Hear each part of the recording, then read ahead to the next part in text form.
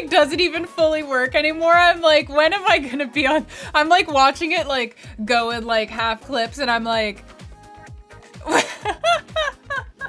hello everybody. How are you? Poo poo magoo. I see you. Thank you for resubscribing. Welcome back to the fold. And Longive too. Thank you for resubscribing. Welcome back to the fold. How are you all doing today? This track is very nice, but it's also like so loud to me for some reason. I'm gonna turn it down. There we go. Rienku! Thank you for resubscribing. Welcome back to the fold. Hype train! Who wants to buy me a new stick of RAM? That was a joke. Sonic joke. Kapow! How are you, Kapow? Thank you for the 100 biddies, Kapow! Thank you. Yes, good morning, Mysterio. Good afternoon / evening to everybody else. Today, we're going to play the game that we didn't play on Tuesday. Hey! Aw! Rienku has just gifted us up to the community. Congrats on 10 gift subs, and welcome to the fold, Zmihan. Oh, last time they were in chat, they were sad that they couldn't chair dance, so I feel like it's good random gift. I am doing okay. Me qualifies. Yesterday I had to go. So like, okay. Yesterday I had to go have like my blood drawn for some tests. I ended up having to get stuck in both arms because I ended up having to go to 2 different clinics, at which I got yelled at the second clinic because the first clinic like basically was a for-profit clinic, I guess, and so they took on some tests they weren't supposed to do, and the guy like yelled at me about that. I'm like, this was where I was told to go, sir. I don't know what you want from me. I don't know the layout of this rentable building. Anyways, that was my wonderful. I got yelled at by the guy for taking the like bandage off of my first arm. Like, I took it off too late, and he yelled at me for taking the bandage off incorrectly. And then he put the bandage on this arm and was like, here's how you put the bandage on this arm. And I was like, sir, being okay is better than a lot of things. That's absolutely correct. I am glad that I am okay, at least. Sick and trying to get time to go to the doctor.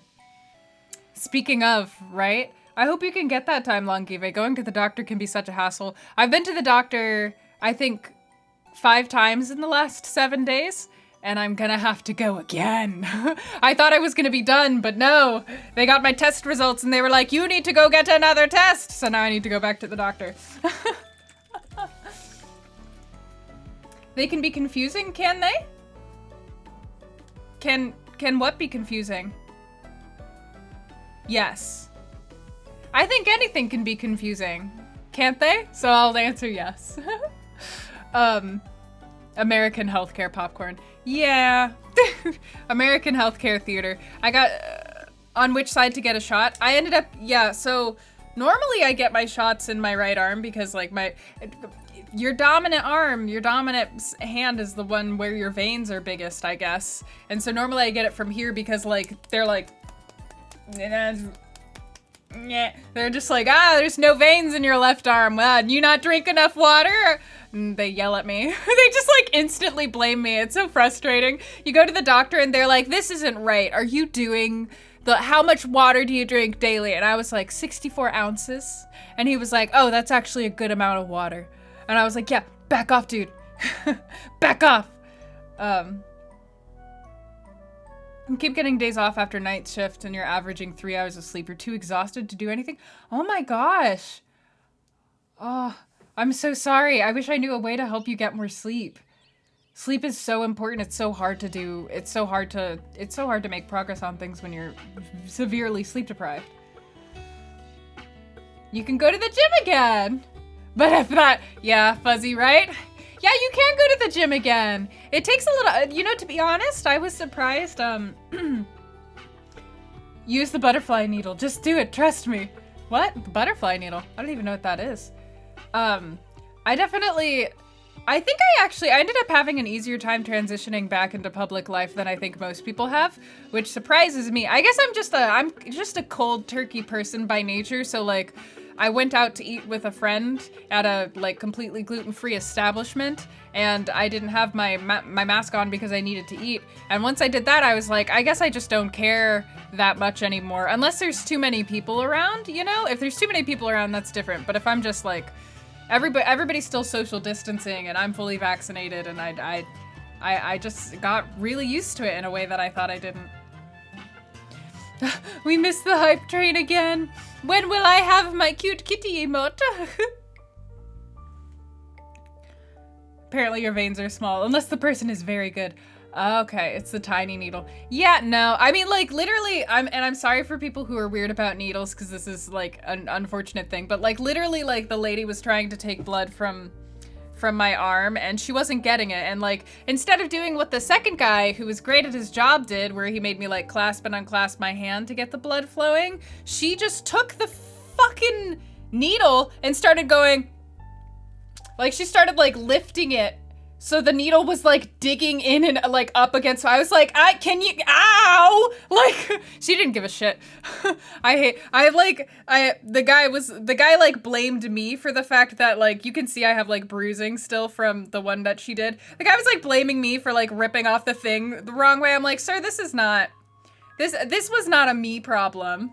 Where the other guy got me, you can't even see. He poked me in my like forearm, actually, because my veins weren't big enough here. So he poked me in my forearm, but like you can't tell that happened. But you can still, even on this like not that great webcam, you can still see that my arm is like bruised. I pretend I do not perceive it.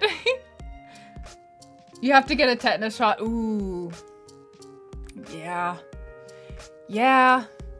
But you don't want to die of tetanus.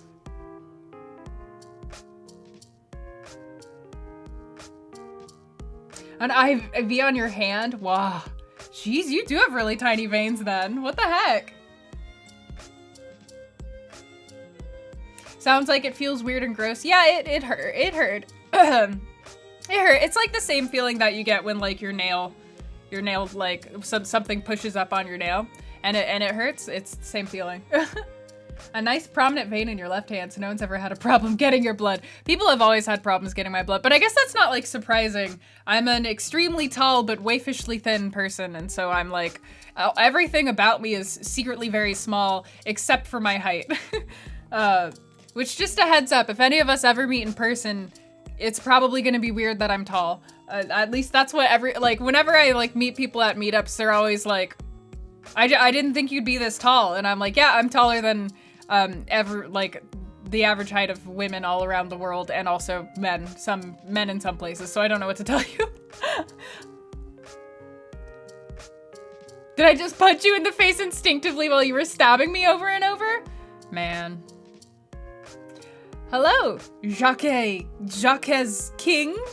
I tried. You've seen me dance, it gave me height perspective. Yeah, I have no idea how to... Have people ever told me that I'm not fun to hug because of the lankiness? Yeah, I've had some friendly friends. I've had some friendly friends hug me and talk about how bony and uncomfortable I am. You know, I've had like people just make, I guess it's like when you're like a tall and thin person, people feel comfortable making comments about your body in a way that they wouldn't feel comfortable making comments about other people's bodies, because they assume that like you've won the genetic lottery, which I'm like sitting here and I'm like, if you knew my medical history, you wouldn't be saying I won the genetic lottery. But I get it. I'm like I'm physically very beautiful. I fit a certain standard of beauty, so I get it. But like they feel free to comment just so many things about my body because they assume I'm invulnerable to it because I'm the right kind of pretty, I guess. So yeah, I've had a lot of people just like point out things about me where I'm like, I never need, like, I have a new insecurity. I did not need to hear this from you. You're 6'2", so you think you have skewed perspective on height? Those people are just wrong. Doctors tend to have an issue fight. Yeah, I'm usually pretty dehydrated, yeah. but yeah, so I get weirdly caught. I mean, when I was in middle school, a big rumor about me spread that I was anorexic / bulimic, that I had some kind of eating disorder just because I was so thin, and like I had girls like following me to the bathroom and they would like sit and watch me eat lunch. It was super uncomfortable, and like there was nothing I could do about it because like I was just like, well, I'm not, and they were like, well, we're gonna follow you anyways, and I was just like, I don't have any friends right now, and you guys are weird. You guys are being very weird about the way my body naturally is. So I'm like, it's fine. But people do weird shit like that to you when like they think that you're beautiful enough that like you won't feel it. I guess I don't know. It's very strange. It's an interesting like byproduct of all the way that we treat people's looks here. So you can definitely hug and or cuddle someone lanky comfortably. I think so. I mean, the real thing that makes it awkward to hug me is that a lot of the times I don't want people to hug me. And so if you hug me when I'm not expecting it, I'm gonna tense up. And then yeah, I'm gonna be very uncomfortable to hug. Nobody likes hugging a stiff person. Nobody ever likes hugging a stiff person. Who wants to hug a plank of wood? Like, that's me.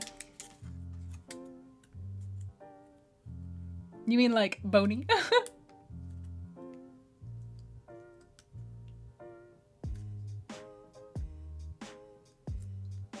It made your friends interrogate you in high school. Yeah. Yeah. Yeah. I just think it's, I don't know. I just think it's really strange.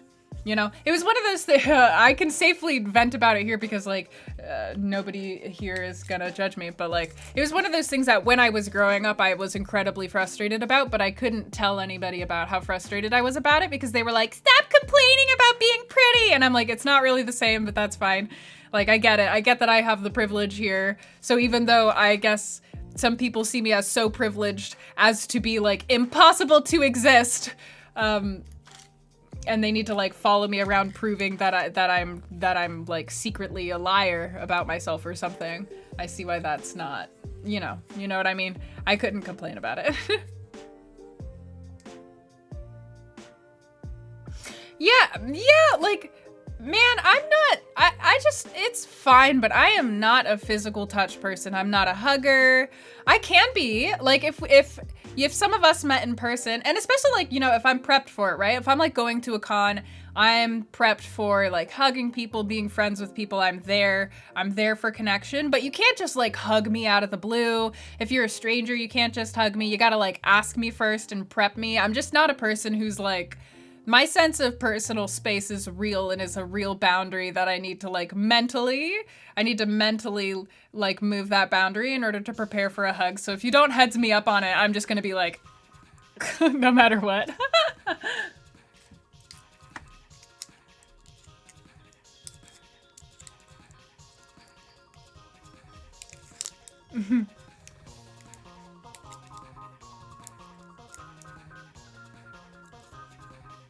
You give some bomb-ass hugs, though. Your hug game is on point. S-tier hugs. I don't feel like I give I don't feel confident in my ability as a hugger. Just because I've never particularly... I want to say that I've never particularly liked them, but that's not like 100% really what's happened there. It's just that like man, when you grow up, when you grow up in a family... You know how like, parents have different opinions about, their children's like personal boundaries and stuff, and I was like, please stop invading my personal boundaries, and they were like, you're my child, let me hug you, you know that kind of thing when it's like meant to be super harmless, but I never liked it as a kid. So that was my issue growing up, is that I was just never oh, I'm not bad at hugging?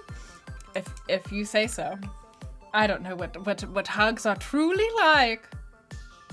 Looks like long Animal Crossing. They do say that it's just like Animal Crossing. That is what the game is about. I can have confidence in my hugs. Okay. It's very common to salute women with a kiss on the cheek. Oh.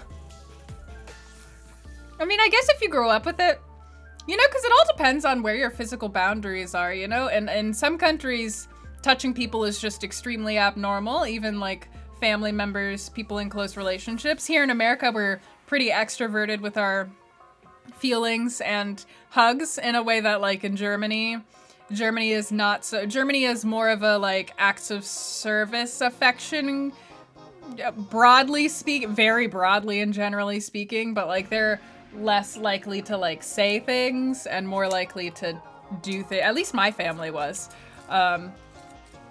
And so here in America, people really like to, like, hug and touch and scream and, like, smile and hold hands and, yeah. And I'm like, huh. There was a kid who had this wonderful, loving family and would tickle and play with because that's what they did with all of their kids. Ah. Yeah. No screaming, no. Oh my god, you're here! Ah! No, we totally scream. We totally scream. We're full on screamers here in America. That's what we do. We're just extroverted about everything. I was like watching, by the way, K-pop really is just 90s pop. Period. Like, K-pop is just 90s pop continued, period. I was watching, like, 90s pop music videos recently, and I was like, oh, holy shit, it really is just, like, literally, like, the template for K-pop. They just took it and put it in Korea, and all the producers went over, and I was like, that's fascinating. But I was, like, watching old videos, and I was like, yeah, I'm, like, American content is just a thing. In America, everyone can hear you scream. Yeah, that's involuntarily with tickling. Yeah, there's stuff like that happens with parents too as well. Yeah. It's like it's one of those things that's just like a parenting style change, you know? Cuz like that's just one of those things that's like come more into vogue as we've grown up. But like when our parents were parenting us, that wasn't like respect your children's boundaries was still a really new concept that not everybody was like, you know, that we were still on the like no spanking kick. We were still like trying to convince people that spanking was bad. So we were progressing slowly. And Dante, thank you for resubscribing. Welcome back to the fold. 26 months. Whoop, whoop. Whoop whoop. I don't know how to party anymore. I didn't go to any parties for July 4th because fireworks are banned everywhere and I don't want to leave the house because I'm tired. And I just don't like fire. I'm just not in the mood to celebrate America right now. You know, I don't really want to go off and look at a bunch of fireworks after we just had like the hottest day of the year and watch the fireworks go off and be like, last year that started a fire in my neighborhood, you know? Party hardy! We're just trying to bring him out of his shell. Dang Americans and their Carnegie-based extroversion cult. Excuse me, Chase? Carnegie is spelt with an I-E, and that's my, like, grandpa you're talking about there. Don't be mean to the Carnegies. They gave me our public library, okay? And a hospital. So, I don't know what I would have done without the Carnegies. I'm sorry, I'm joking. I can't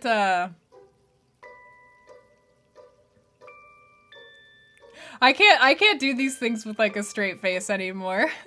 I can't do these things with a straight face anymore. I've been watching a lot of like interior design videos and it's been really funny to me the kinds of advice that interior designers give, because you can tell which interior designers still have like a normal lifestyle and like serve a middle class clientele, and then you can tell which interior designers serve like a really rich clientele because the recommendations that they make are just like wildly different. Like the one guy is like, if you can't afford a lot of really expensive furniture, like that's fine, go to IKEA and buy all those things. But for certain pieces of furniture, you'll want to invest in them so that they last a longer time. Like he's like, you know, get a really nice couch. If you can't afford like a nice couch that'll age well, then get a nice fabric couch that like, well, that like is fine. And then like you skip to another interior designer and they're like, marble is the best for your household. And I'm like, what? Oh, I've already read Quiet. Yeah, I've already read Quiet. I felt a certain way about that book. I think that it was a good book. I do think that it a little, and I think that it's correct about what it says about like how in America we really privilege, but like, so here's the thing. One, I disagree with that book where I think it's overly equated, even though the book says multiple times that being outgoing is not necessarily the same as being extroverted and being shy is not necessarily the same thing as being introverted. The book really leans into that. I don't know that extroversion itself is the required personality trait. I think that being outgoing with people is the required personality trait. And you can have extroverts and introverts who are not good at being outgoing and like networking and being people persons. So I think that book a little bit over equated like extroversion and introversion and like the overall sensitivity of like your nervous system and what people prefer to do and ways that people can prefer to be with these other traits that kind of exist independently of whether you're an extrovert or an introvert. I'm an introvert, but you would never, like if you were just looking at my life from the outside and you were seeing me do these panels, I used to be an actress, I do improv, I love to make people laugh, I'm the center of attention oftentimes at a party because I'm weird and I like dance weird and I do all this stuff. I'm an introvert though. I dated a guy who like was convinced that I wasn't an introvert because I was just too outgoing and I was like too charismatic or something. And I was like, that's not the same thing though. I don't like spending time with people when I'm, exhausted. I need time to myself. I hate being like, and I often would default to not being around people, even though I enjoy being around people a lot. So it's not, you can. Studies actually are suggesting that most people, even people who identify as introverts and extroverts, are actually probably just ambiverts, and that real extroverts and real introverts are like a much smaller portion, like maybe 10% of the population, because these are people who are far on the ends of the spectrum, whereas most people fall somewhere in between here. Yeah, but you've led organizations and taught workshops all your life. Yeah, leadership, and like, which was another thing that kind of frustrated me about that book, is that I agree with what it was saying, is that like we need to be aware of other forms of leadership in countries and companies and organizations and like work and friend groups, and like I super agree. I think that was a really good point that the book made. But again, I don't agree with equating certain kinds of leadership to like, if you're an introvert, that means that you never want to take charge. You don't like being in control. You're never gonna lead this group of people. That's uncomfortable for you. It's unnatural for you. I'm like, you don't know what's natural or unnatural for anybody. Like, just because they have a more sensitive nervous system and recharge by being by themselves does not indicate literally anything else about the way that they live their lives, except to say that they could lean into that or lean away from those tendencies. And like, that depends on the family you grow up in, the country you grow up in, like the activities you do as a child, your experiences that you have. There's so many things that, I read that book a long time ago. I read it back when I was in college. It was like a big thing that was going around my college at the time. And at the time, like as an introvert, I was like, yeah, the whole world needs to change to accommodate and make rooms for introverts. But then like as I got older and I just think that the book is a little bit black and white and a little bit oversimplistic, which a lot of self-help books are. Like pretty much all self-help books that I read are that way. But to a less nuanced, to a more black and white audience, in terms of perspective. And it also was very like,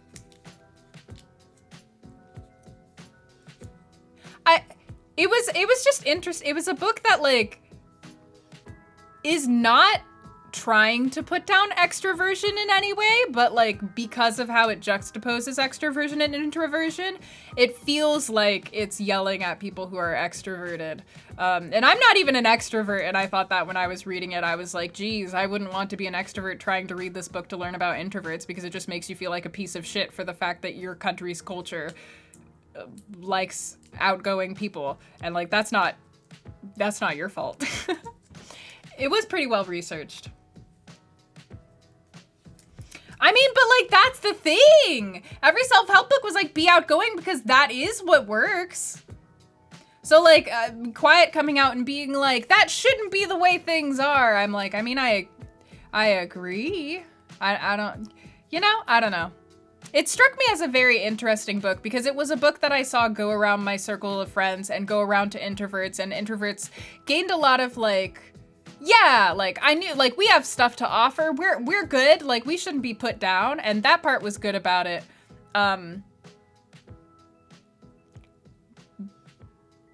But it also like posits this worldview where the whole world is against you if you're an introvert, and like the culture of America at least is just like not accessible to you, and that's so unfair, and that your only real choice is to learn how to adapt or to make the society adapt to you, and that's so unfair. And I'm just like, I don't know that I agree.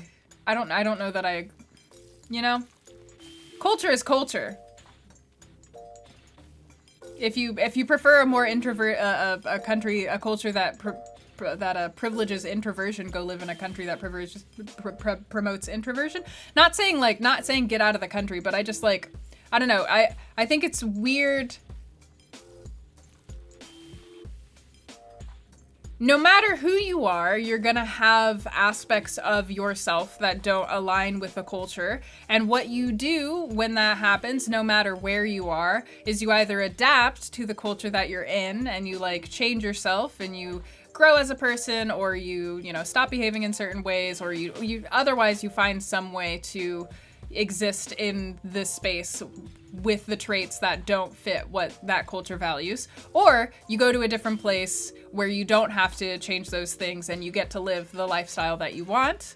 And that's just like how life works. That's like what the healthy response to life is like when you run into a difficulty, you adapt and you change.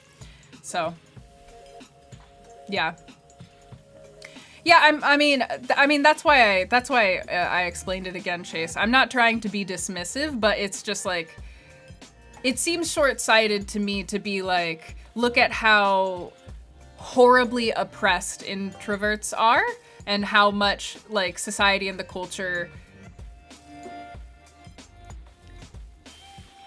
Yeah, I don't know. It's because for me, like my preferred style of self-help book is like, here's what you can do about your life. Like here's something actionable that you could, like, here's a problem and here's the actions that you can take to rectify the problem.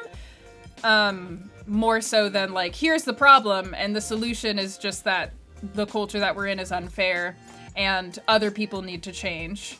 And here's also some things that you can do to change, but mostly other people need to change, and like your work needs to do all these things. And like that's just a lot less actionable for people. And like is more likely to make people feel like I have to wait around for something else to change before my life gets better, than to empower them to see what they can do about their lives. And so yeah, that was kind of my frustration with the book, is that the whole tone of it kind of reads as very like, why can't introversion be good too? And like, that's a good question. It's a good question.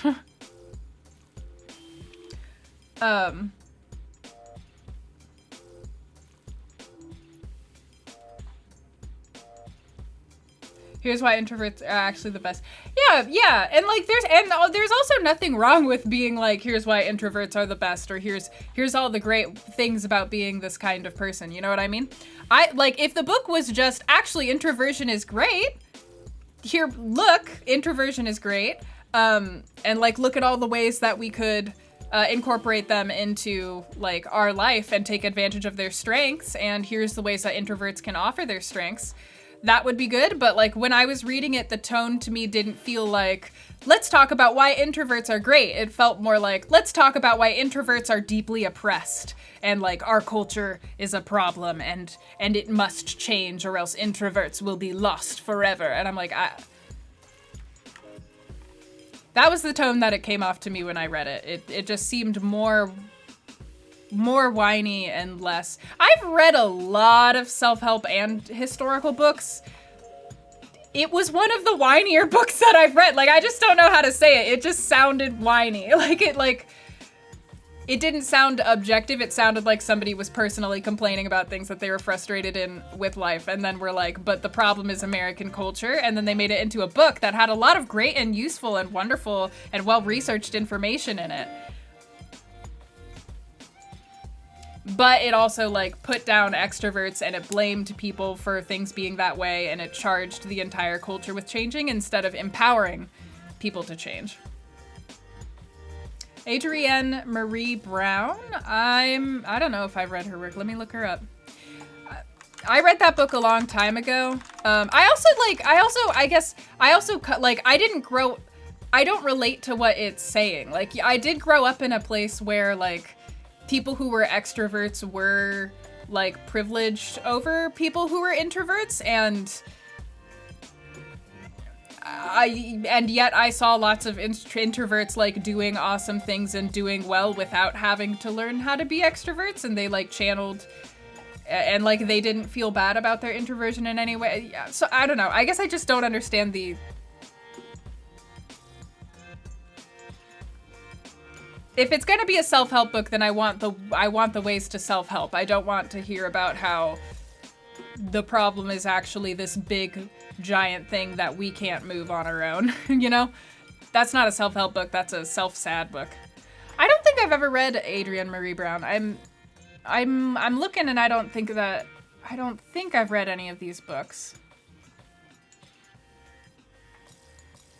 But there was a lot in that book that was really good. I just, the overall, like, structure and framing of the book I didn't like. An activist movement and workspaces. I have heard of Emergent Strategy. That is a book that I have heard of. I haven't read it, but I have heard of it.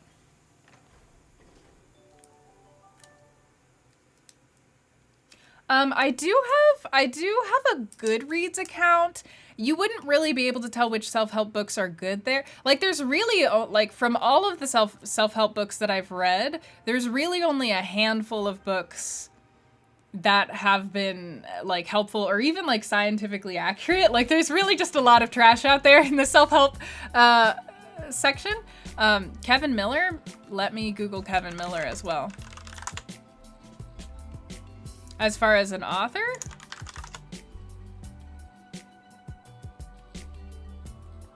oh, he writes just, like, normal books.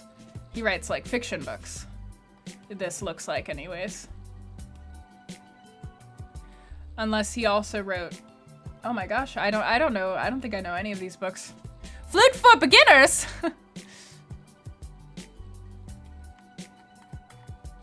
Miller. Oh, yeah, Sonic Joe, you've come into my chat like 3 different times asking if I know Kevin Miller and saying that he's Sly Cooper and then advertising somebody else's stream in here. Could you not do that? Could you not do that? It's like not cool to advertise other people's stuff in somebody else's stream. Yeah.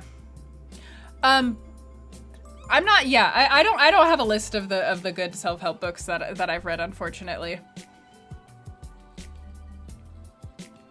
It's okay. Now you know. Now you've been heads up.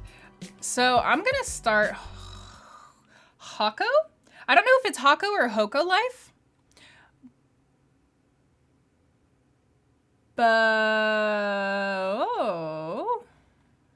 But play. I was trying to play it and then Steam was like, you've launched this from another computer. And I was like, have I? I don't think that I have. There we go.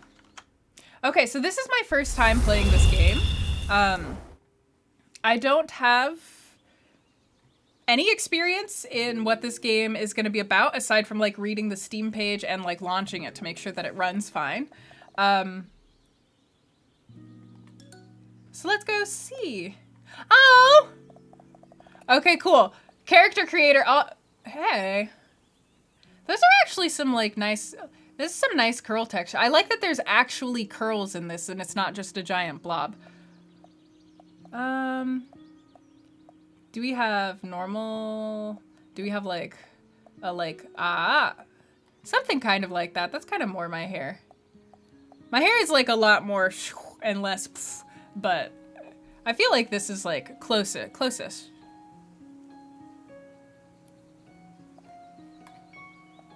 Ah.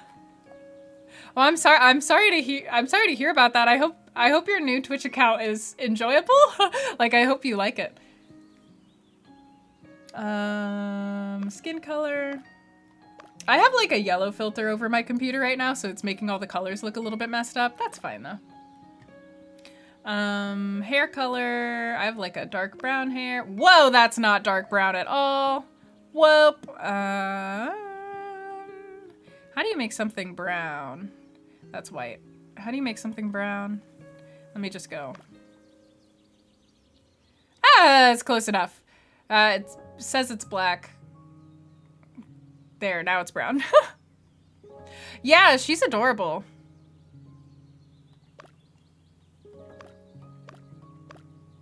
I get to put highlights in my hair. I've never put highlights in my hair. Or when I was like in 5th grade, I put like red highlights in my hair and I don't think anybody could see it. But my mom didn't want me to get highlights, so I had to get highlights that weren't too outrageous. I was never allowed to play with my hair as a kid. My mom didn't believe in it. You've had more than highlights before. You're one of those people who've done... Oh. Oh my god, I'm so cute. Strip your hair. This is so cute. I don't think I could customize the face. I don't think so. Keep in mind, this game is in like fairly early access. I think it only recently went into early access, but they're also putting out updates, it seems, every week. So they've been adding new content pretty regularly. RTC, thank you for following. Enjoy your apprenticeship here. It's on its way to blonde. Orange, you got it. Hold me, never let me go. Bonus points if you know what that's from. It's from something none of you should know, because you should all be more wholesome and have a more enjoyable life than that.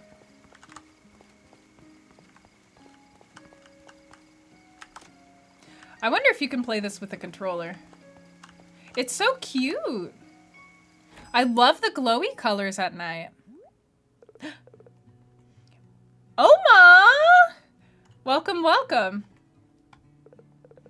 Well, looks like it's still raining out there. Aye. Take a seat, relax a bit. Okay.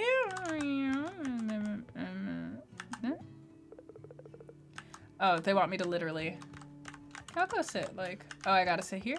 I'll sit here. Perhaps a hot drink to warm you up? Oh, I want tea. Just a moment. Oh, this is so cozy. You look just a little bit damp there, young'un. Not from around these parts, are you? I'm not sure where I'm from. I'll say no. Huh. Well, we don't get many visitors around here these days. It's gotten pretty quiet. Here you are. Used to be quite lively here not too long ago. This is very Harvest Moon. Used to be a great town here to live before all the children left to go get jobs in the city. It's very Harvest Moon.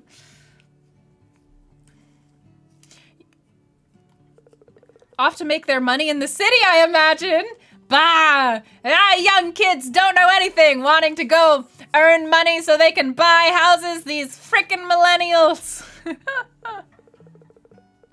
We did have some good times, didn't we? Aye, that we did. Where are you from? The city! What you gonna say to that? Oh, just Huh. How come you ended up here? I fell asleep? Really? On the train? Haha. Oh dear, oh dear. That was the last one for a while, I'm afraid. Aye, they don't run often any- What? I'm just trapped here? You know, I actually can't remember the last time I saw someone use the train station here, let alone saw a train. Aye, aye. I'm trapped. Don't suppose you've got a place to stay? No. Well now, that is unfortunate. Fortunately, we have an old building on a farm, probably. Now that you mention it, ain't nobody coming to visit this sleepy little town. Why don't you let... Ah, what's your name, youngin'?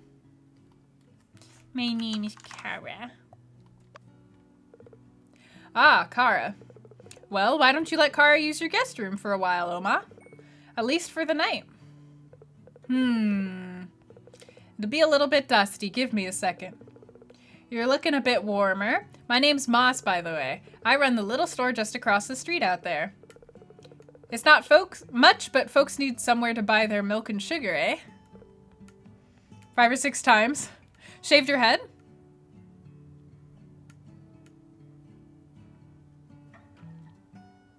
Sounds like the beginning to a horror story, right? Doesn't it? I'm a little nervous. I've switched the heater on. It was a bit cold in there. You can stay the night. Not like we have any visitors here. Can't stay a little longer, Oma? Well, we'll see. Moss, why the hell are you pressuring Oma? You don't even know me. I could be a murderer for all you know, Moss. I'm a villain. Bum, bum, ba-da-dum, bum, bum. There's a futon up there. I found you a towel, too. Figured you'd want to dry off a bit. Thanks. Head on up when you're ready. I'll be shutting up in a little bit. Yeah, I bet you'll be shutting up. Heh heh heh. Someone needs to open up shop for the morning rush. Ha ha ha ha. Let's go look. Oh, okay. Looks like I might be able to eventually walk over that way. But there's a downed tree from the storm. Yeah. Alright, so it looks like I'll be able to walk up there eventually. Oh, he's gone. Room's just at the back through that door. Well, I'm not going through the door. I'm going up to your house. Oh, is this? This isn't. Was that the room?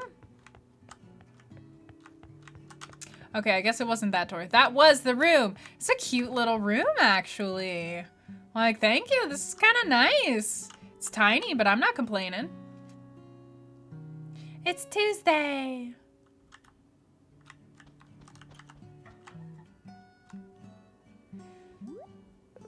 Morning.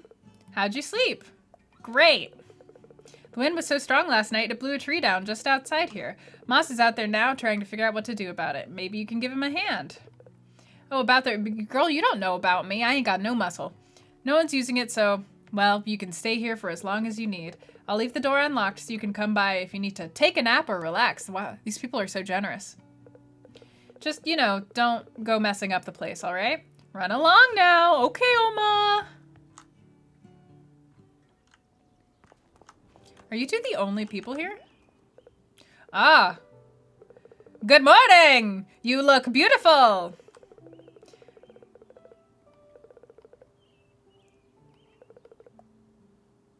Yeah, sure. Of course, you know, yeah, just hand me an axe. I'll chop down this tree.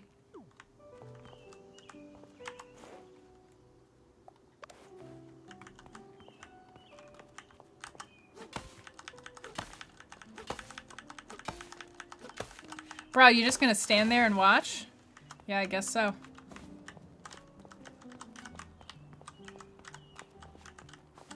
How come I can't? There we go. What up? Well, well, that sorted it. The residents will be... Oh, there are other people. Might want to go and introduce yourself to the other residents. It's so quiet, I'm sure they'd love to meet a new face. So, are you telling me that the, like, concept of this game is that we were, like, traveling somewhere and we woke up on the train and just, like, decided to stay here forever? Maybe we're, like, a mystery. Maybe we're, like... Maybe we were born on the train. Maybe we're, like, 1 day old. What do you need help with, sir? Oh, okay. I guess I need to meet everybody before I can help you. Okay, we gotta do this in Gotta do this in order, okay. I wonder if there's like a sprint button. Ah! How'd I do that? Aha! That is a pretty cute sprint button. So we Naruto run. Pick these flowers. Yeah, I'm just gonna steal your flowers. I'm gonna steal your grass. Stealing your grass! What up? Oh, it's locked. Stealing your flowers! Oh, okay. Is this my house?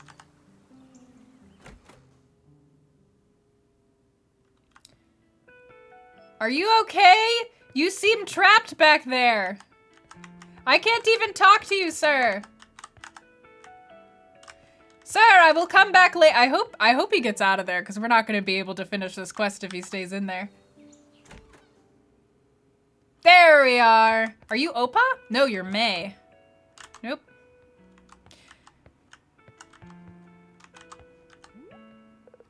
Oh, is he a giraffe?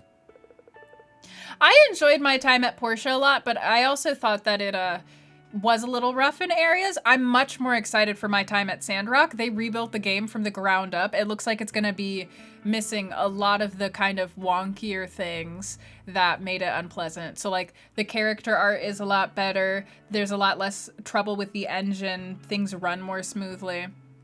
Yeah, they rebuilt the engine. I'm very excited. Yeah, they rebuilt it. They basically like, because I was like part of their Kickstarter, I think, for Portia. Or for Sandrock. I was part of their Kickstarter for one of the games, so they put out a big post kind of explaining that they were gonna make the sequel to Portia, but that they were basically gonna take all the feedback that they ever got about the game, all the things that everybody said was bad, but that basically they were too far in, like they would have to rebuild the game in order to tweak those things to make them better, and so it wasn't worth it. And they were gonna put all those changes. And from what I've seen of the game so far, it's looking really nice. So I'm actually really excited about Sandrock.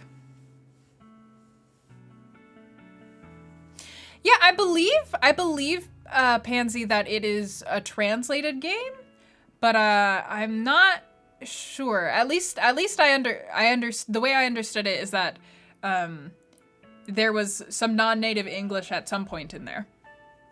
If it doesn't run like a potato, yeah. Hey, have you just moved to town? I'm so happy to meet you. My name is May. Maybe we can be friends. Yeah.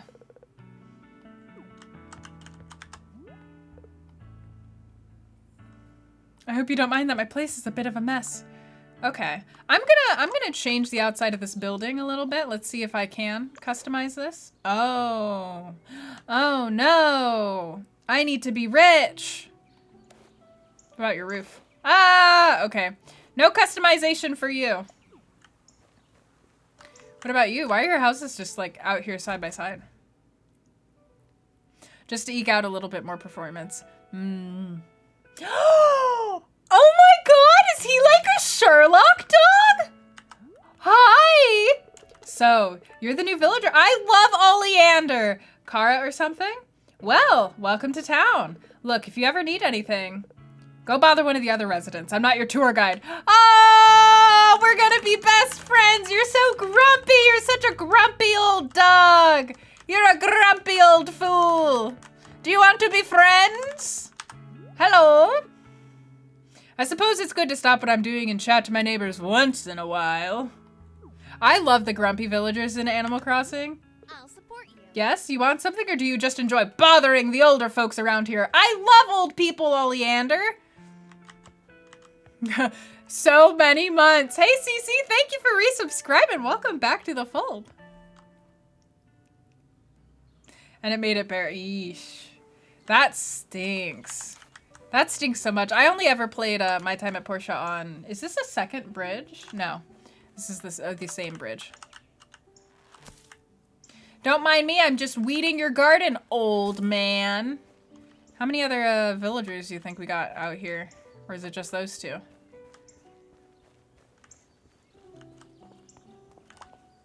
To the sea? Let's go to the sea.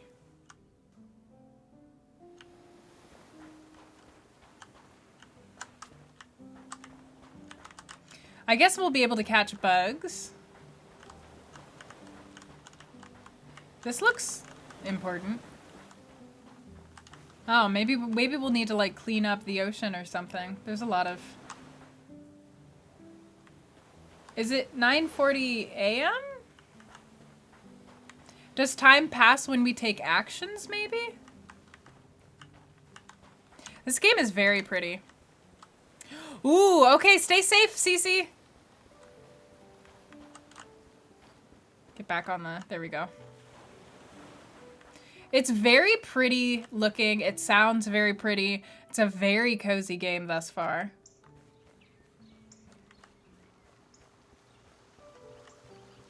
Okay, I guess that's everybody. Let's go back.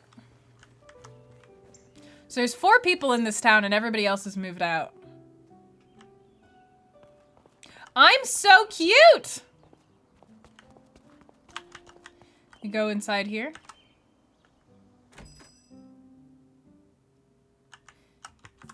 Hi. Welcome. Ah, Cara, how'd it go?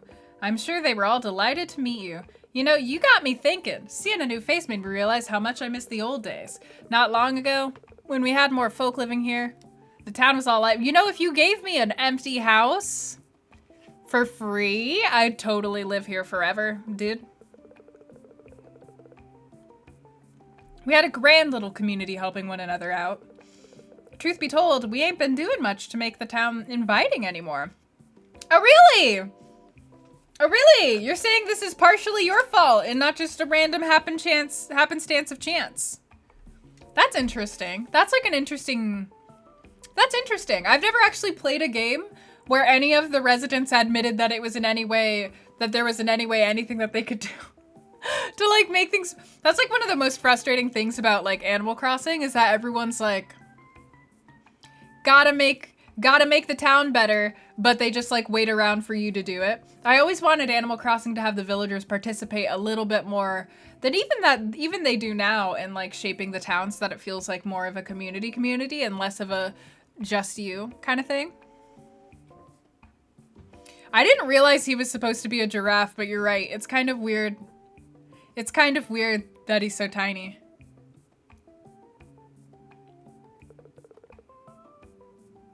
It's no wonder residents have moved away, really. You know what? It ain't gonna change much just moping about these things. I reckon we make it nice around here. We might get some more visitors, such as yourself. I mean, it's worth a shot, dude. You sticking around for a bit? Feel like helping this old man out? Let's do it! That's the stuff. Everybody's old here. You know, we used to have some benches outside for folks to sit on. They got a bit broke up over time, and well, we never got around to replacing them. I bet Sally might be up for giving us a hand. You've met her either? You've not met her either yet, I'll expect.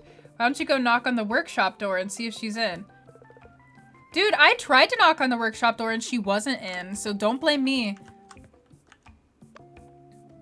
Ooh, expensive acoustic guitar. How do I back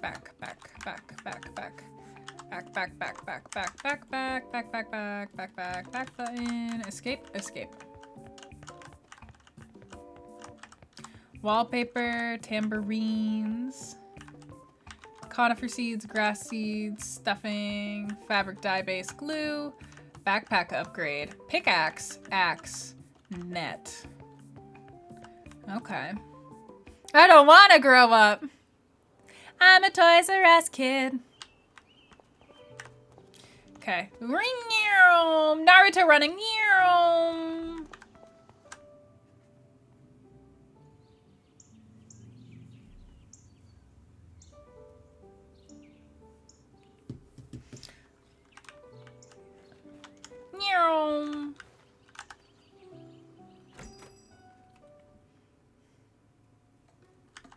So many dogs in this town. Hi, Sally. Oh, hello. You must be Cara, the kid who fell asleep on the train, right? Ha ha ha. Don't worry, happens to the best of us. What can I do you for? Benches. Fixing up the town, are we? Great. I can definitely help out. Would be nice to make this place a bit more, less run down. Let's see. I can whip up some benches, no problem. Although, You know, I'm all out of wood. A carpenter with no wood? What's the world coming to? Gonna need about 12. Okay. This is gonna be great.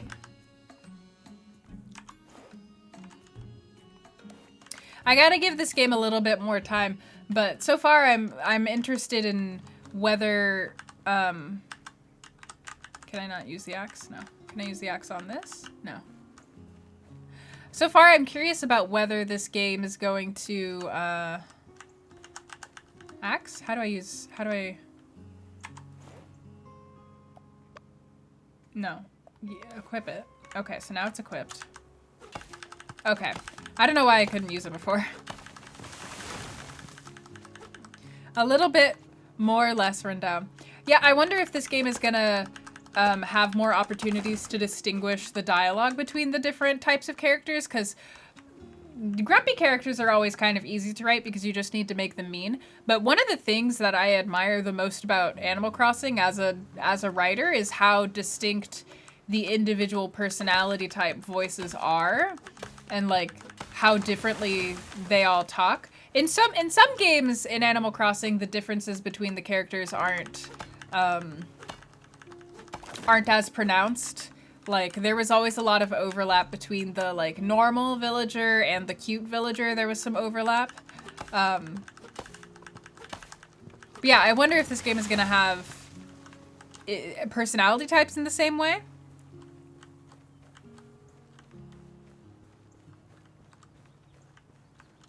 The town is run down, Chase!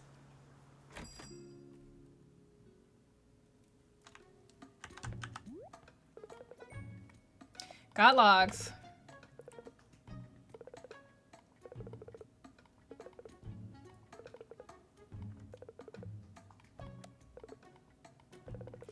Dang, she just made those benches in like a split second. I guess Sally's a master carpenter. He gave me the axe. Sally doesn't have it. Sally's a carpenter, not a what is it called? Lumber. Not a, what is it? What are they called? Lumberjack. Is that what they're called? Yeah, I feel like they should rename like normal to like cozy, or like, what is the like Danish term? The like hygge or whatever? They should rename the character to something like that, because that's what they're really about. They're not normal. They're just like kind of cozy and, oh, you're out walking around. Hey, hello. The bench by the sea, you say? The bench by the sea. That one, yes, that bench.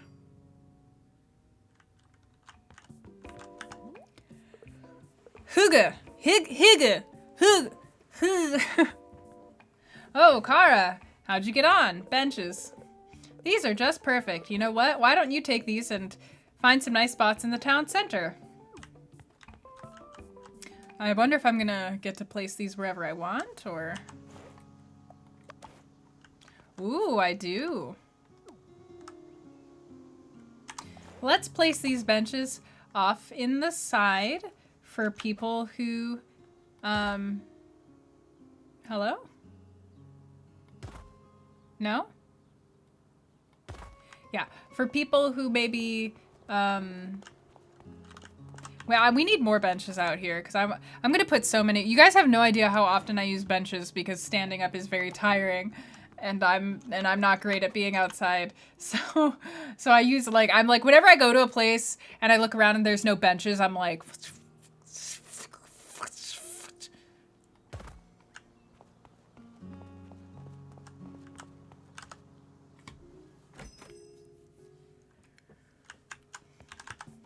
oop. Whoa, what happened? I clicked off. Yes.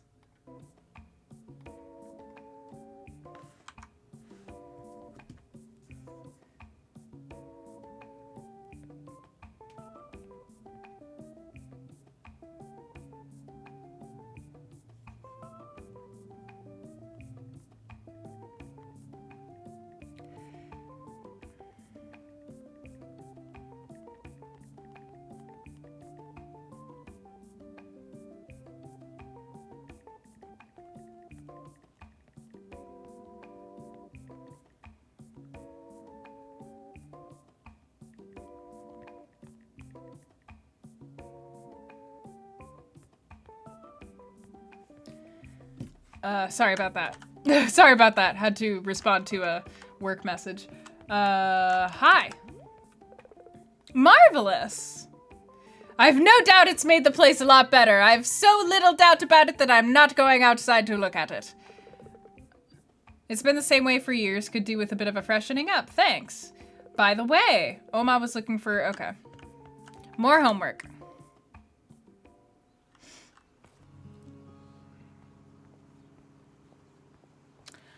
Oh, yeah.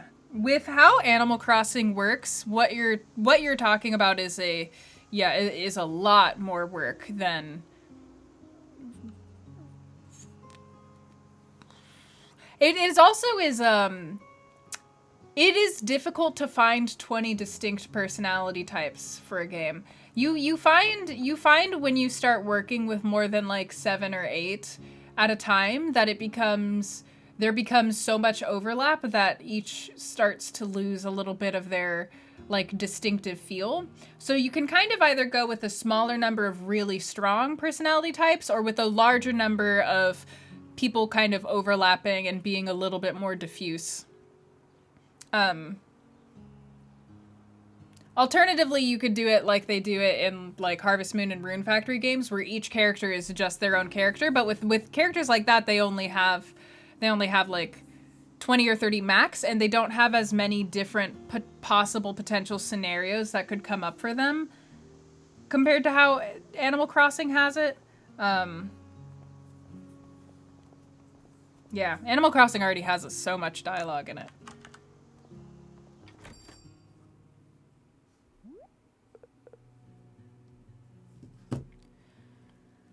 Ah, Cara. I serve lunch and supper here every day. If you visit at those times, you might see some new faces. Most of these are good friends of mine. Make sure you say hello. Wait, what? Who do you visit every day? I was helping improve the town. We could do with some more visitors. Some people might even stick around if we make the place nice enough. So I had a thought. We have a nice beach here. A lot of trash and seaweed has washed up. I should go and collect it and bring it back. Okay. To be fair, I am saying yes to all these requests.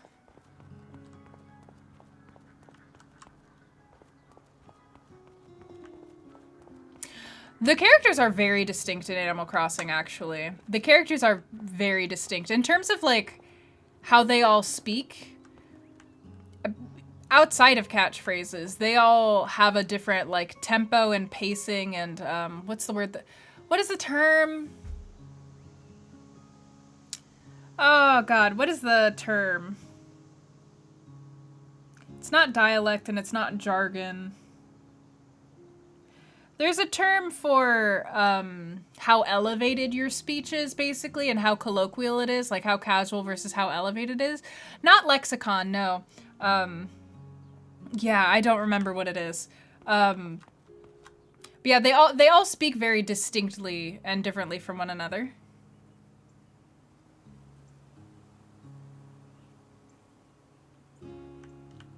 They do have implied history and character traits. I guess what I'm talking about is their character voice needs to be different and distinct. And the Animal Crossing character voices, again, some games they aren't as distinct. I think that the most recent one, their character voices were very distinct. They didn't have as much dialogue, though, but their character voices were much more distinct. It might be vernacular. It might be vernacular. It's not vocabulary and not verbosity, although verbosity can be a part of it. It felt repetitive. Yeah, that is a frustrating thing about Animal Crossing. Cranky villagers do always act like cranky villagers, and there's not really as many subtle distinctions between them. I have frustrations with that, but I have more frustrations with just, at least for New Horizons, I have more frustrations with how minimal it felt the pool of dialogue that they had to pull from to talk with was. Like in Wild World, which was my first Animal Crossing, Wild World had so much dialogue that I had played that game for like 2 or 3 years and I was still coming across dialogue that was new. because like they also got new dialogue depending on how deep your relationship got with them. Whereas it seems like come New Horizons, they had a much more organized and formulaic way to structure all of the writing, but they also just had a lot less of it. So that was sad. Maybe to speak in the vernacular, what is the... Oh, let me see.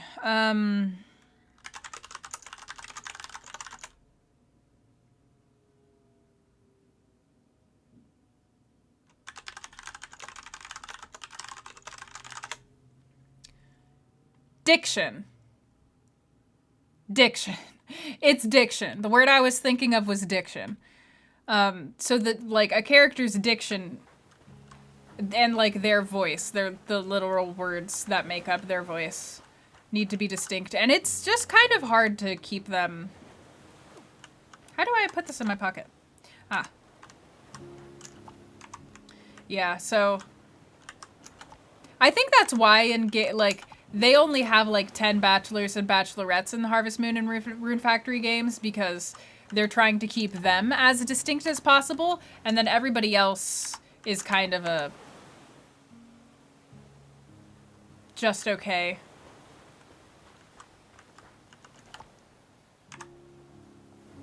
Mid-Atlantic accent.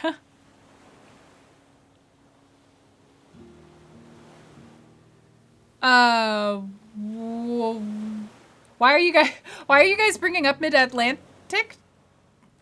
Because of, yeah, I think transatlantic is what it's called. Because it's awesome. The transatlantic dialect actually existed in my hometown. My what's the word that I'm looking for? Oh my god, why am I so bad at thinking of words today?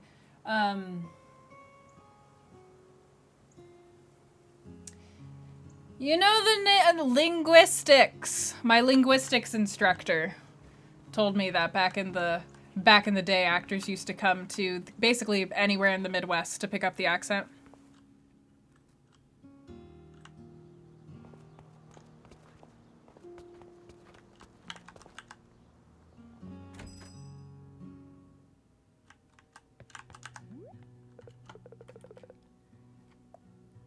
Oh, I guess I didn't get all of it. Okay. Gotta go get more.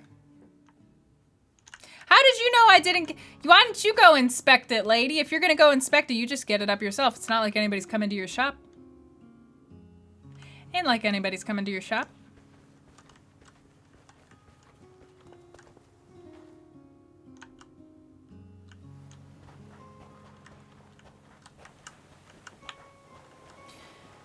But yeah, I have a lot of opinions on what I feel the like Animal Crossing team could do. I do think that adding I do think that adding more, I could see them adding like maybe 2 more personality types. I can't see them adding too much more, at least if they want to keep the focus on like living with these characters through the seasons. But I just need more. You can keep the same small number of personality types. I just need more writing and like more specific situations in which random dialogues come up. Like, I feel like that's the place where, like, frustratingly they moved backwards with New Horizons, is that they made less time for unique dialogue between the individual villagers, between you and the villager, unique dialogue depending on like what you're wearing, what time of day it is, what the weather is like, what events are happening. They used to have a really huge pile to choose from for those, and they seem to have narrowed it down a lot for New Horizons. Probably because that money was allocated elsewhere into the crafting system and not into the villager system.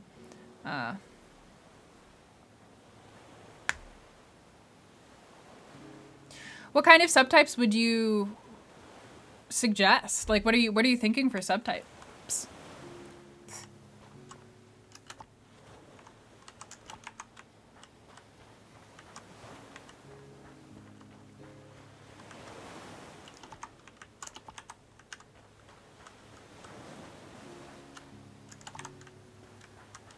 This is a big beach.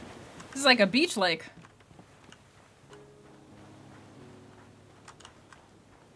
Did I get it all? Is there a way that I can climb up here?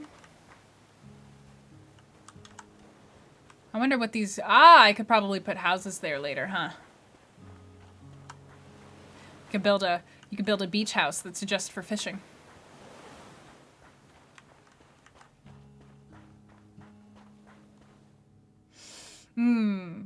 So Upstrup, your idea is to have different, so to like have different hobbies that the individual subtypes are focused on. That would be cool. I think it also would be cool if you saw them cycling through different hobbies more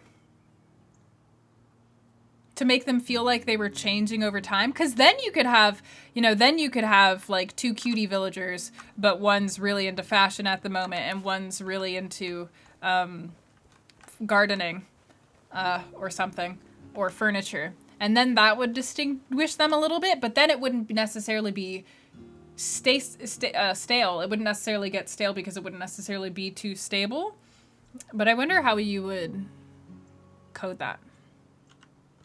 A hobby system. Sports jock versus fitness jock. Nicest pop star snooty versus actually rude snooty. Yeah, that would be cool.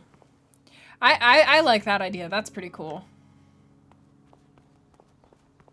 Because then you could design it to fit in with their visuals. Like, some characters look more mean than other characters, you know?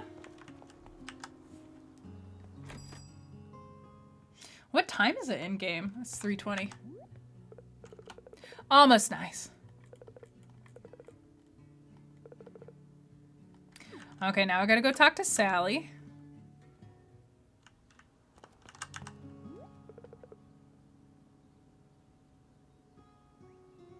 I thought it was just me that finds sports clothes itchy, but May said the same thing. Must be all these high-tech fancy fabrics they use. Humph. So I guess he's a grumpy and she's maybe a normal. If we're going with personality types like Animal Crossing does, which I don't know if this game is, but I'm just guessing. I'm having a hard time getting a read on, like, I know that Moss is old and that Sally and Oma are nicer than Moss, and I think Sally's supposed to be really cheerful. I'm not like getting strong cheerful, but I think she's supposed to be more cheerful. I'm kind of having a harder time getting like the NPC's personality types at the moment, which we're still very early in. Don't suppose you fancy... Sure.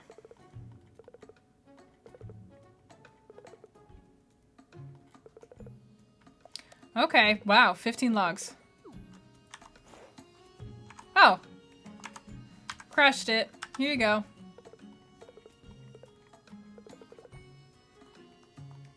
Sure, I'll craft stuff.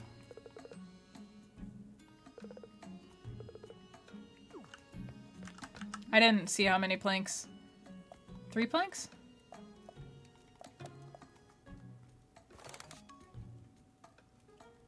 How many planks?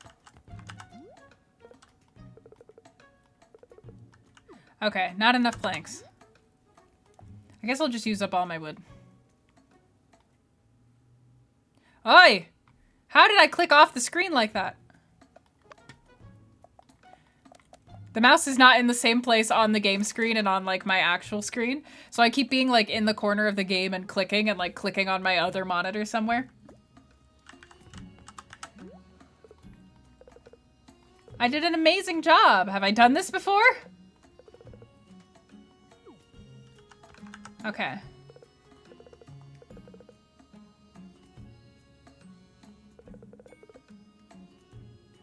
Sure.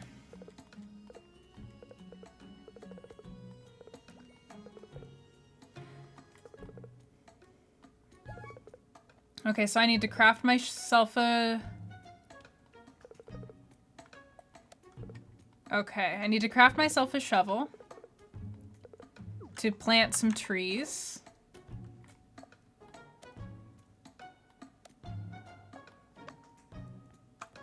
Wooden plank and stone. It's like a mascot. That might be something that's coming in a future update.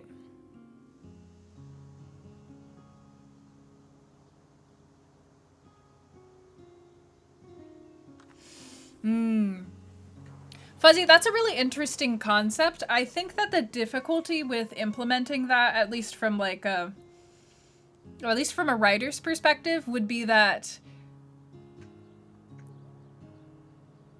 using a system like that, you'd have to draw from a bit, like you'd make a database under each different kind of trait, right? For different stuff that they could say.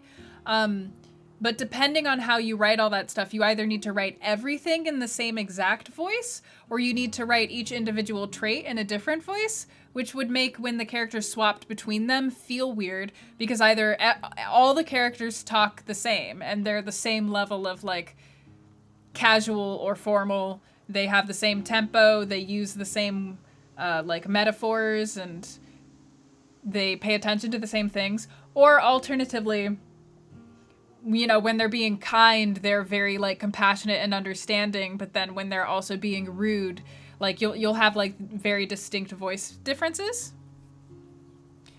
Plue, hi! How have you been doing?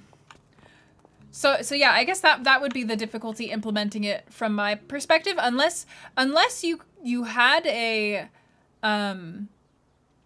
reason that if you had a reason that this like tight-knit group of people all kind of spoke in a similar manner, then I think you could get away with it.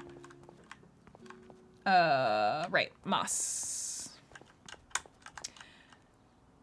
Blue, you don't say! You don't gotta tell me! Are you okay? Did you like move again? Shovel.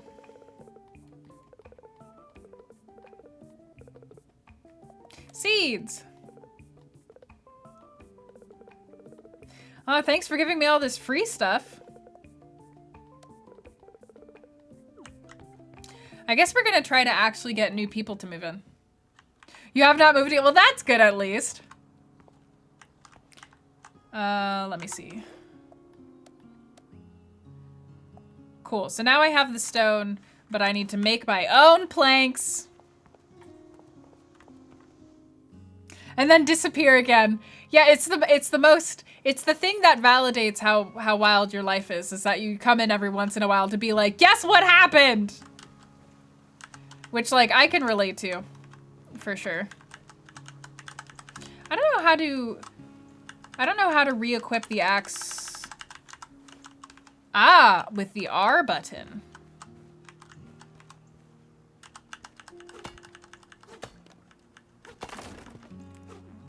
Spider-Man syndrome.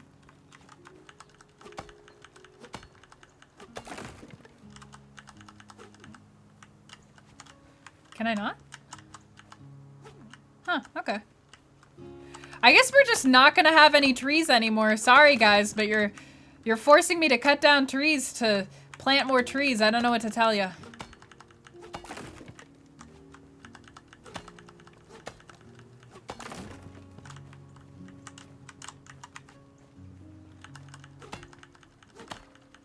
Hey, Whatley!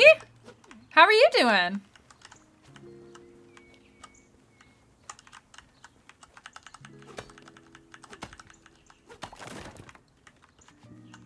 All right, we're in. I'm in.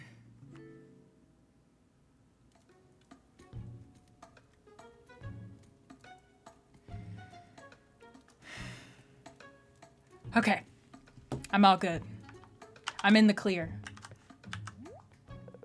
Eating some pasta. Share the gluten-free version of your pasta. I'm doing okay. I've had some better times, but I'm doing all right. I got the stuff. Whoa. What did I click on? Ah, cute.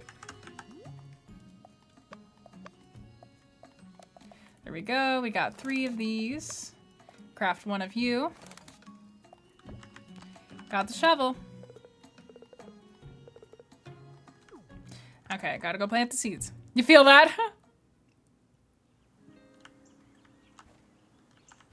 Ew, performance metrics. Oh, all right, good night, Dante. Thanks for coming.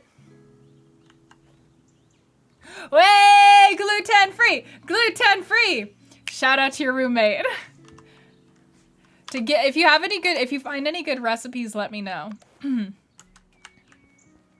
let's go plant some trees. I'll plant a tree. Nice and like, over here. How do I plant the tree?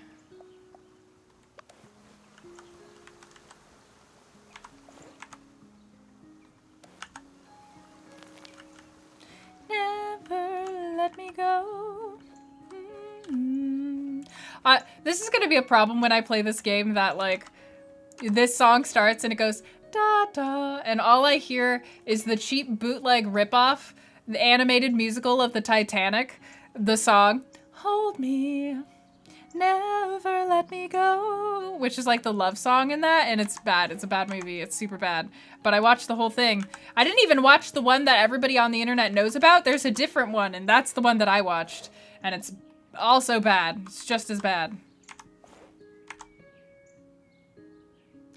Ah, Lime. She doesn't happen to be a streamer as well. Right, Woodley? Me too. Yeah, it sounds like I would enjoy her.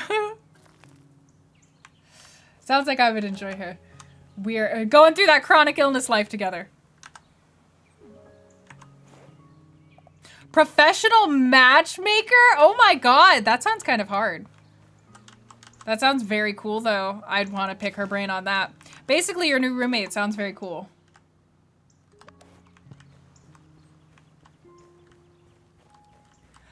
I've heard about bee sting therapy for Lyme disease.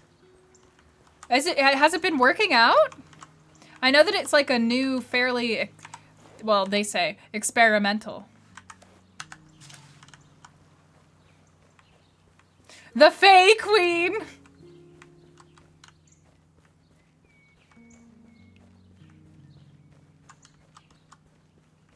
And I don't know where to plant all these trees. I just want to plant them in like nice places, but I'm not very good at figuring out where the nice places are to do things. Hopefully that's enough.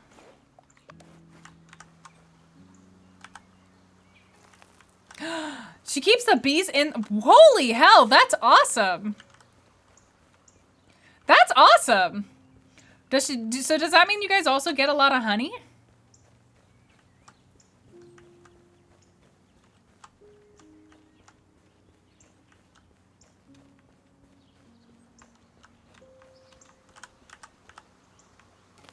Man, in one day, I have done more to this town than this town has probably seen in the last, like, hundo years. Aww. That's okay. That's okay. They can keep all the honey for themselves.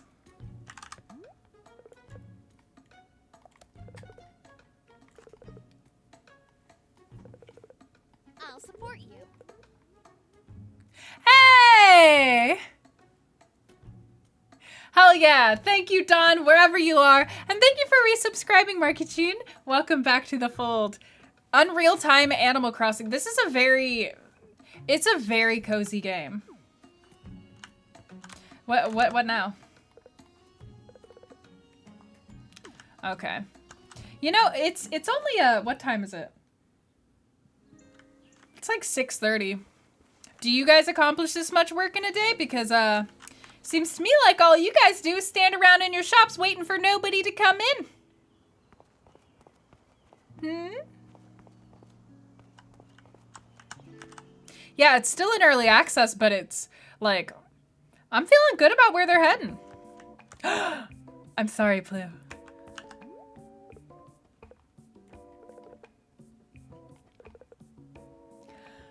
A gardening? Buckets as planters? Sure. I'll provide some flowers.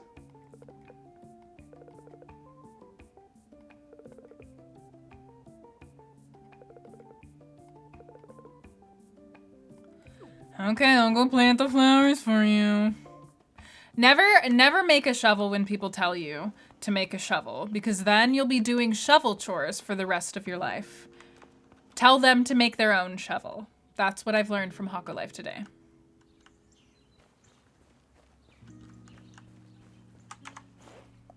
There's so many. Oh, hold. Can I just plant these randomly in the ground? Do I have to dig a hole for each of them? Damn it. You want me to dig 16 holes? Fine. I'll show you what digging holes is like.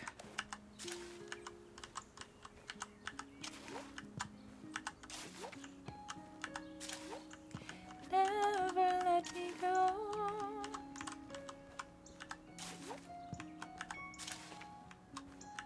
Jeffrey the giraffe. You set up a 401k. Hell yeah. Yay for adulting. You get your retirement sorted. Hell yeah. Retire young.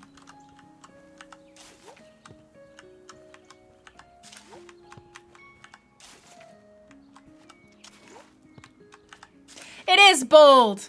We're all about dreaming big here.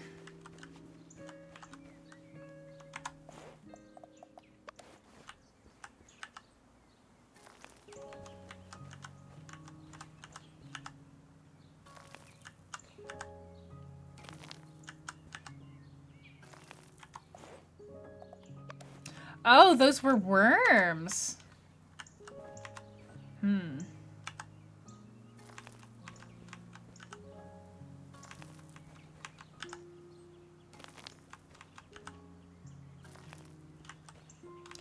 Next. I've been here for like 2 seconds and I have had so much work from these people to do. I swear I think I was born on the train. Born to be a train.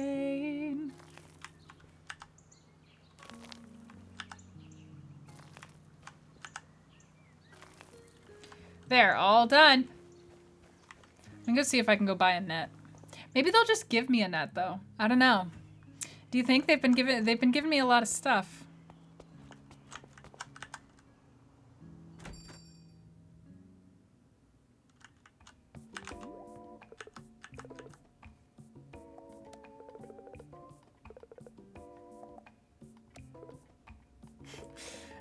I ain't got none cash.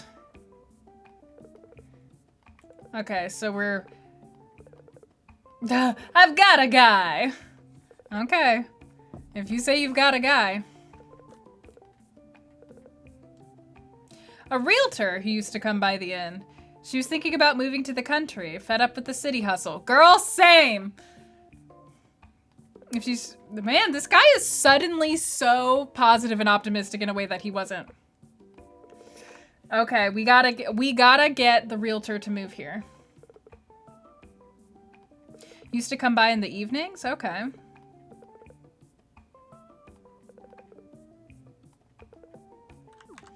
Okay, can I have this net? No, I'm not buying it for that much. I'm poor, sir. I just got here. I have nothing but the backpack on my back. What's wrong with you? These people really think they can come out here being like this. Take my seaweed. Take my trash. Take my other trash. Take my weeds. Puff, puff. And take my yellow pearls. How much? I still don't even have enough. Judging. Okay, where's the realtor?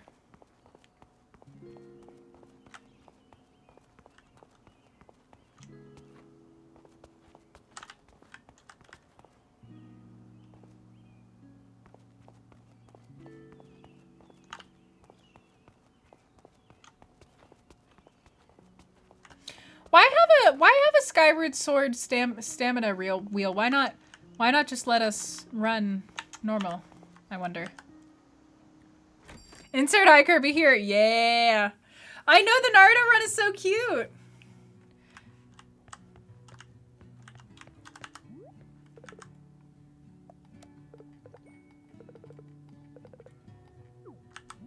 Okay, I think I'm past the tutorial.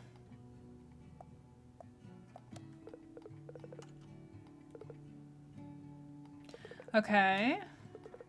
So we've got villager requests. And as I complete villager requests, the reputation also gets better.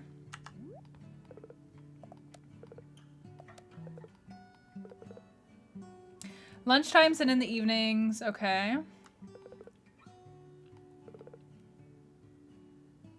As we improve the town and it gets more popular, we'll see more people stopping by. Okay. Okay. Is it technically evening yet? What time is it? Sounds like it's evening.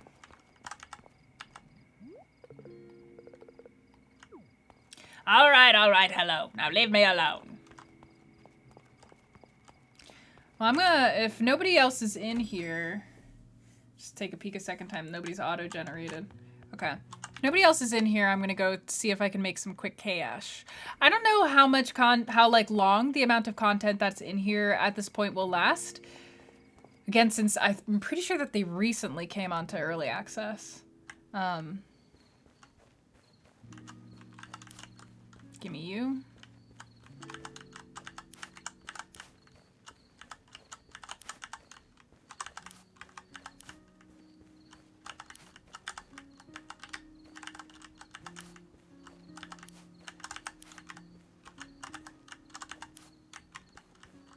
I bet there will be a way that we can get up here at some point. I don't like how the screen jumps when you pluck something. Never let me go. Nope, that's just gonna happen for me every time.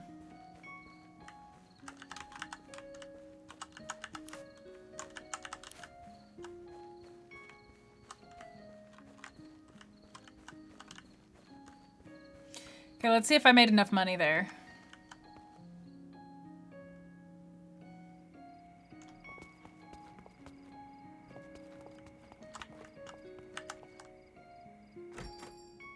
Is the shop closed? Your lights aren't on.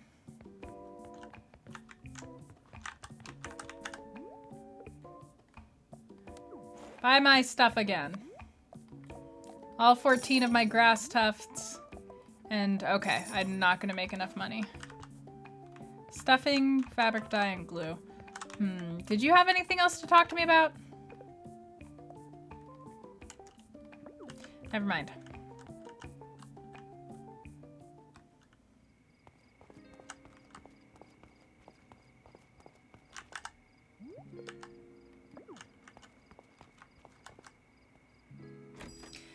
Did more time pass? Okay, let me go try talking to the carpenter person, and then maybe I'll like check out the beach just to make sure that this person that we're looking out for isn't anywhere else. I want my own house. And I want it now.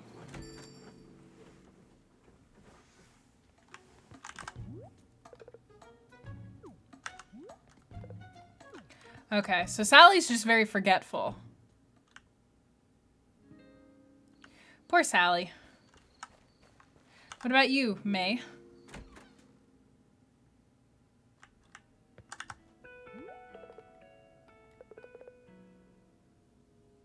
I never really get bored. If there's nothing else to do, I use my imagination to invent silly games or stories. Okay, I was right. I think May is the normal villager.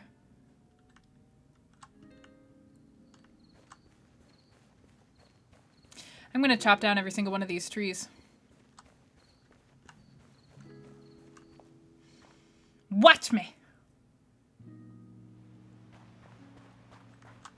So when does the time pass? Does it pass when I move between screens? It doesn't pass as I'm doing stuff.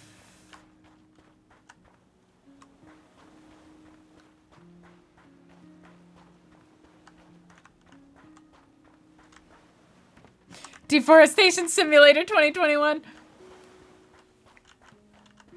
Okay, let me see. It's 2110, and then if we go back to here. No, the whole game. Okay, so it moves per screen. Let's see if it moves when I use tools. Oh, how do I pick between those? Okay.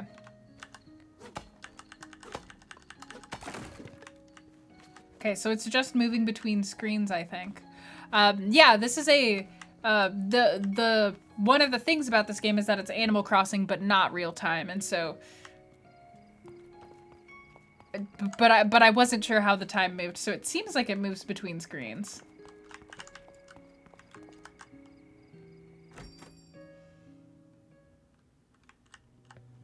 Okay, well, I'm gonna go to sleep. Because it's like 9 o'clock, and this realtor's a little late.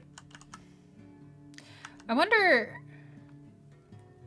how you... Oh, and you can sleep to pass the time. That's helpful. I wonder, is there like a save? Okay, there's a save and quit there. Is there a different way to save?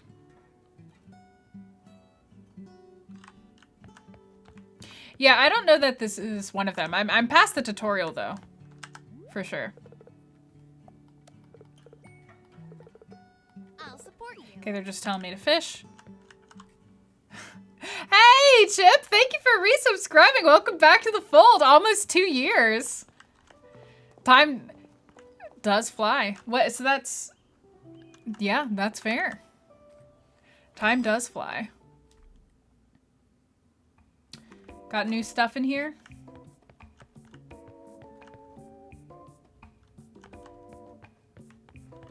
I see. So I'm waiting on a quest from him with flowers. I don't think anybody else is asking me to do stuff right now. Right? Are you?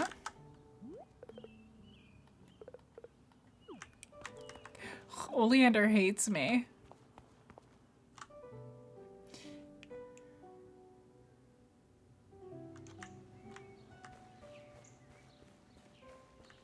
Maybe I just have to wait for the realtor to get into town.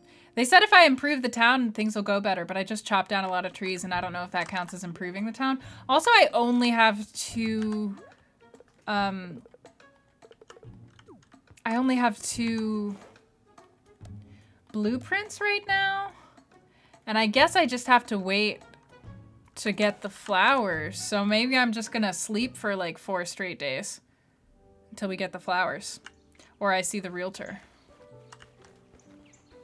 Because there's not much that I can do on my own at the moment.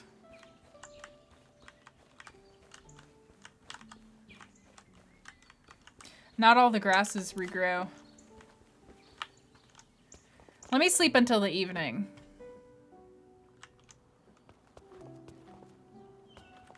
Hey, Jono, how are you?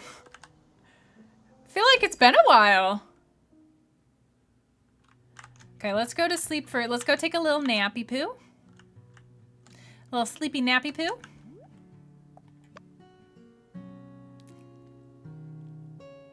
It very much has been a while. Have you been? Have you been okay?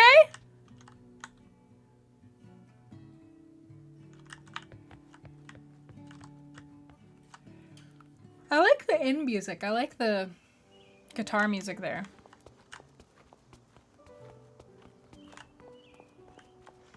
Oh! They talked to each other and it almost looked like they kissed.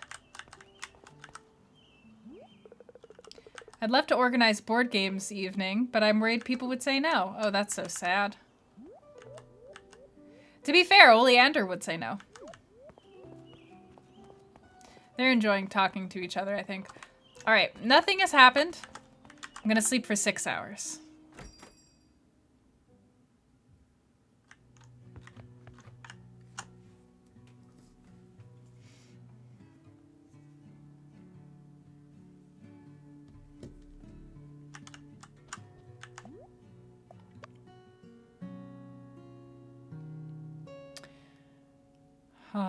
I'm sorry to hear that.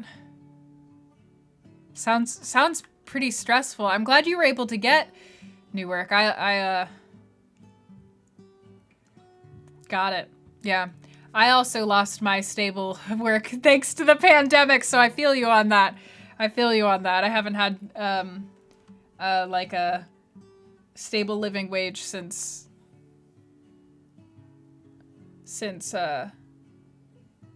last July. It's been a year. Would you look at that? It's been a year and I've been making it through. So I'm sorry that you've experienced that, but also solidarity. Solidarity. Yeah, happy anniversary. Woo!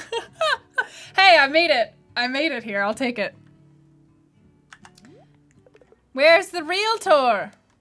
You're telling me to fish, but I don't have the money. We all made it here. That's true. We did all make it here, and thank goodness we did. Okay, let's see. Is there anything else that I'm I'm gonna try to, again, because it's early access, I'm gonna try to see if I can look up what is in the game. Let's see if they, because they put up, I know that they put up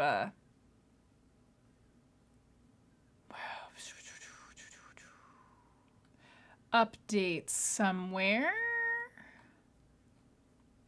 so that I can check like what exactly is in. Let me check the oh, there it is. There's the Steam news. Okay.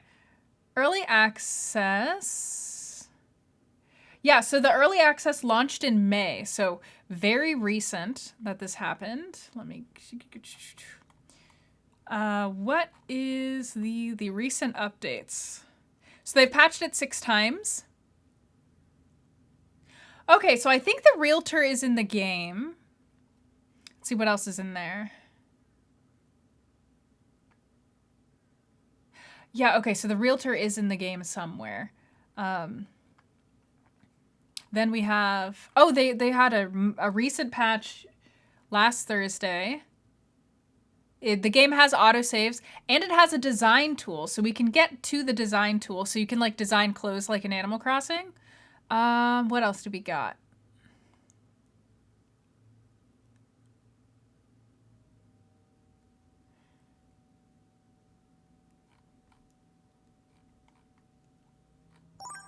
Woo! Oh, I'm sorry. Oh, I'm sorry, you surprised me. Oh, Jono! Thank you for following. Enjoy your apprenticeship here. This is, yeah, it is in early access still. Okay, so I guess we've just got to wait for either this to figure itself out or we've got to go find the realtor, and that's what we're going to be doing. Some things don't change. Some things don't change. What can I say? Oh, that sounds frustrating as heck. I could never... Do you enjoy having a touchscreen? Who are you? Are you the realtor? Benny? Oh, Benny the bunny. Are you a realtor? You look like you're a realtor because you have a sad, stressed work outfit on, meaning you're tired of the city.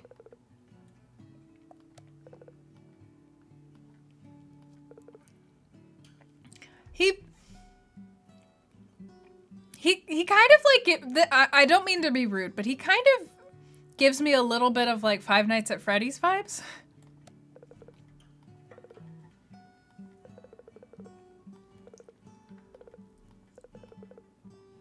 Oh no, he feels trapped by capitalism. Benny, we all feel trapped by capitalism. Solidarity. Don't be afraid. Yeah, well, I don't know. I've been so tired, I fell asleep on the... Oh, I fell asleep on the train too. Benny, are you also a soul who's been whisked away from the afterlife to come live in Hokko Town? Hokko Town?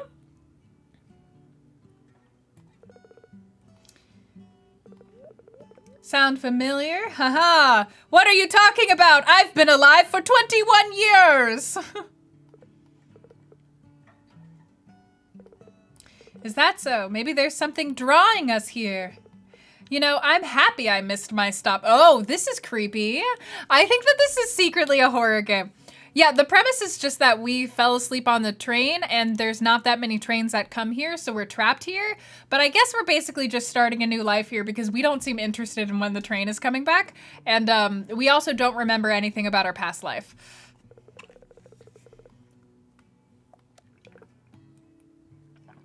Move here. This is like being friends with people on the internet and they're always like, move to my town. There's not really anywhere for you to live. Well, that does make things trickier. You know what? I can wait. When you've got a house going, I'll grab it. I had enough of working myself to the bone. Oh, so he's not the realtor? Who are you? Benny, who the hell are you? What are you doing here, Benny? Thank you, for Benny. Poor Benny's so sad.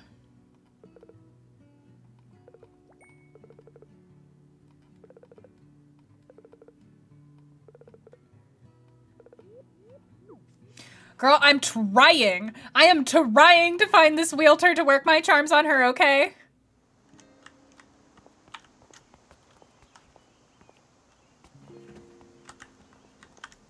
He's got nothing keeping him in the city.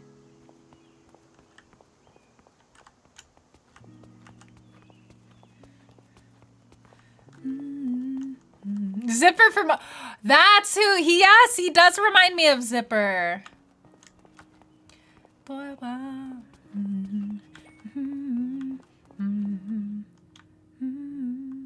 They're also mascot looking. Is that a bad thing, Kyo? I think that they're cute. I do think that they do feel like their faces do feel a little bit immobile. I'm sure that that's something that because they're still adding like new hairstyles and stuff. I'm sure that that's something they're going to be polishing as the game goes on.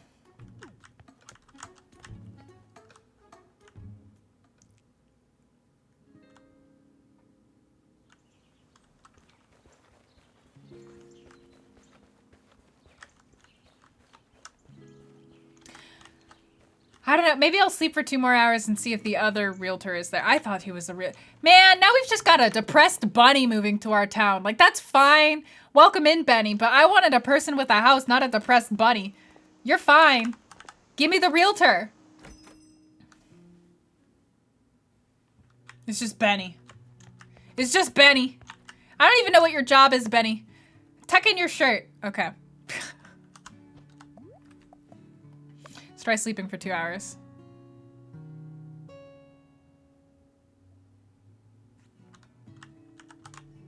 Use an axe on Benny. 5 nights. Okay, so Benny's gone. Maybe they only come at like certain times. Do I just have to like leave and come back in and leave and come back in a bunch because that'll make time shift? Perchance.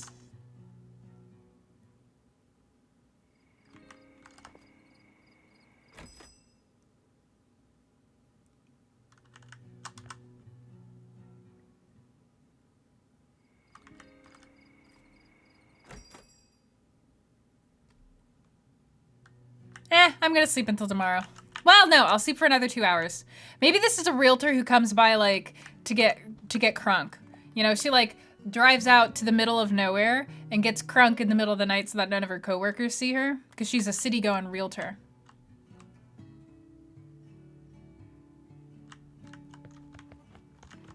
No, nobody's here. Going to sleep. Eventually the flowers will be done.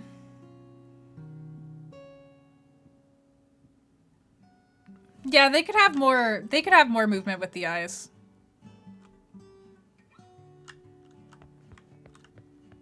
Let's go check on the flowers.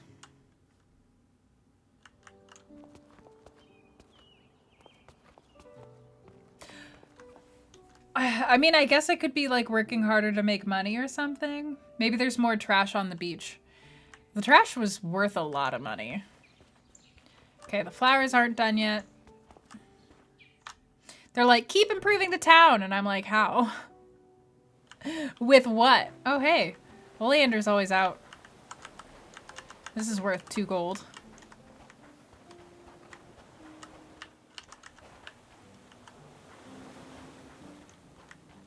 Maybe the realtor isn't gonna come until after. Who the hell are you? Oh, well, hello there. Isn't it wonderful to see the beach all clean again? I did it. What a smashing job you did. I stopped coming here when things started getting unsightly. I fish a lot. I love fishing. You know me. You know me, guys. You know how much I love fishing.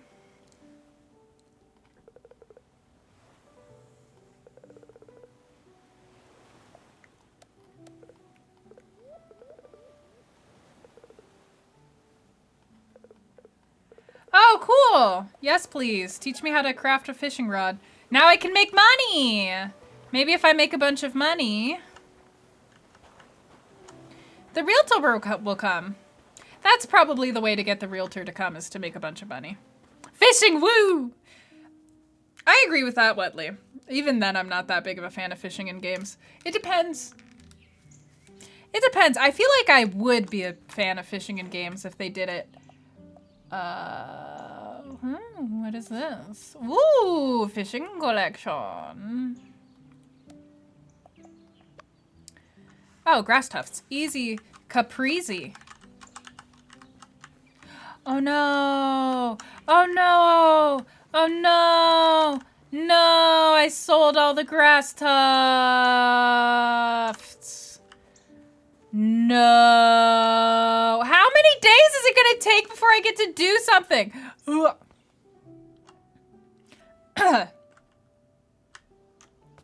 This is my own fault. I should have saved the grass tufts.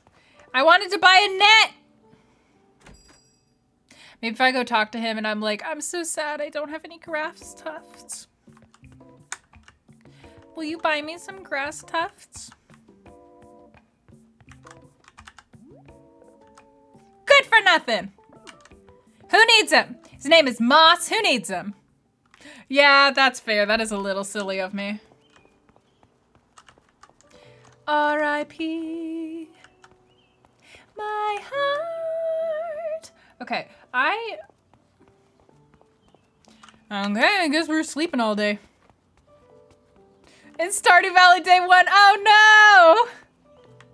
Yeah. This is like for all the people who, like, when Animal Crossing came out and New Horizons came out and they didn't start playing at like 10 p.m. the night before and get everything done before 12 p.m. the next day. So they were like saving it. They were like, I'm gonna start it today. And then they started playing and they only had like 3 hours of stuff to play through before they just had to wait until the next day. And like, meanwhile, me and everybody else I knew were like, we started playing at an inappropriate hour because we are hardcore gamers. And like, we were like running around like, YOLO. Okay, 6 hours.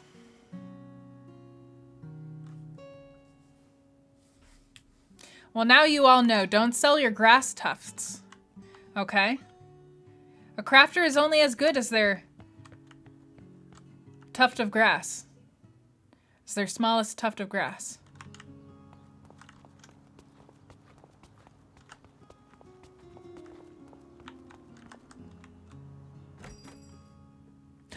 Oh God, Blue, I forgot that you did that. Oh no, I remember that. Oh, the pain. I remember that. I remember you talking about that. They didn't tell you though. How are you supposed to know? I also smashed like 2 rocks before I was like, are these gonna go back? Are you the realtor? Rosa? Parks?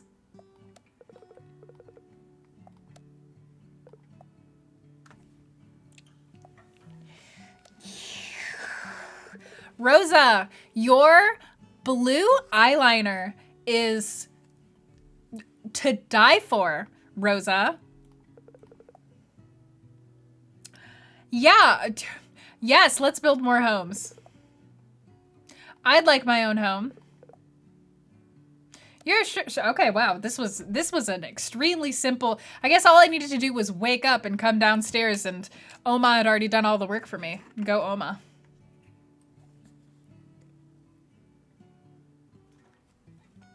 Oh, I'm so sorry, Turtle.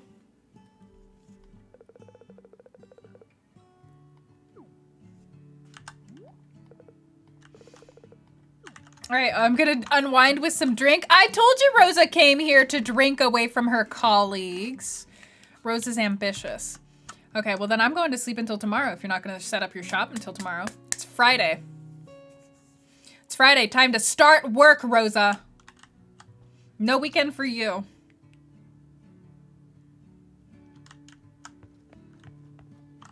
One thing that I do hope that they implement is that you have to be moving before you can press, like you have to move before you can sprint, press shift to sprint. I hope they make it so that, you know, you can hold shift and then start walking and then also be running. Hey, 1 month more. Thank you. Thank you for resubscribing, Video Crazy. Welcome back to the fold. 1 month more. I still have to watch the 25th anniversary Broadway version of Les Mis, and I'm very excited to do that eventually. That man is so sad. Ooh! I'm gonna talk to him before I pick those flowers, because bitch, you never know.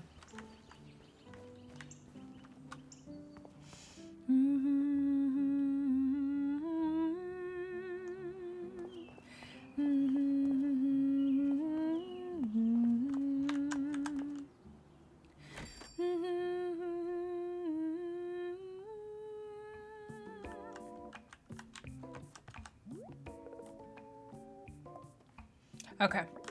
He doesn't care. I'm gonna go pluck him. Oh, it's 1 day more. 1 day more. Another day, another destiny.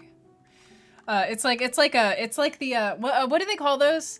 The big pre-act 2 closing song. And then I think they bring it back for a finale reprise in Les Mis. It's like the kind of theme. Well, there's a lot of themes, but it's kind of the song for Les Mis. Oh, they'll grow back? Oh, oops. Well, there's just gonna be a thick pile of flowers here forever. I thought they were one-time growth. Oh well. 1 day more, yeah? Is that how what it is? Wow, wow.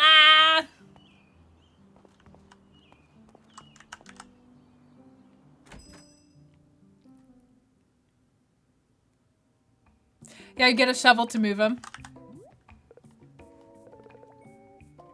Flower delivery. Are you gonna pay me? Guess not. Cheapskate. There's a lyric that I quote from that song all the time because it's just the most intense. 1 day more to revolution. We will nip it in the bud. We'll be ready for these schoolboys. They will wet themselves with blood. I'm like, God damn! It's fine. The character who sings that is wild. It's fine. It's my favorite lyric in all of Les Mis because it's so intense.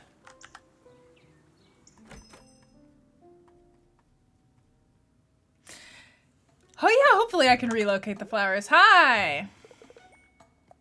Planters, please. Papers, please. Papers, please.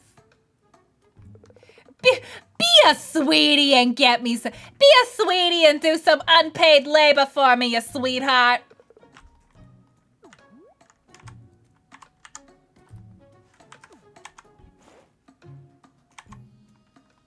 I think I don't think I have enough. Be a dear.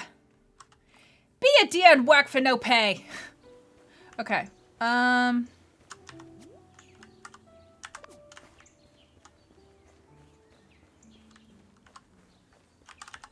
doesn't look like trees grow back on their... Oh, why is it lagging so much?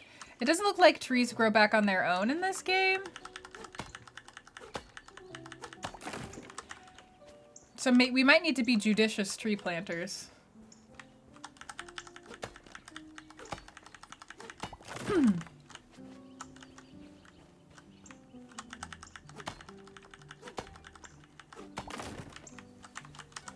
I like that I grit my teeth. I'm like, ugh. That's how I want to see people planting. And I know Smiley planting and Axe.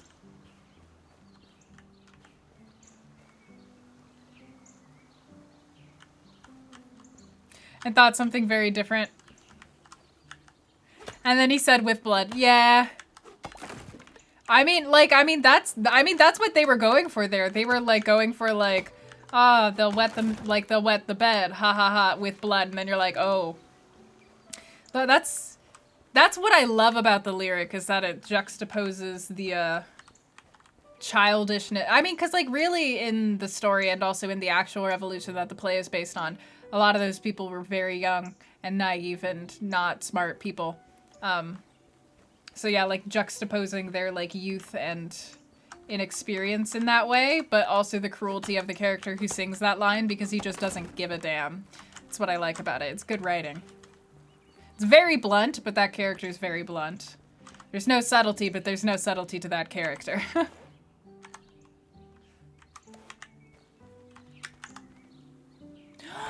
Oh, that's so cute. I want a kitty so bad.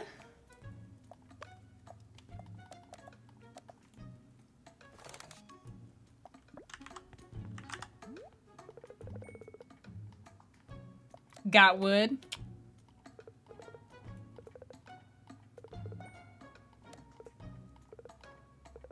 Do I get to put them all over? I better get to put down 16 potted plants. If you only give me like 2 potted plants, I'm gonna be upset. Pumpkin passed away in April, unfortunately. Sad times. Yeah. That's okay. That's okay. I am still very sad about it, but it's okay. I'm doing better than I was in April. That's okay. We all remember her for her beauty and her wonderful spirit. I look forward to getting another cat and being able to spread the love to carry on Pumpkin's legacy. It's fine. Yes, you. Tell me how many potted plants I have. Oh, it's still rough for you guys. Yeah. I mean, I do still get very sad about it occasionally, but I am a lot better. I just every now and then, man, I was playing like they had this little like self-care app that I downloaded, and like they let you pet a kitty, and it was a black kitty, and I was like, I'm sad.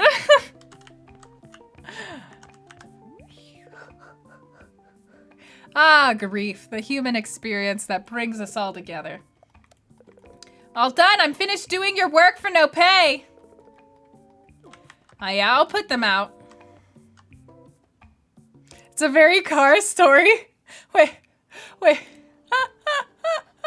What, downloading a self-care app to try and pet a cat on it? I don't know what you mean. Let's put little, where should we put these planters? We want this place to look really pretty. Hello? There we are. Oh, can I not put things? Oh, I can. Oops. Move you. Okay, so you can't move too close to there.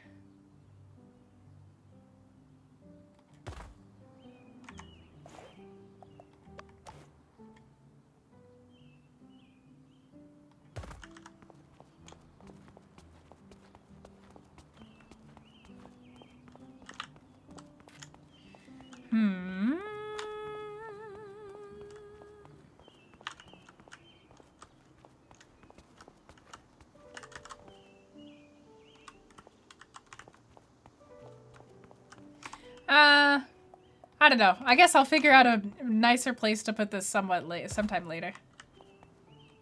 Aggressively petting a cat on a self-care app and going, I'm sad.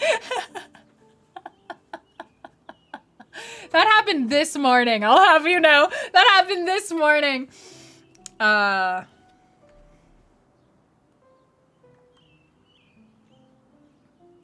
Man, I super know that feeling wetly because Pumpkin was sick. Pumpkin basically passed away from kitty cancer, and then kitty cancer, and then liver failure.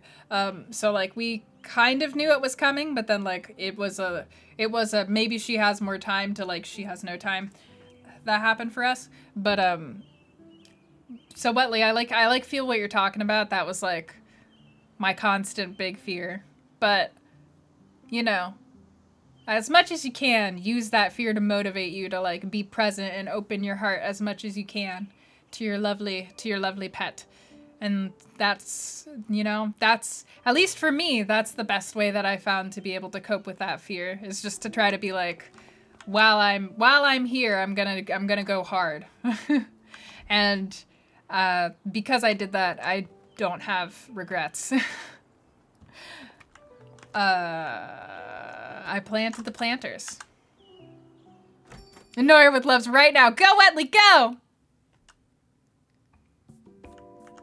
Yeah, you do, you, like, yeah, I hope they, like, you know, like, the magnetics, and, man, you say what you want about Kingdom Hearts, but picking up money and experience, like, picking up those bulbs in that game was nice. It was fun. I loved, like, running around and being, like, I loved exploding the big creatures and running around and being, like, money, money, money, money!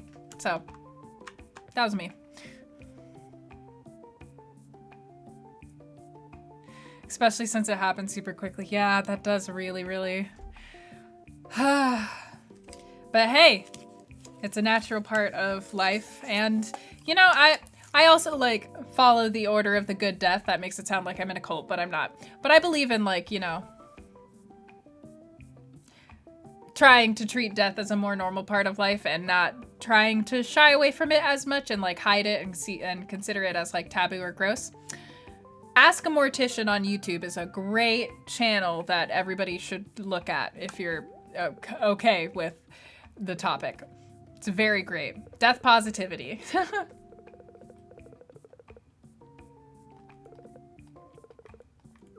Okay, I guess I'm done with his quest. Oh, okay. Oma needed help.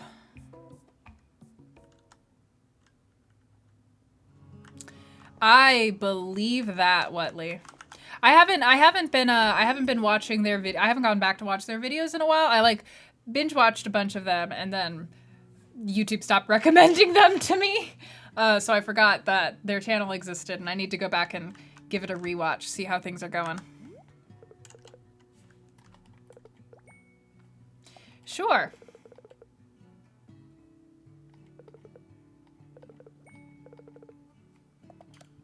Girl, you live out in the middle of nowhere. You can't just not mend things when you live out in the middle of nowhere. Replacing barely broken furniture with new furniture is a City Slickers game.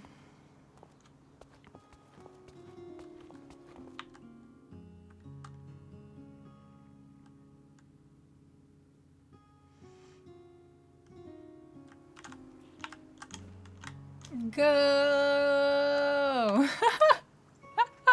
She runs my character. This is very silly. One time when I was in Germany with my family, this is such a pointless anecdote, but my little sister must have been like 10 or like 10, 11, 12 around this time. She was still really young and she always wanted to go out to the candy store. And so on this day I had like hurt myself, so I didn't go out with her. I was like watching from the upper window of my grandparents' house. And as she like ran through the streets, all I saw was a mass of curly hair like this character looks like. And she was basically like doing the Naruto run that this character does as she was like tottering down the street. This character just reminds me of my little sister running down the street. Meow. It's very cute. Yeah, this apartment has one chair. Girl, right? Oh man, Plu, this apartment looks a lot nicer than it did when you last came to visit because like slowly the accumulation of A, energy to clean, but also B, products. We recently bought a storage unit for the dining room, so now the dining room is an actual usable room. My favorite thing about living in apartments is like not having any furniture and having to slowly accrue furniture over the course of 8 years.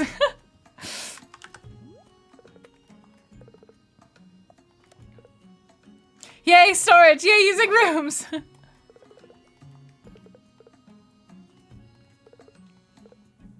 Are you gonna ask me to go get some wood? Oh, sure, I'll fix the stool.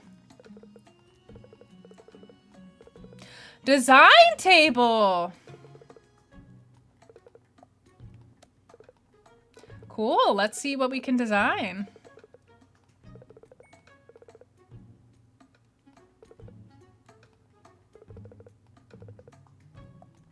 Interesting, so can we like literally craft new objects? Because that would be neat.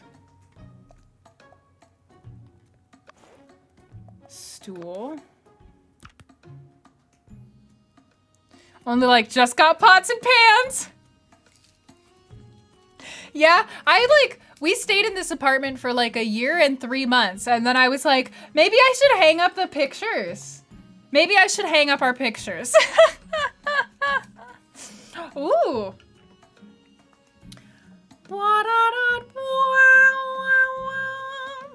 That's what it does. I get a literal crown.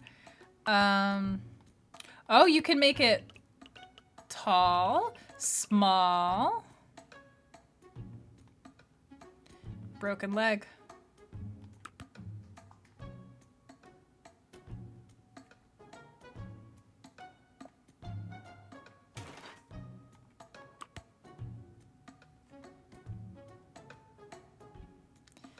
Duplicate?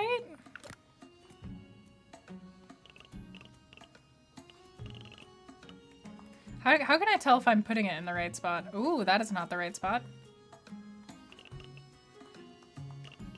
How do I...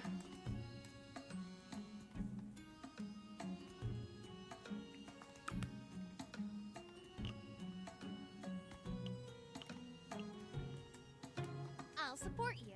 Like that? And then like this? And then like... this?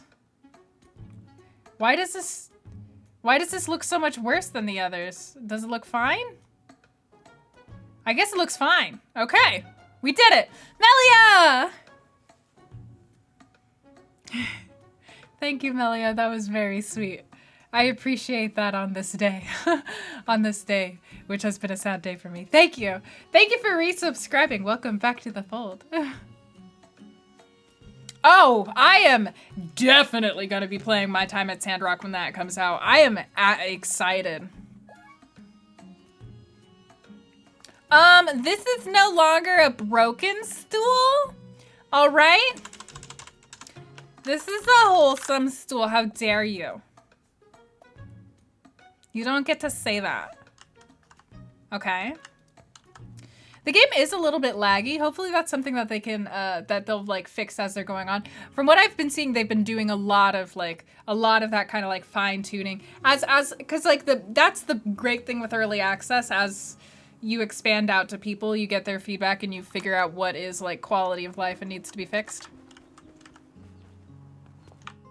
Could you duplicate the broken leg? I think that you can. It seemed like you can.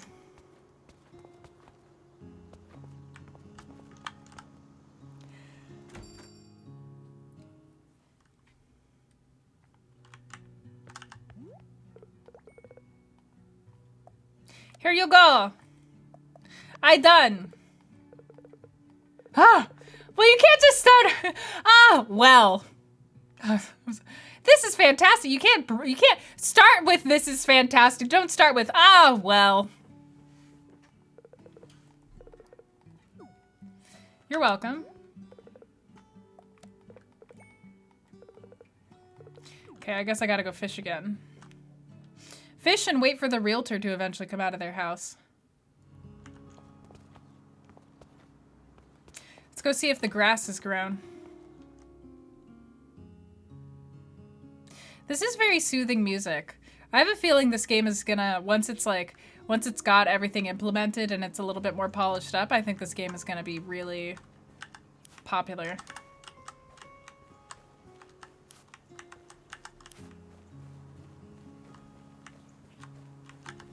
How many logs do I got? It's a little bit laggy. I am running this game on like all of the highest settings. Let me actually see if, I guess I can't edit the settings yet. Hey, Jono! Thank you for resubscribing. Welcome back to the fold after such a long time away. Oh, actually, Jono, a couple of things I should just shout out to everybody so everybody knows. Number one, this Sunday at 3 p.m. PT, in the Discord, we're going to be having a house show watch party. We're going to be watching Cribs so that we can journey through the early 2000s and see what wild trends celebrities had in their houses and the ways that they wasted money. I'm excited about it. So that's happening on Sunday. Number two, we have a Terraria and Minecraft server. So we have 2 playthroughs that are going to be happening with Terraria. There's a creative server, and then there's going to be one for playing through like the story stuff together. There's a role in the Discord for both Minecraft and Terraria. If you want to, in the announcement section, if you want to get the role, you can be pinged when people are getting ready to do like quests and stuff together. So that's a thing. And then lastly, the Patreon. I have a Patreon. I revamped the Patreon. I now do narrative design and just kind of like general writing creativity videos every month. And we also do the book club over on the Patreon now. Right now we're reading Of Mice and Men. And the most recent Patreon video that I did was about the Phantom of the Opera and the strong female character. And it's about Christine. And I have a lot of opinions on the subject, and I feel very powerfully. So if you want videos on that, or on the narrative design of Final Fantasy VII R, or how Final Fantasy VIII is actually good, except for one fatal flaw that drags the whole thing down, or Persona 5 Royal, or I've done videos on like my own personal sense of creativity, and I did a video on writing the other, or writing consultations. There's so much that I do on the Patreon, but it's only $2 a month to watch the videos if that's what you're after. And I'm actually pretty proud of the videos. I feel pretty fulfilled by them, but I do want more people to see them. So that's why I'm advertising the Patreon, because I want more people to watch the videos, because I feel like I did a great job in them. Okay. I'm excited to start organizing things on the Minecraft server. I think I've been kind of leveling out my energy levels a little bit more. Fingers crossed, knock on wood. But I think that I've been doing that, and so I think that we might be able to do like more of these stable things soon. Building a wizard tower back in the day but didn't get very far. I think your spot is actually still saved for you.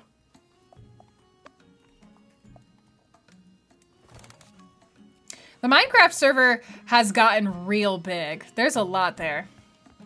Okay, bye, Plu.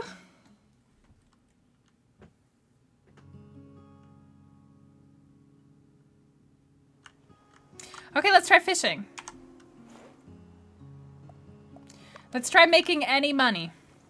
I'll go talk to that guy.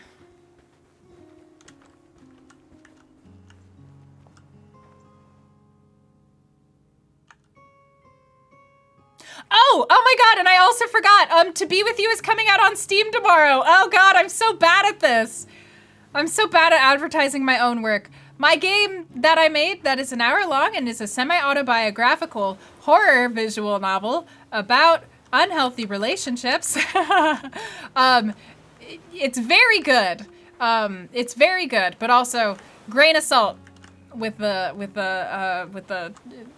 content warnings. It is obviously a heavy game, given it's a horror and the subject matter. But yeah, that's coming out on Steam tomorrow. It's also already out on itch if you want to play it, but it's coming out on Steam tomorrow. Go wishlist it. I do, and I'm tired of pretending it's not. I feel very strongly about this, especially because I went into playing Final Fantasy VIII, and I thought Final Fantasy VIII was a super trash mess, like going into it when I started making that video. And as I continued playing it, because I had a hypothesis. As I continued playing it, my hypothesis kind of turned out to be even more true than I thought it was. So by the time I got to the end of the game, I felt like I had like pieced together this wildly interesting puzzle about like why Final Fantasy VIII is such a good story and why it like you will never almost no players will ever perceive it as such because of the way that they narratively designed it to exist. So yeah, I feel very... I talk about a lot. They're like dense, meaty videos. They're like hours long. They're like, I think Final Fantasy VIII is like almost 2 hours because I spent an hour just trying to summarize all of the details of the plot that you don't normally find in one playthrough with like screenshots and stuff. And I think the Final Fantasy VII-R video is like an hour, just because of all of the different facets of like the way the game designer's decisions affected. Because I don't like the story in Final Fantasy VII-R, but it's not for the reason that everybody thinks. Like, the common reason people don't like the story in Final Fantasy VII-R is not my reason. I'm frustrated with how the game was designed from, like, a designer perspective. I'm frustrated with how they integrated the narrative into the story. But yeah, I guess if you want those opinions, you have to pay me $2! I'm a greedy miser! Or whatever they...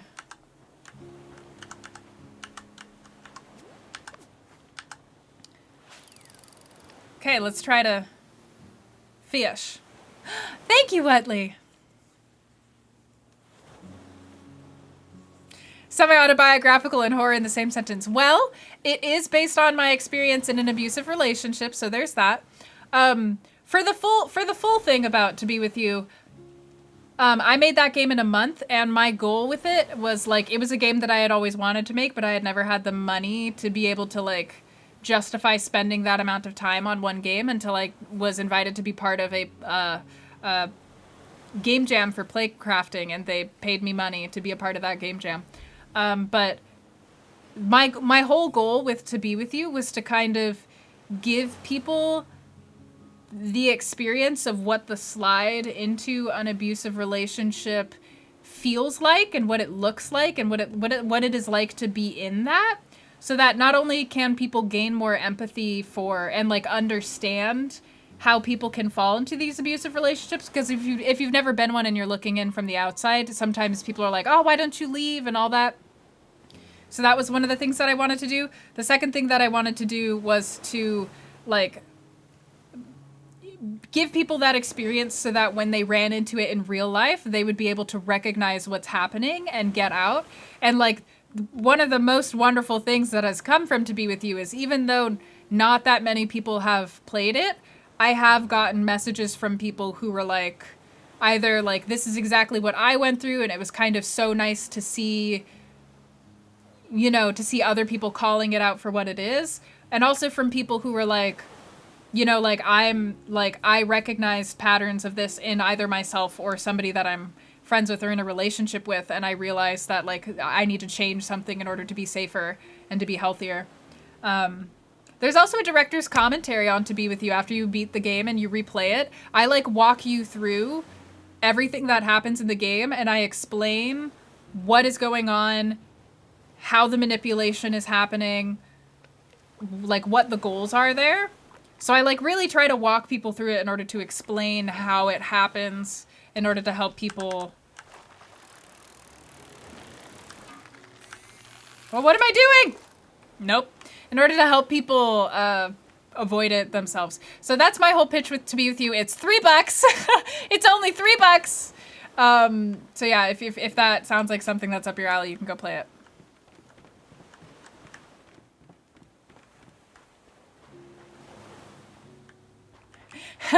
Yeah, so it released officially on itch. It released in August, and then I went back and I did the director's commentary and I fixed a couple things up.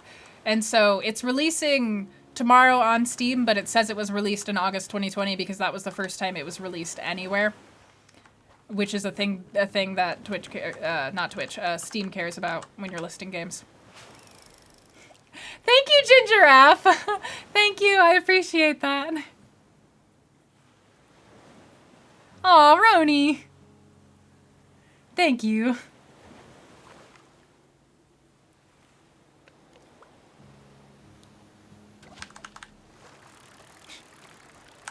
What a steal! Huh? Pull left? Huh? What am I doing?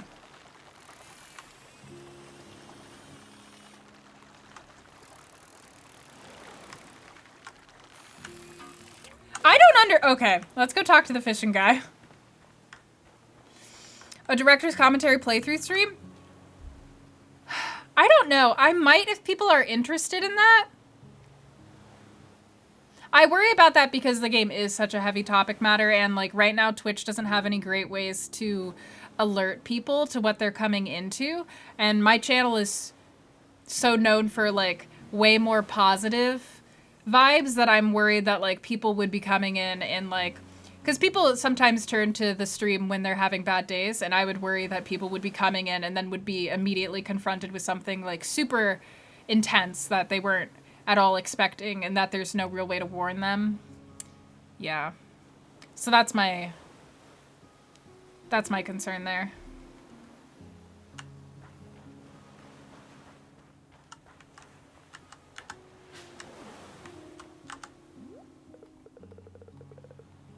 What a blessing it is to see you today! I don't know why I went fishing.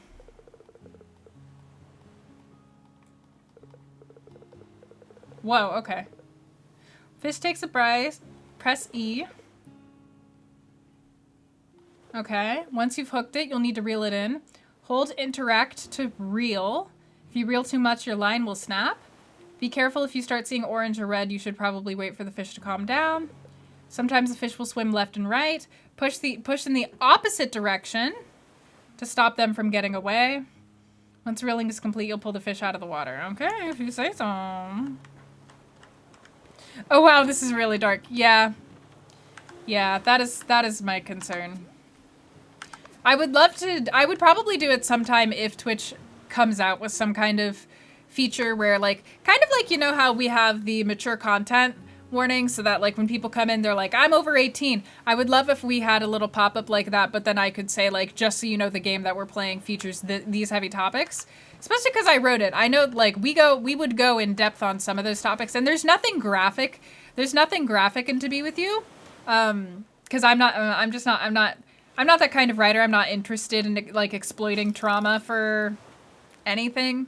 But instead of it being graphic, it's just like a realistic depiction of what those dynamics are. It's not a dramatized, it's not really exaggerated. It's just like, that's exactly how it was, in the relationship that I was in. And so because it's that, I think that it would be more, upsetting for anybody who's been through something similar. I've literally just like had people like point to like lines in the game or point to something that happens in the game and be like, my ex did that exact same thing to me, or like he said the exact same thing to me, and I'm like, you know. So I don't want to like expose people to things like that without preparing them for it. It's just not. I don't think it would be responsible of me. That's why I try to warn them a lot with the game. I try to warn everybody, like...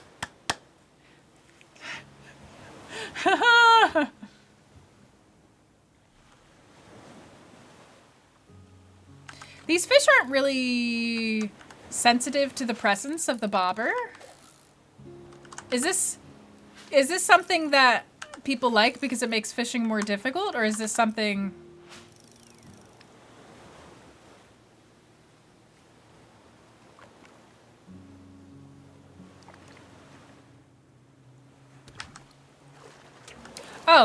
Oh, hell. Press E and hold it down. Got it. I gotta... I got a crack in my neck, but I can't crack my neck. Hey! Maybe this is what, like, the bait is about. Bruh.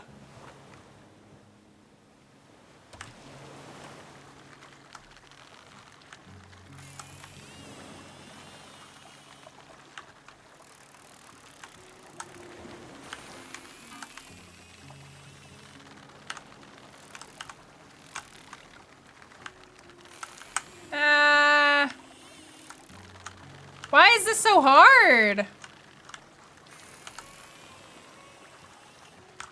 Fishing is so hard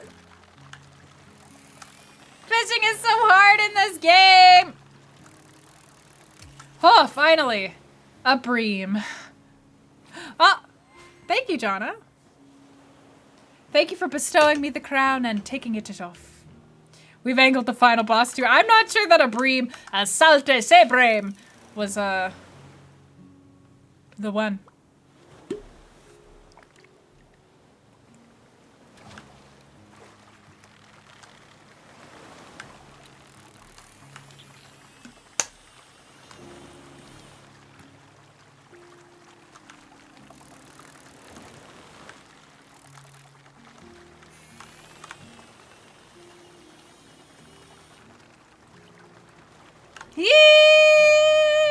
Yeepa!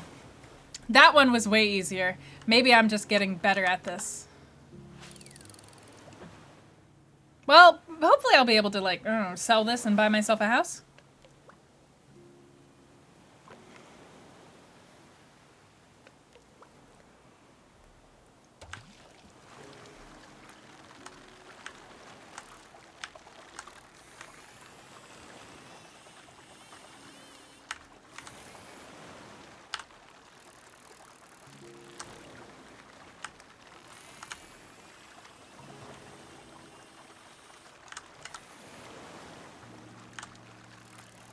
There we go.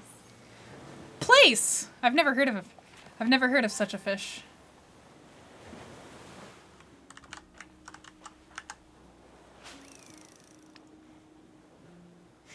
One house, please. It is a lifetime supply of fish that you must eat before tomorrow. Or turn it all into jerky before tomorrow.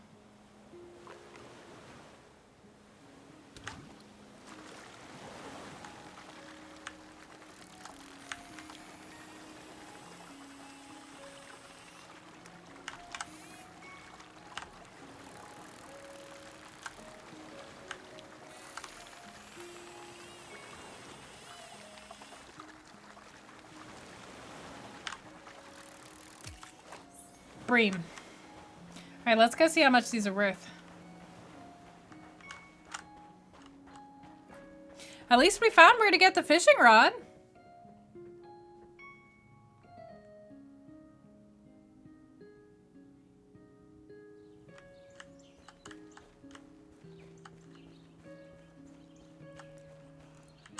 Maybe there's more people coming in to look for a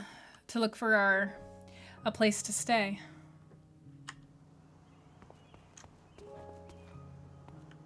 I'm getting a little bit sleepy. We might end the stream in another, like, almost half hour or so.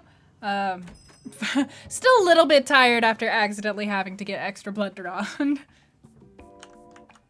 Buy my fish! Oh, Sally was looking for me? Okay, well, I'm gonna go talk to Sally first because maybe she's gonna be like, I want to build an aquarium! Go get me 6 fish!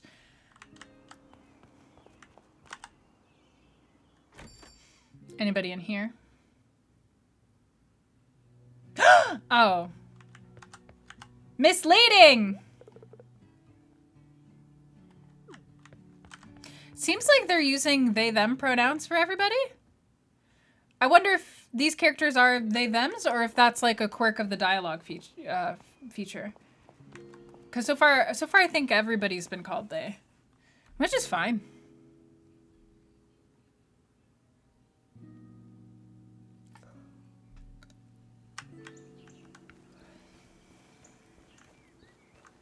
Hey, Sally, I heard you had some unpaid labor for me to do. Animal Crossing does that now too. I'm sorry, I literally forgot what I just said. What does it do? I'm sorry, 2H. Also, hi, 2H.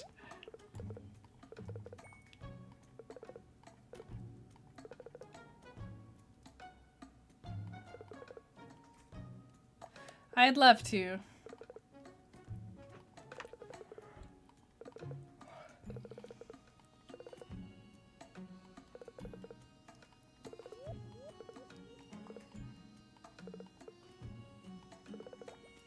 Sure, let's... Oh, damn it. Not that again. Yes, click on the game. Let's learn how to design. Oh, they use they for every character now? Oh.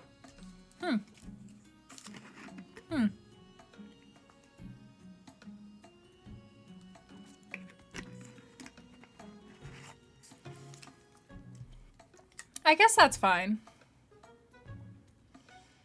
I don't know. I guess if it were me, I would want to have... Rooks, thank you for following. Enjoy your apprenticeship here. I guess if it were me, I would want to have the, like, distinction of having... Of, like, including non-binary people. So I would want to also have, like, women and men and, like, people using he, him, and she, her in order to, you know, point out that this character is non-binary rather than everybody being ambiguous, I guess. But that's just a me preference. What do you guys think about it?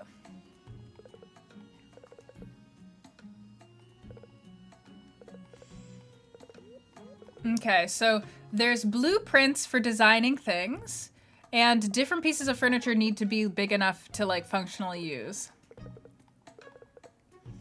Bunch of different shaped pieces. The pieces you build and design stuff out of. Long pieces, short pieces, squishy.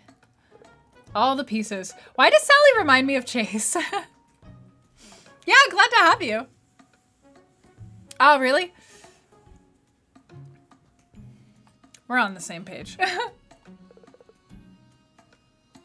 Don't want you drowning in pieces from the start. I'm ready. Oh, okay, they're literally just pieces. Okay, interesting. Wooden pieces. I'll need wooden planks. Got it. So the pieces are like blueprints or crafting recipes, and then you have other stuff that you turn into them. Okay. Yeah, I'm with you.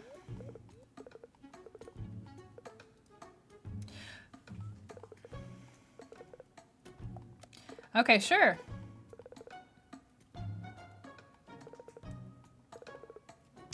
Am I gonna have to buy them from you, Sally? Because you haven't paid me for any of my labor here. I'll support you.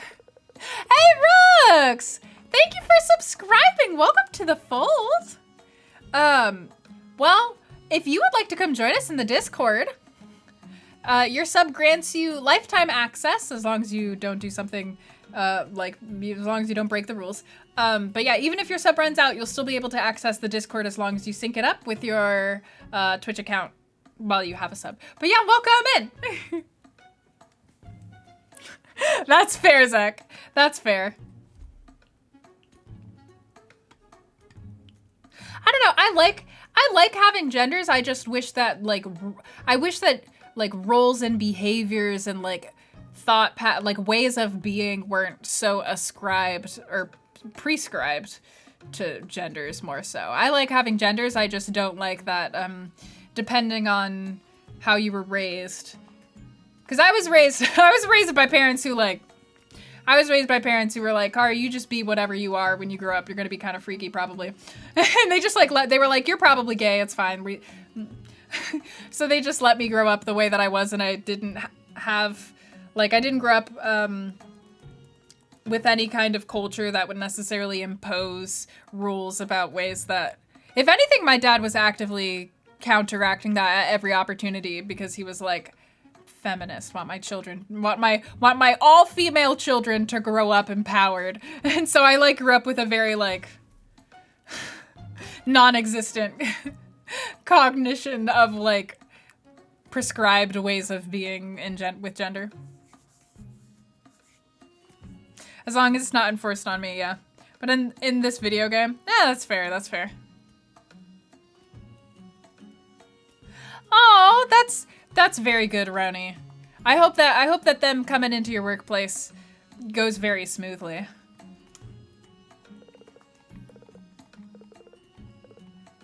Boy, farewell. Okay. So let's see what this is about. Add some pieces. Oh, so we can just really make anything, huh?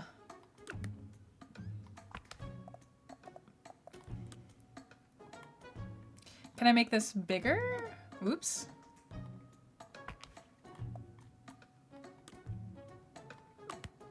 Can I make it bigger?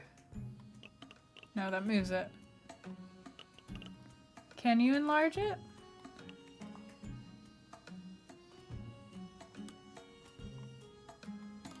Yo! This is a very cool crafting system. Oh, this game is gonna get all the creatives so excited. No, no, yeah. How do I get off of the resize? Am I off the resize? I don't think I am. No. I would like to be done resizing. Can I rotate? No. Move. Okay, move is what it was.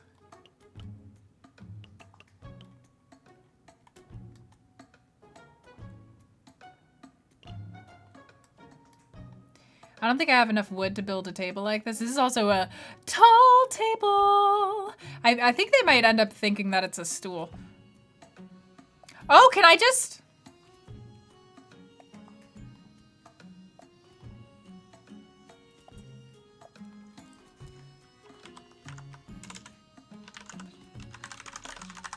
It's a floating chair.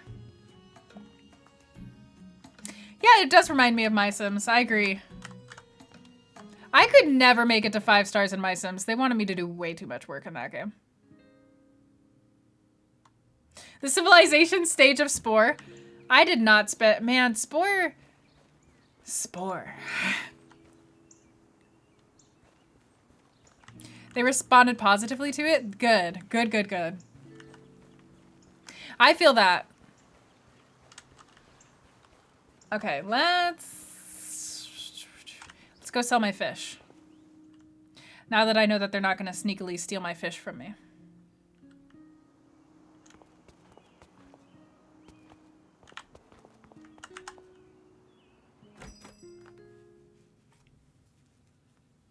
I've played Spore a lot. Yeah, Creature's the most fun. Well, not only that, but the tribe and civilization stages like go by really fast in my experience. Oh, tell me about what?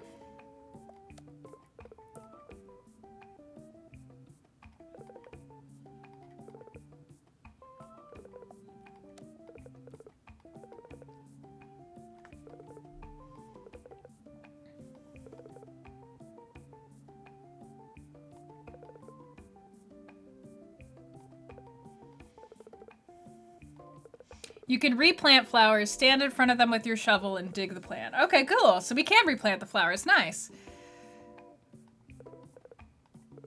I'm gonna take my headphones off for like 2 seconds to...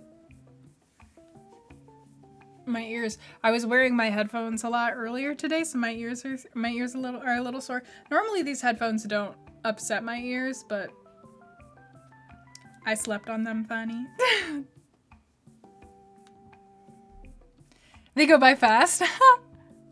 At least in my experience playing them, I like... aren't you supposed to like try to ascend off the planet or something? That all just like went really fast for me.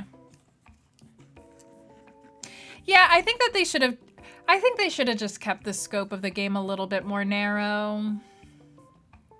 It's like No Man's Sky, which I want to play. I haven't bought No Man's Sky, so I don't have it yet. I've been like... I need to put it on my wish list so that I can see when it's on sale and I can try to grab it when it's not any money. But I've heard great things about how much No Man's Sky has improved, and I want to know.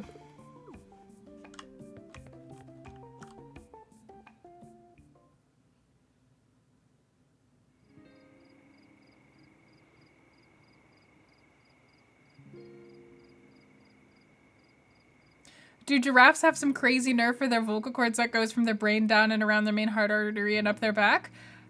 Well, girl, I ain't got no idea why you think I'd know. I ain't got no idea why you think I'd know that.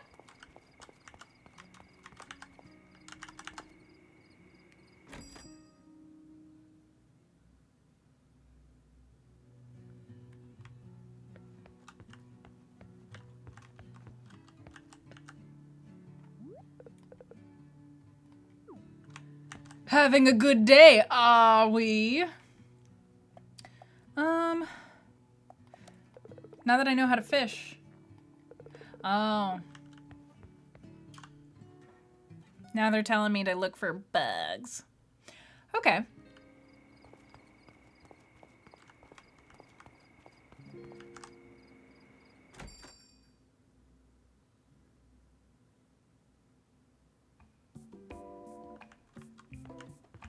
Okay, so I've come in here like 16 times. Buy my freaking, oh my God, the fish don't even sell for that much.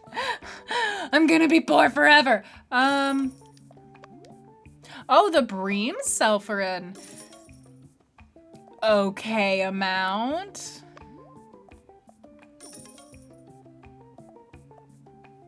Okay, let's, how much was this? Girl, you've had this bug net in your shop for like the whole week. Can I haggle you down? I don't think anybody else is gonna buy this. Excuse me. Excuse me. Let me go get some 5 gold so I can buy this net at full price for some reason.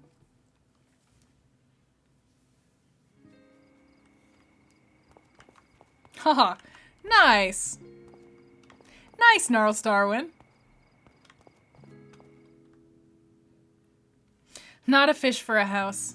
A fish for a bug net. I'd probably like going for the bug nets more anyways. I'm always more of a bug cat, even though I don't like bugs that much in real life. I'm always more of a bug catcher in these games. I do hope they fix the little kind of stuttering that happens when you pick things up from the ground. It is a little jarring. I'm a person who I'm sensitive to like visual stuttering. It can trigger migraines for me. So thankfully that hasn't happened yet, but sometimes like playing, like I had that happen a lot with Portia. Portia gave me a lot of migraines, but I loved playing it so much so I just kept going. But like, yeah, every now and then the way that the like frame rate works just messed with my head. So I hope that they fix the little visual stutter. It's like when you're watching a YouTube video and somebody has a camera that's like not focused properly, so it continuously goes in and out of focus just like slightly. That it makes me feel so sick. I'm always like, please, please. Not that I can like say because of I didn't learn how to turn off the autofocus on my webcam for 4 years, so there you go. Yeah, I am so ready for Sandrock. I'm so excited for Sandrock to come out. They've been working so hard on it too. Honestly, they've been working so hard on it, and if it's as good as I expect it to be based off of just all the changes that they say that they're making that make a lot of sense to me, then I am ready to follow them forever.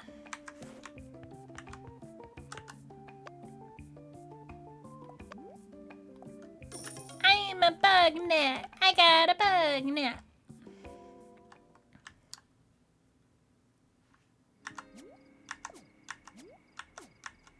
How do I... Oh, I see. They let you pick with your mouse. Interesting. Meow. No.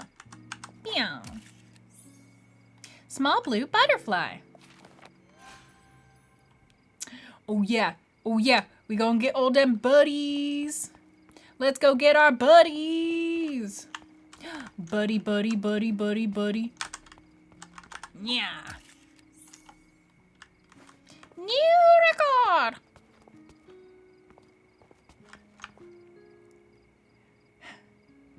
And it wasn't an indicator of massive pain to come. That's honestly, I am like really, I would count myself lucky when it comes to migraines.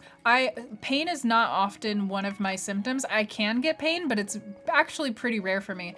Mostly my migraine symptoms, I get a lot of visual auras, and then like I cannot, I lose my balance. I get extremely nauseous, but like mostly like, I had a migraine like this last week, actually. I had a migraine like last Saturday where like I can't quite explain it, but it feels like the world's like rippling a little bit, but at the same time when I move, the world doesn't move with me. So it's kind of like it's like if House Flipper was just your regular experience of the world. The game House Flipper, if you've ever seen me play that, there's like VODs that you could go look up. Check out the archive channel, like 300 videos on 300 games that we played or something. Yeah,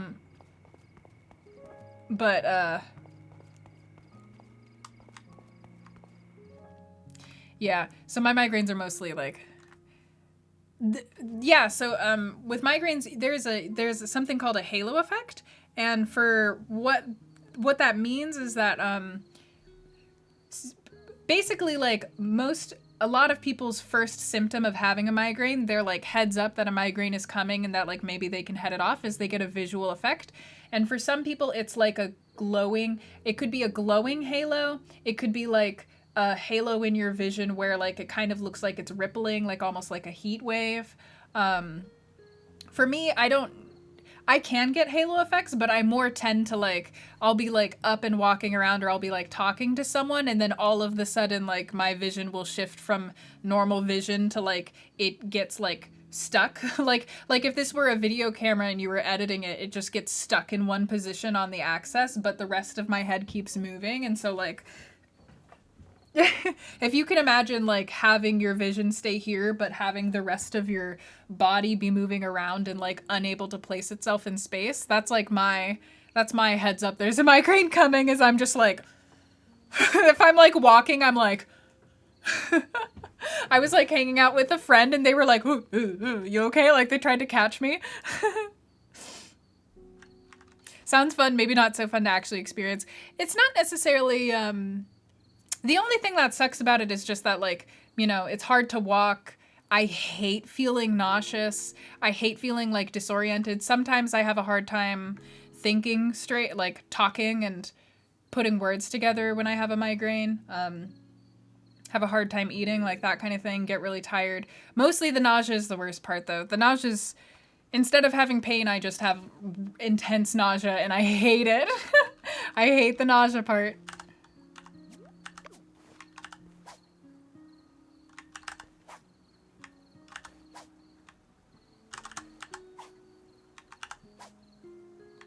Hey! Hey! Damn it. It was a really pretty blue one. Cleopatra!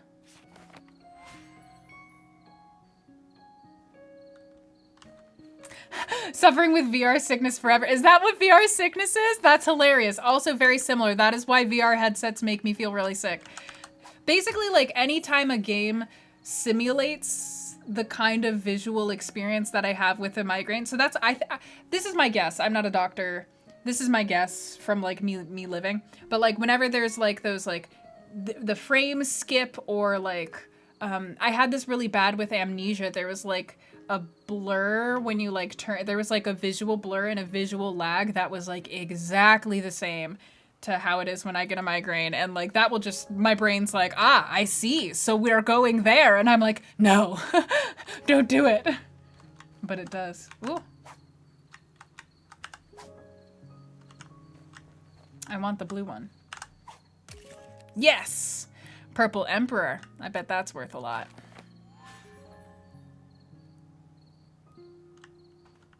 Your warning is weird feeling inside your head.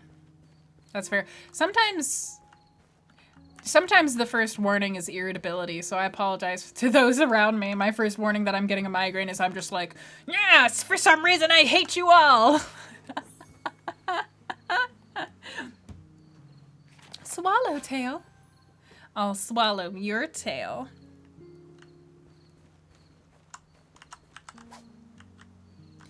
Let's see if there's like a beach butterfly. Sandy little butterfly. Getting some sun. Getting some moonlight out on the beach. Welcome back, Plu.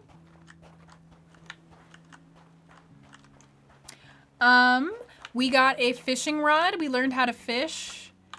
You might have been there for that, but we've been fishing. I got a net. I've been swatting bugs. They made me... Oh, we learned you can build furniture from scratch in this game. Like, you can design your own furniture from scratch. Like, you have parts, and they give you a little bench, a little design. It kind of looks...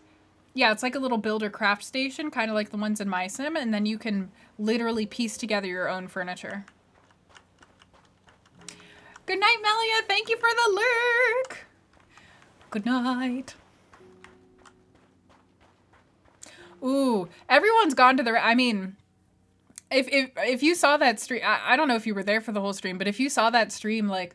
In the middle, like, I played that game for like 2 hours and I was like, I need to go lay down. And I took, I think, the longest break that I've ever taken from the stream, where I was like, I'm going on break and I'm going to be gone for however long it takes for my brain to stop hurting. And I went and I got really high because my migraine wasn't going away. And I'm an official medical marijuana recipient now at this point. But I had to go away and like it wasn't improving, so I like pushed past. But like that game like really like that was one of the times that I had a painful migraine and it was because of the way that I have no idea what caused it, but something about the way the game looked dinked up my brain.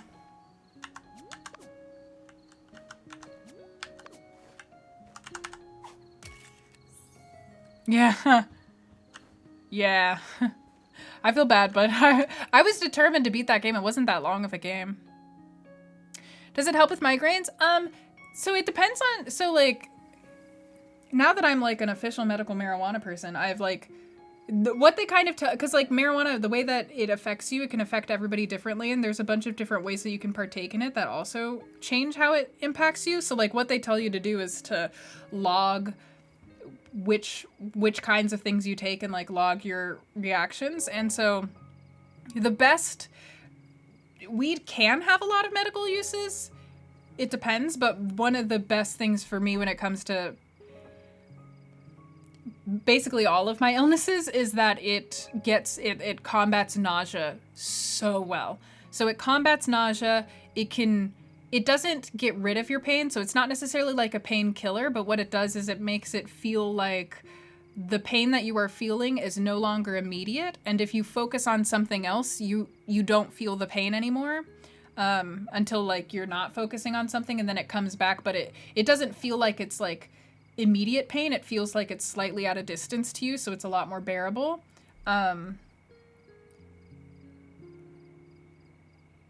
Yeah, so those are the ways that it helps with my migraines. Yeah. Reflects your experience with weed and pain, right? It's not... Ooh, that's a pretty, pretty birdie. Oh my god, open up your bug net. Hell yeah, that's so pretty. Yeah, I honestly, cause I have like gut issue. I have celiac disease, which is a gut issue condition, and so my doctors have advised me in the past not to take NSAIDs, like not to take like ibuprofen and stuff like that, because that can like if you overuse that can hurt your gut, and like with the amount I'd be using it would probably not be great for me. So instead weed is like my go-to for pain, and like that alone that alone is extremely helpful for me. But I also suffer from appetite loss from one of my illnesses, and so I also need something to stimulate my appetite, and so that is the other thing that it's good for. I would recommend if like you live in a place where obviously it's legal, but also if like that's something that you're looking into, I would recommend looking for something like, let me grab it.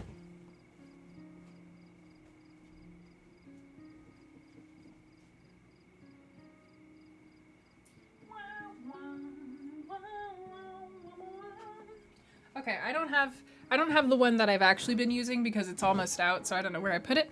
But like something like this, this is a tincture. It's like basically oil. You put it under your tongue, and the reason that I'm recommending this is like A, safer for your body, but B, this is like primarily CBD.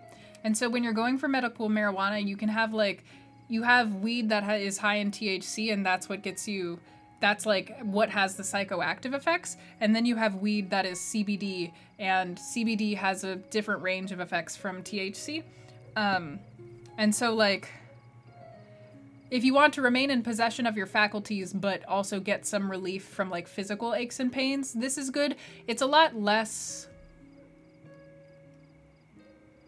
dramatic of an effect than if you have something with THC in it, but it's like I don't like being high all the time. I don't like being high all the time. So like this is a lot better for like actually trying to live your life.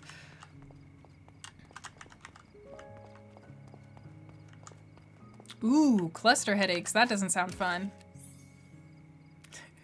Paloo. You should do it, and then we'll be high at the same time, looking up at the same moon. I probably at this point I can tell when I'm gonna get high, and I'm gonna get high today because I haven't eaten enough food because I don't have an appetite, and like especially this past week, haven't like whenever anything strenuous occurs to my body, such as getting blood drawn from it, I just like any appetite I used to have ceases to exist. So I need help with that. Aww. Cluster headaches make you wish you could just have had a bad migraine. Oof. Which is fun. Yeah, I started going to a nutritionist who's been helping me out with that, and I've been like tracking things, and like I need so many more calories per day than I have such a fast metabolism. I have such a fast metabolism. What the heck? I have to eat so much food. I don't. Ugh. When you don't have an appetite, eating, it basically feels like you're full all the time. Just as a heads up for like what that experience is like. Imagine being like really full, like you just ate full, and then having somebody put down like a fresh plate of food. You know how it doesn't like seem that appetizing? You know how it's like, you know, even if you like the food, you're like, oh, like I really like this food. It smells good, but I'm not necessarily hungry. I don't necessarily want to eat it. It's just that all the time. It's just that almost all the time. So it's a bit laborious.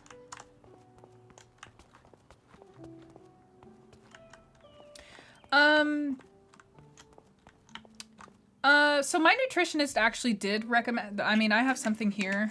It's kind of like Soylent, but it's a bit different. So I had a doctor, because I was drinking Soylent a lot.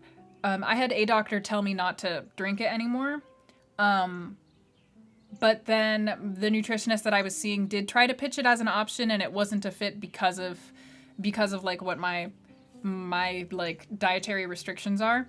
But this is kind of similar. So if you have anybody who is gluten-free and needs to have a meal replacement shake and like also can't have dairy, this is like literally the only like meal replacement protein shake thing on the market that I have found that like doesn't make my stomach hurt after I drink it, but like is a protein shake and has a lot of calories in it and is also gluten-free and dairy-free and doesn't taste like ass. This is literally the only one. Like my nutritionist and I spent an entire hour in a session looking for something that I could use as a drink.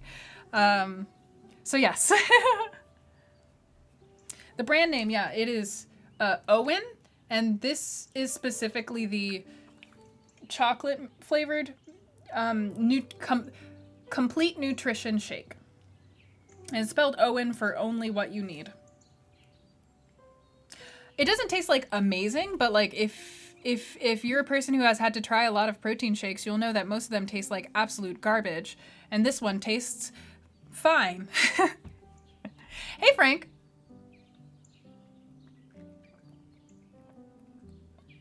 Oh, Plu, yeah, I have that. Yeah. I have that. It's hard to push through. I'm doing okay today. I'm doing okay. This stream has been really fun. This stream has been really fun and like cheering. Ooh, Chip. God. Okay, yeah, that's awful. That's awful. Yeah, you probably should make dinner. If you ever need any tips, by the way, Plu. I mean, I don't know if you're looking for tips. Ignore me if you're not. But like if you're ever like I've just been struggling with it for so long, and I'm finally making progress thanks to the actual nutritionist that I could go see. And so yeah, if you ever need any like tips and tricks, I will pass them on, because I only recently got insurance to go see a nutritionist. Peacock. I will always take unsolicited advice. Put your hair up. I'm just kidding. I'm sorry. I'm sorry that I even said it.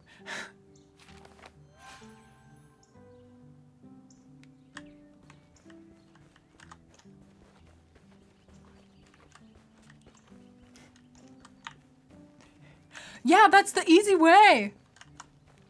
Well, then I don't know Plill. You're not doing it right. You're not living life correctly. I don't know why. It's fine. I prefer to have my hair up like most of the time. I think my hair is really pretty when it's down, but it gets in the way.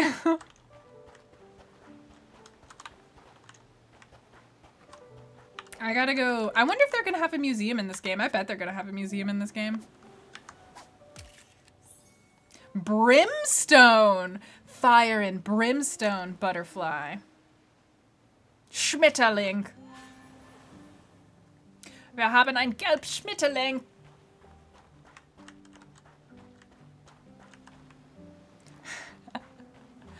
Yeah. Relatable.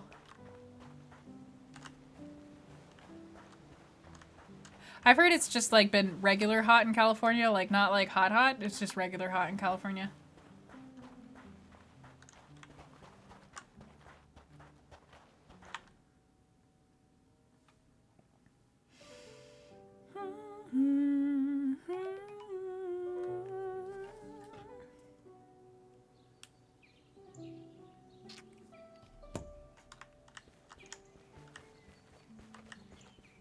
Yeah. Thankfully, it's like returned to being moderately cool here in Seattle, and I'm happy about that. Man, guys, I need to tell you about this great article that I read.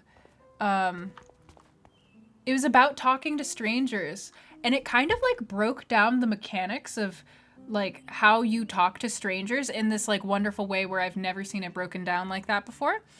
But one of the things, we have a what, Chip? No, not in the PNW, right? You're talking about California? It's fine. California can be hot. What? No, I don't believe you. You're a liar. You're a lawyer. But it was talking about talking with strangers in this wonderful way where it mentioned small talk. And it reframed kind of, because like, you know how like we introverts, we have that conversation all the time about like, oh, what's the point of small talk? I don't like small talk. I personally really like small talk, because I've always seen it as a way to like be like, we're two humans sharing the same space and we can relate, you know? But the article posited that small talk is like, you should think of it as a jumping off point. Because like the point of small talk is basically essentially to establish that like you two are both like safe, like not creepy humans. So like you're going into a conversation and you're starting it on something that is so neutral and so friendly that the function of it is to set you both at ease and to help you guys feel a little bit better about things. And then it's supposed to function as a jumping off point to find a more interesting conversation that you actually want to talk about.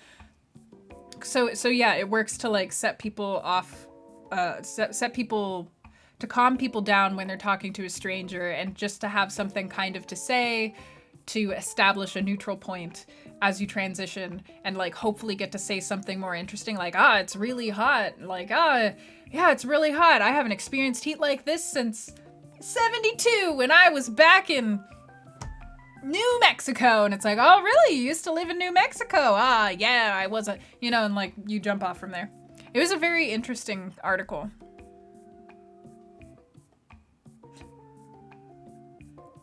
You'll talk about absolutely nothing at all half the time.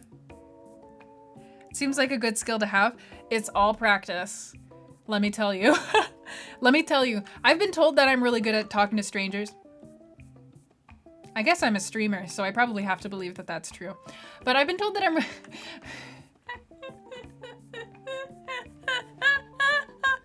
I've been told that I'm really good at talking to strangers. I should know. It's true, I do know. Worth practicing.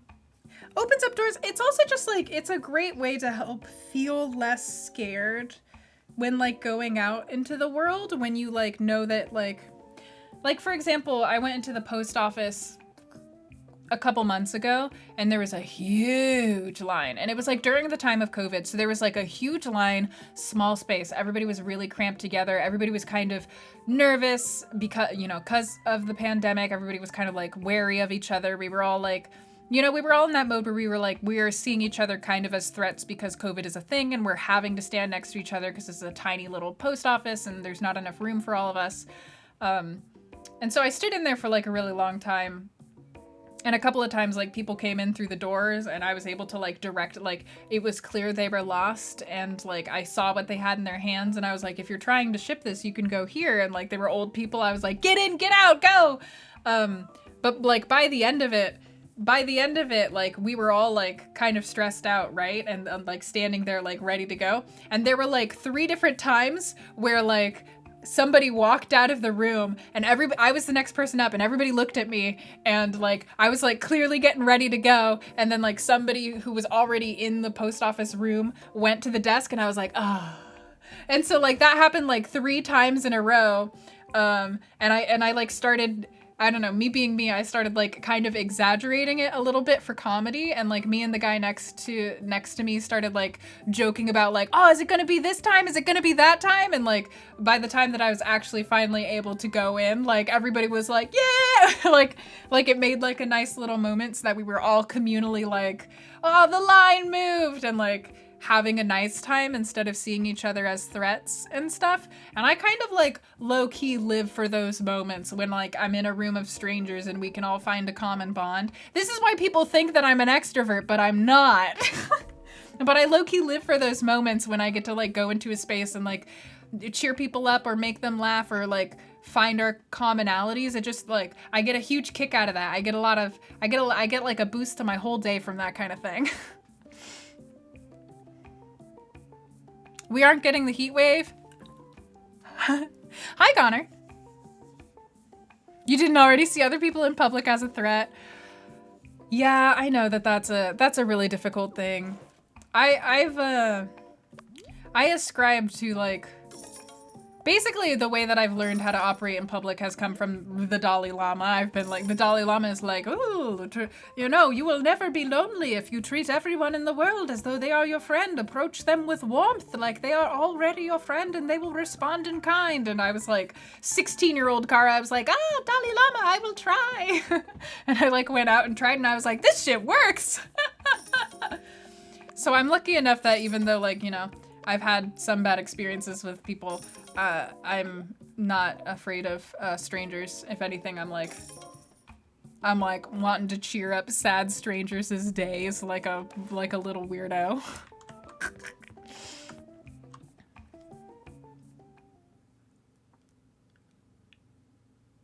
Yeah, and like that too, like there were so many times for me, especially as a young kid, like I was just a really lonely kid. I was in a military family. We moved around a lot. I like didn't have any friends until high school. So there was just a lot of times that I just like was super lonely.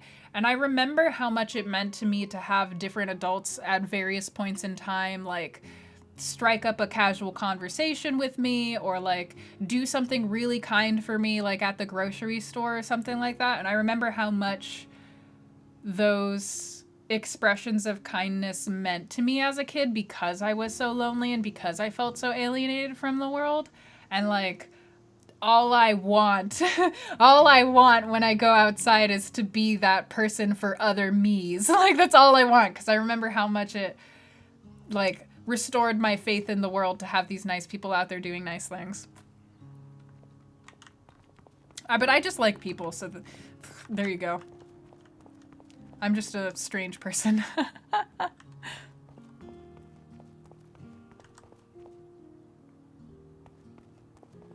You're the wait, hold it down, everybody. Like we're capable here. You're like that person.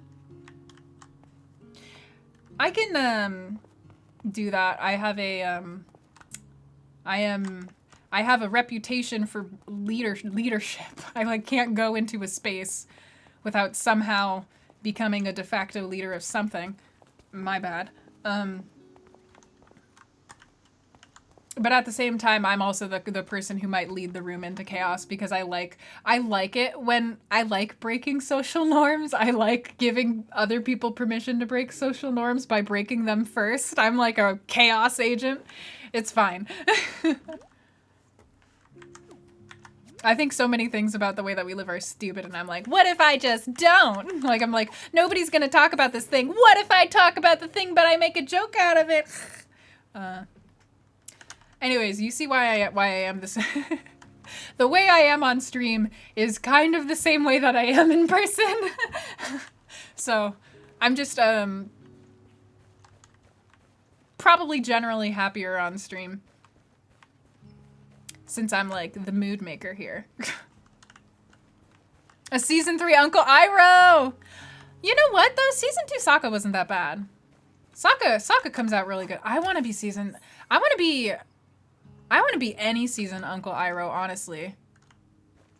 I'd settle for season 2 Uncle Iroh. I'd settle for any Uncle Iroh. If anybody associates me with Uncle Iroh, I'd be so happy. You're more subtle, IRL? You're usually the one to throw jokes in conversations. Making puns! At least you aren't season 1 Sokka. Hey, Pumpkin Days! Hello! Welcome in! Oh, Pumpkin Peep Attack, that's so cute! Could somebody please thank Pumpkin Days for the raid with a little shout out? Hi, we all were just talking about... This is funny, but we were talking about just talking about bonding with strangers. So welcome in, group of strangers. This is perfect timing. Yes, thank you. Thank you so much for the raid, Pumpkin Days. How are you doing? I hope you're doing really well. You heard something about a dad joke? Yeah, we were talking about making jokes to break the ice with strangers. Specifically, I was kind of like waxing poetic about...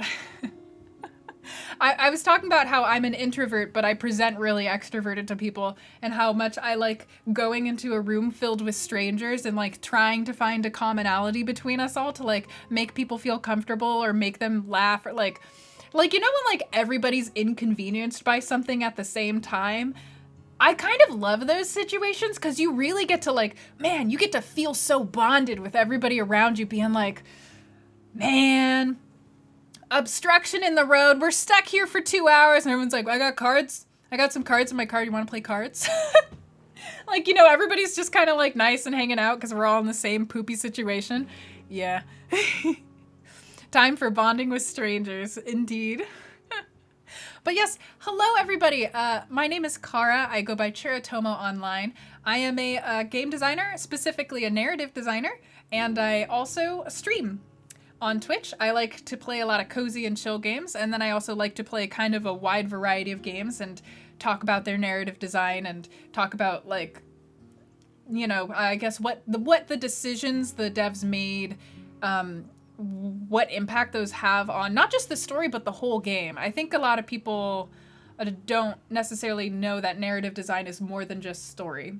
But yeah, so that's what I do. I also have a Patreon where I offer writing consultations. I've been like a professional writer for like 8 or 9 years now. And I also have like, for $2 you can see a bunch of cool, interesting narrative design videos about like games and other media franchises like the Phantom of the Opera or Final Fantasy VII-R or Final Fantasy VIII or Persona 5 Royal. It's a lot of RPGs. What can I say? So yeah, that's my pitch. I'm done. Yeah, I am 28 years old. So there you go. Oh, cool. Hey, streamer. Unite. Thank you for following Netherstrike, Blue Pixel Angel, and Fuzzy Purple Pixel.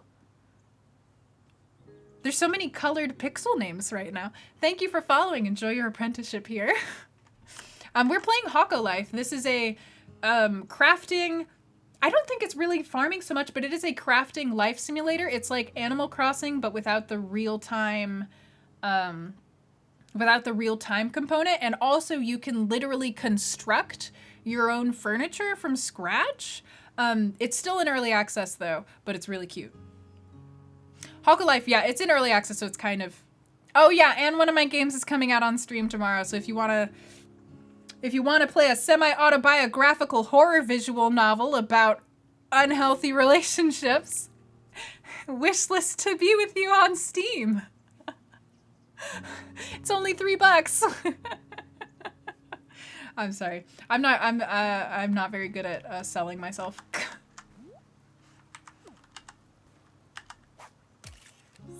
Peacock.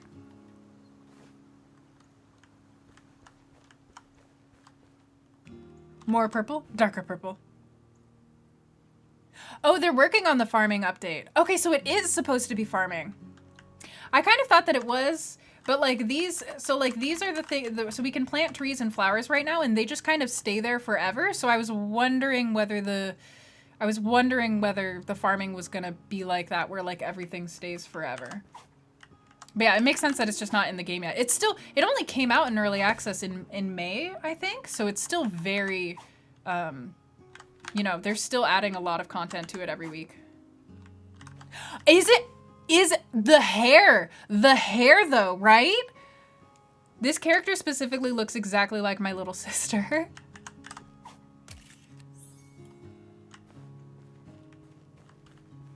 Yeah, that's the itch page. Hey, Gusbag. Remembering to do it more often. Thank you, Chip. I'll try my best. I will try my best. Really, all I want is for more people to watch the Patreon videos so that I can hear whether people agree with my unpopular opinions or not once I give them like a very long spiel about how right I am. I want to know, like, have I convinced you? Like, that's what I want to know. So do I mostly play story-based games? Yes, I would say yes, but I also, so like,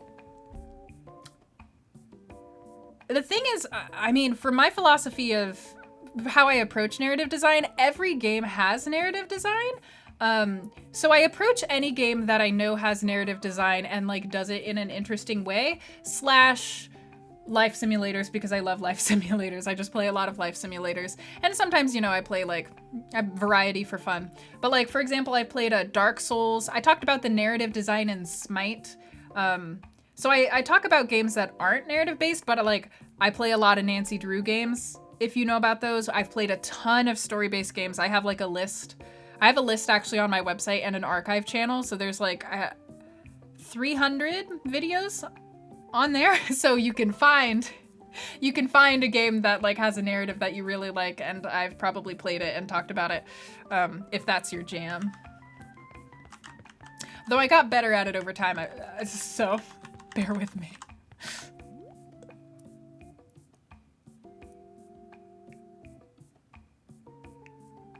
They do, from what I understand, they do kind of come back, Gnarls Darwin, but you're right, like, you can eat all the fish in Subnautica, which is a really great game. I was actually super into the story and I need to go back to finish playing it.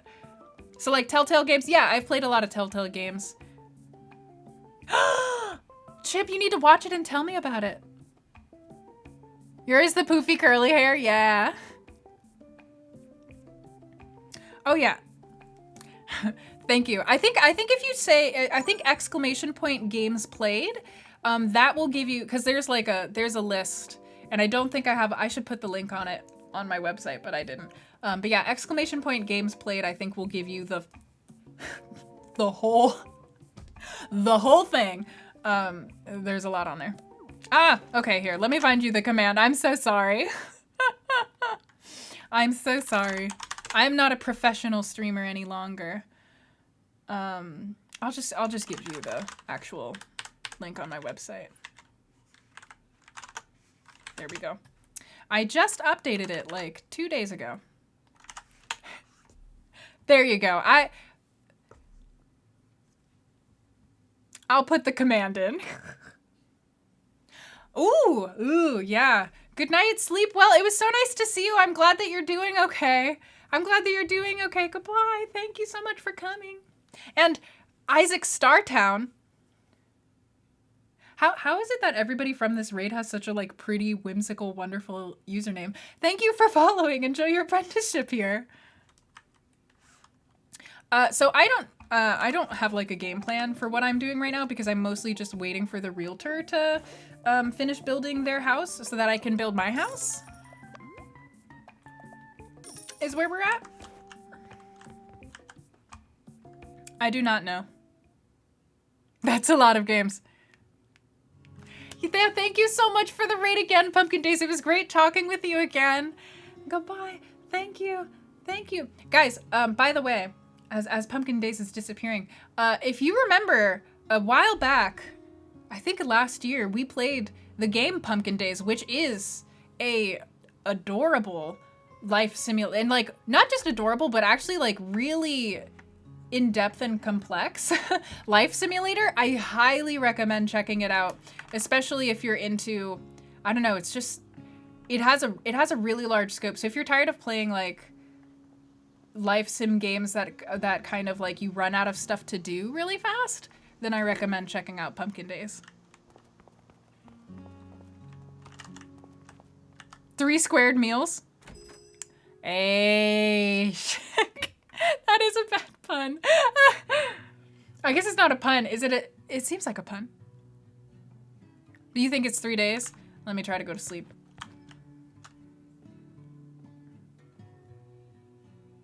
The list of games to play and replay stays the same or longer. It's a pun. This game is really adorable. The art style is adorable. I always say this, but this game is in early access, so there are a couple things in it that are a little bit like unpolished and a little janky. Don't, you know, they're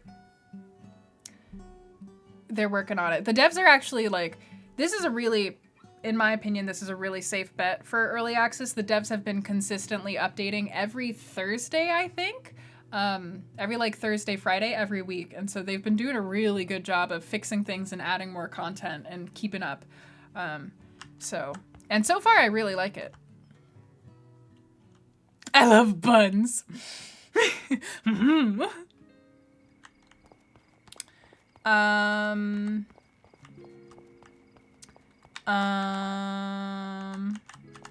duck with a medical degree. I feel like this is a Nancy Drew riddle. Hang on. A duck.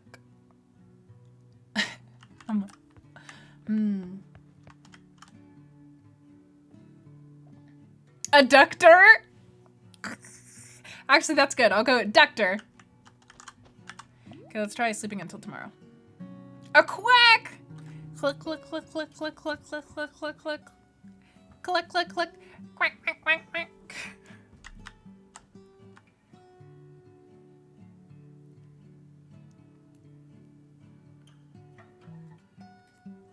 Adductor.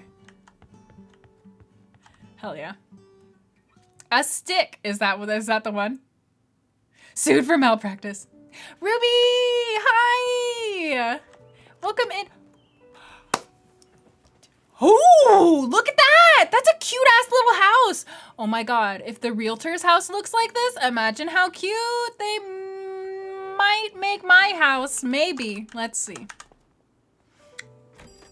Hello, Ruby. Everybody, my friend Project Ruby just entered the chat. Shout out to Project Ruby. Go follow them. They're a wonderful streamer who streams, again, for anybody who is on a time zone that favors more European times, that is Ruby's time zone. So if you're always watching streams that are going really late because you're in Europe, then Ruby is a great person to check too. A boomerang that doesn't return. A boomer? That's all I got. Looks pretty finished. You didn't even know this was early access. Yeah, you know, there's like a lot of different, I mean, I think they're doing it the best way. I think they're doing early access the best way because you see a lot of games that like, basically there's like 2 kinds of philosophies that you can really go with. And that's one is like lead with a small amount of very polished things and then add a lot of content over time. Or you can like have a lot of content in the game and then need to be, and then you can kind of end up in this uncomfortable position where you're both trying to simultaneously add content and also fix bugs and also polish the game at the same time. And so like you're kind of getting like a jumbled mix of what is happening unless you have like a really structured release schedule. I mean, everybody, it's different for everybody, but I do tend to see, especially with like this life sim genre, I tend to see audiences responding more favorably, players responding more favorably to starting off with a smaller amount of well-polished things so that it's easier for people to get excited about the end game, and so that they feel like the money that they're spending on buying the game in early access, you know, the quality and the polish of the game is kind of where people derive the value of the game from, which is like unfortunate because how pretty the game looks doesn't necessarily always have anything to do with how much it costs to make it. But yeah. Just work graveyards and need things to watch at 4 a.m? There you go.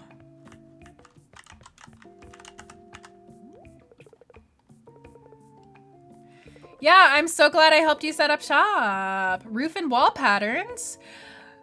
Can I build a house? Add homes, add. Oh, we need to get a home for Benny, the sad little bunny. You guys missed it, but there was a really depressed bunny named Benny in here earlier, and he was really sad. He couldn't even tuck in his shirt. That's how sad he was. No, I want to buy a... This is very, what's the word that I want to look for? Very, like, the furniture is very, modern minimalist look, but the wainscoting on the wall. Guys, I've been watching interior design videos, and now I know housing terms. I feel so... The wainscoting. I think it's called wainscoting. It might not be called wainscoting. I think that's what it is. New house. 3 stone slabs and 8 wooden planks. That's not actually them. I don't know how to make bricks. Oh, I want the... I don't want a square house. I want this cute little, like, kind of witchy looking one. But I don't know where to get that stuff, so... Okay, we're going for wooden planks and stone slabs. I don't even know how to make the stone slabs. Speaking of watching housing shows, yes, we're all watching Cribs together on Sunday at 3 p.m. PT on the Discord. So if you want to watch Cribs and make fun of what celebrities bought that was on trend in the early 2000s, be there. Wainscoting. Yeah, nailed it. Oh, cheers, Wetley.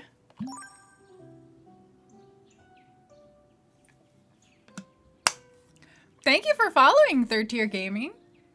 Enjoy your apprenticeship here. Okay.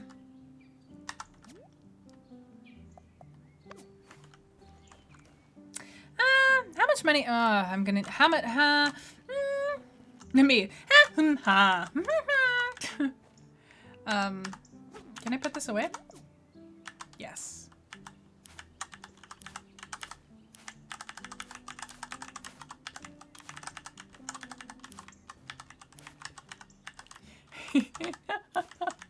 I'm actually really excited to watch Cribs. I haven't seen Cribs in so many years, but I was always morbidly fascinated with it as a child, just like, you know, kind of being like, why would somebody I mean, I guess if you have that much money, you can spend it on whatever you want, but also why are you buying that? You know, I was very morbidly curious. So I'm very excited to go back as an adult, and there's a lot of like all-time compilations on YouTube, like all-time best. So I'm very excited to see what makes those compilations the all-time best.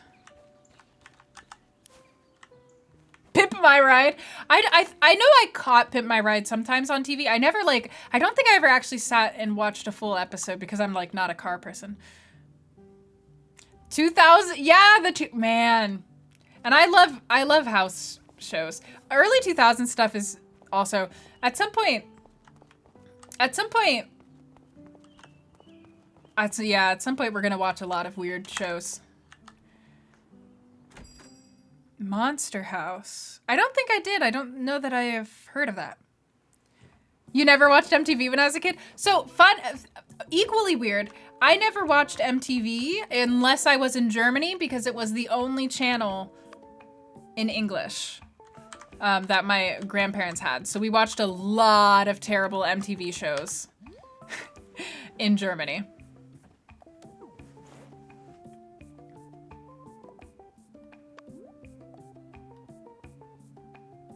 That's not worth a lot.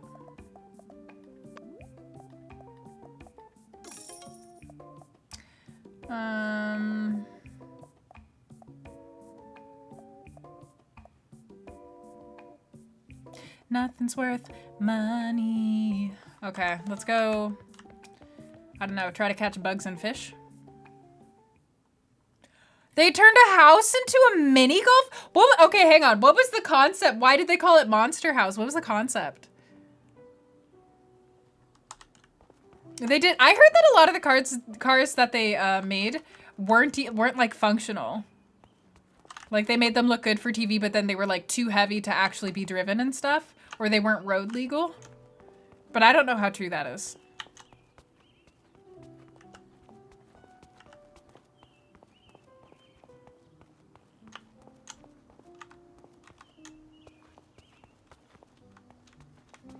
Into a monster house. What, but what does a monster house mean? Just like a really big house? Or like some... I don't know. You wouldn't be surprised if that was the case. They removed all the cool stuff after the fact. What even was the point? Monster Garage. So there was Monster Garage and Monster House.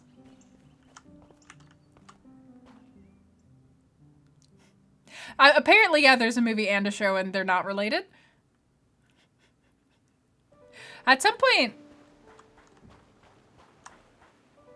I'm gonna have to do some like narrative design deep dives on some things are gonna take me a long time to talk about. I've got a lot of things that I want to talk about, but I know that making those videos would take me more than a month, so I just haven't started on them because I'm always like, I need to get this month's done first. And then, you know, there we go.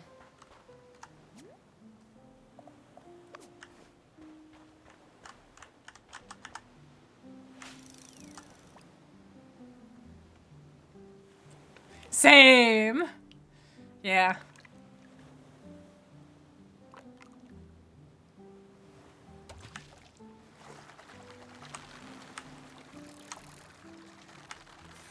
Ah.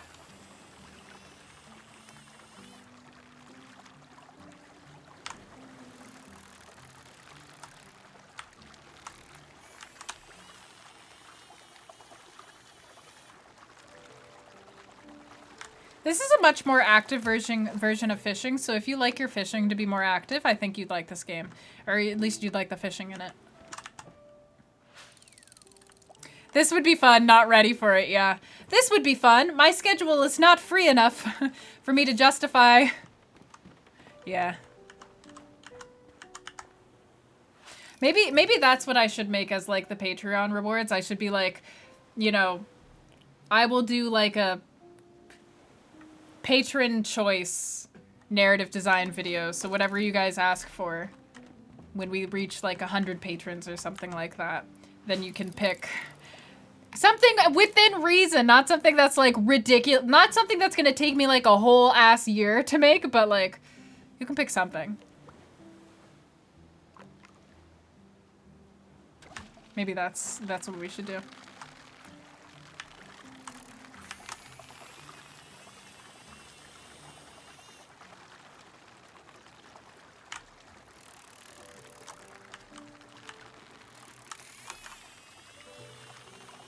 The evolution, no! Don't make me watch Evangelion, please. I assure you, no one will have fun watching that video. I will be I'll be like, no. No!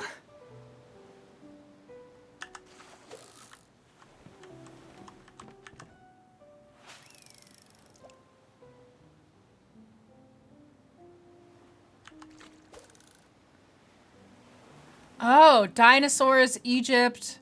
Wow, okay. That sounds like a great... Ooh, that sounds like a show that would definitely be up my alley. Is there like a way to watch that now? Maybe we could even watch some episodes of it for the house show watch party. I've got to check it out. I love house shows. I'm a hoe for house shows.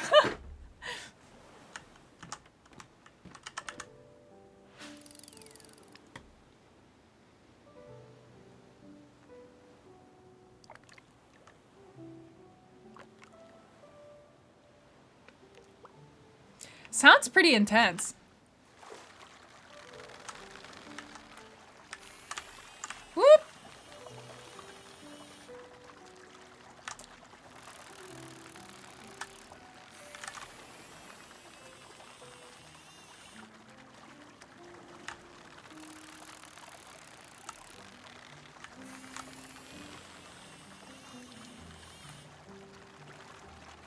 Yeah, nice meeting you. Thank you for coming. Have a good one. Ooh, new fish.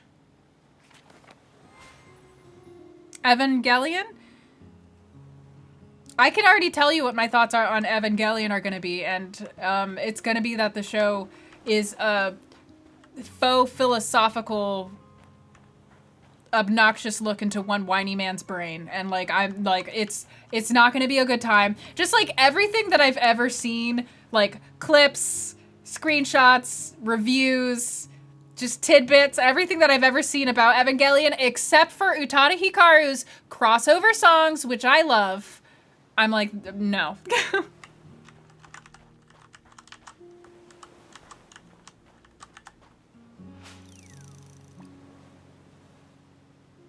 I mean, you are wrong. That's what it looks like from the outside. But I hate faux philosophical stuff. Like, I hate stuff where people are trying to sound smarter than they are, but really, like, the thing about faux philosophical stuff for me, though, is that, like, it's kind of dangerous because you have people, like, spouting off shit about the way life is or the world works or people are, and it's faux philosophical, so it's not, you know, like, real philosophy in terms of, like, people. I took one philosophy class in college, so I am an expert, but, like, from my understanding, real philosophy is almost like a science where you have to, like, really specifically construct your arguments, define the parameters of what you're talking about, and then you spend a lot of time arguing about the different things that, like, all of you are talking about within the framework of the argument that you've constructed and kind of talked about. So when people start going to philosophy and kind of misusing some of the concept, like you see this literally constantly with Nietzsche, when people start misusing those concepts, that can actually be really harmful. There's like a whole thing associated with Nietzsche where like kids in college read Nietzsche and like leave feeling like empty and sad and severely depressed because they didn't understand like what the philosophy was going for. So you had this, at least on my college campus, you had this kind of epidemic of college kids telling other college kids about Nietzsche and like explaining that life has no meaning, and then they'd all get depressed, and like that is not the argument there actually. So yeah, I don't like it, because basically if you can make something sound smart, a lot of people will kind of like give it more credibility or credence than they would if it wasn't presented the same way, basically. That's what I'm trying to say. I just think it's dangerous and dumb when you're talking about, like, this is the way the world works and stuff like that. Like, you don't want to be putting bad, misleading ideas about that into, like, young, impressionable teenagers' heads. I don't know. Oh, sorry, third tier.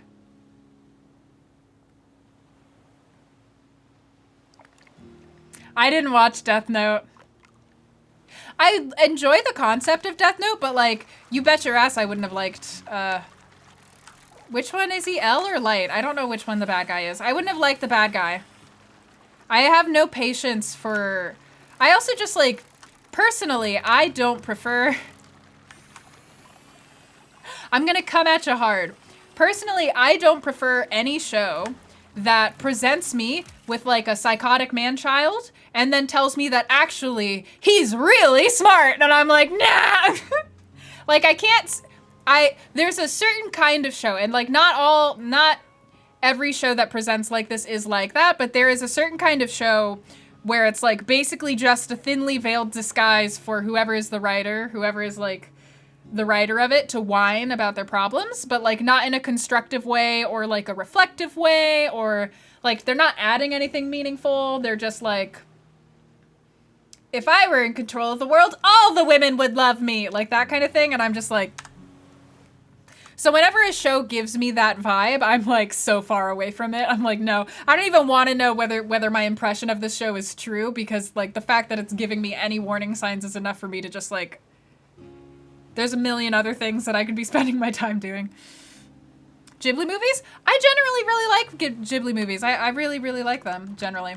But it depends on which movie. I love Kiki's Delivery Service. That one's my favorite.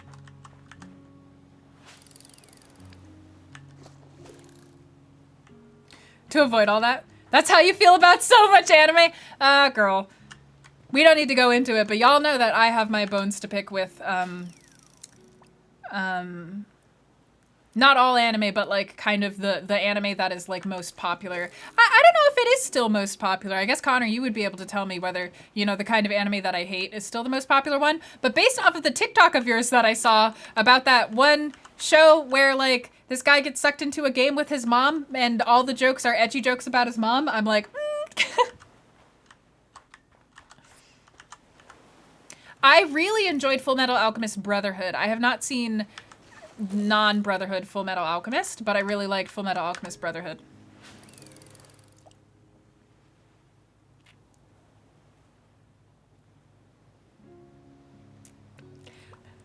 I don't know what to tell you, Glenn.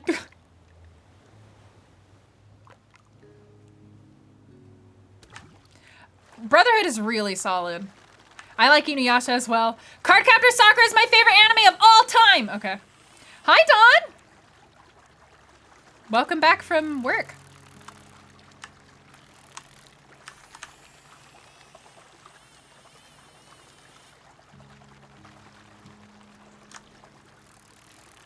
Go.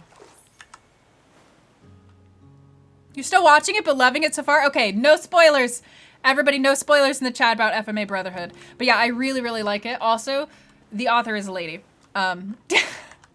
Which like whenever I'm always like out here like watching anime, I was like, oh my god, I love this anime. What other stuff has the author done? Oh, a lady. That explains like all of my favorite anime are like made by women, and I'm like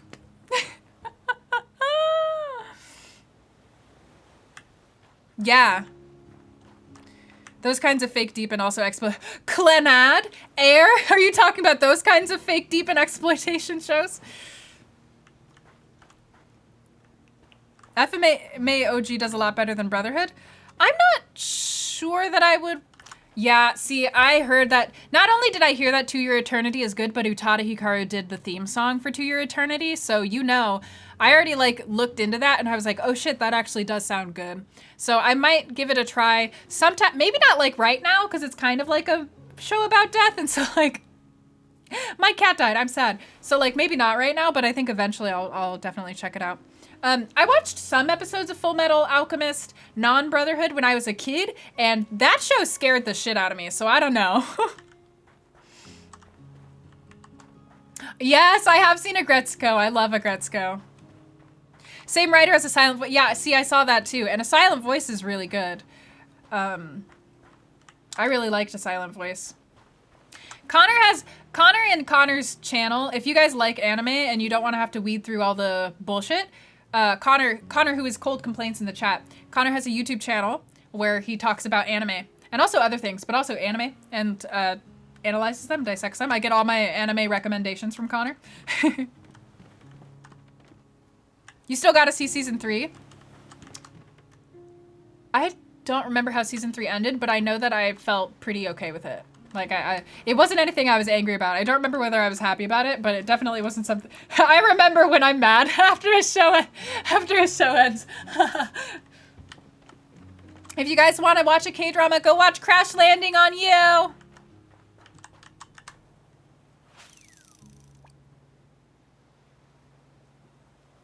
I would imagine that part of why Brotherhood goes faster, from what I understand from my friend, who is a Full Metal Alchemist Brotherhood is her favorite anime. From what I understand from her is that the original, they went a little bit slower because the manga wasn't done, so they were kind of trying to pad it out a little bit to see if they would make it there in time. And then with FMA Brotherhood, it's basically just the manga chapters as episodes, so it's like paced along with the, you know, they didn't have to do any filler from what I understand.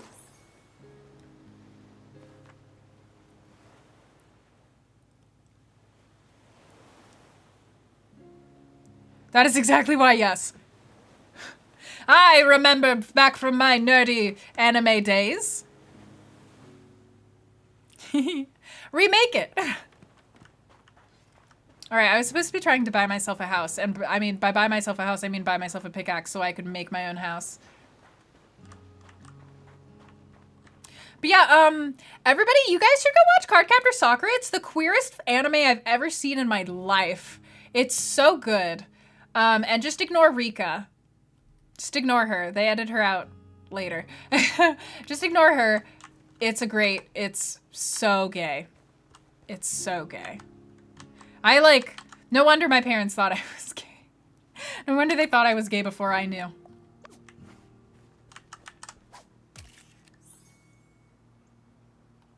Brotherhood is completely different in a ton of ways. I don't know. I've never seen... Oh, discard.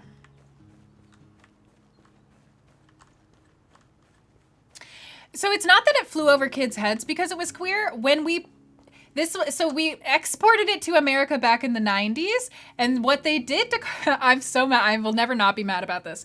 They turned Cardcaptor Sakura into Card Captors, started the entire series with the episode where her male rival shows up, and then tried to re-edit the show to make it look like he was the lead character in the show instead of her, which didn't work. So it kind of just looks like they're like, you just kind of show up in the middle of the show and stuff is happening. And like Sakura is definitely framed as the main character, but they cut out a lot of scenes with her so that you mostly get the scenes with the boy.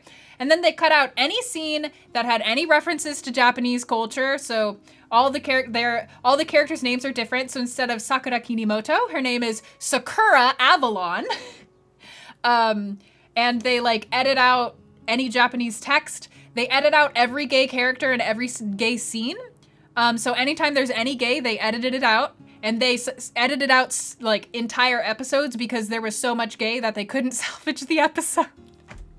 So yeah, the original dub of that show like really fundamentally fucked it up. Yeah.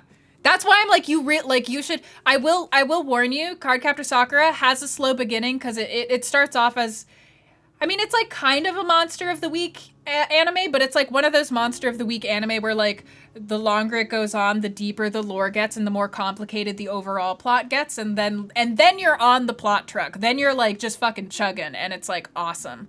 And like, once you hit like the tens of the episodes, it's just like, woo! And it's really good. Like, it's just well written. It's well plotted. There's a lot of emotional intelligence to it, even though it's ostensibly a kid's show.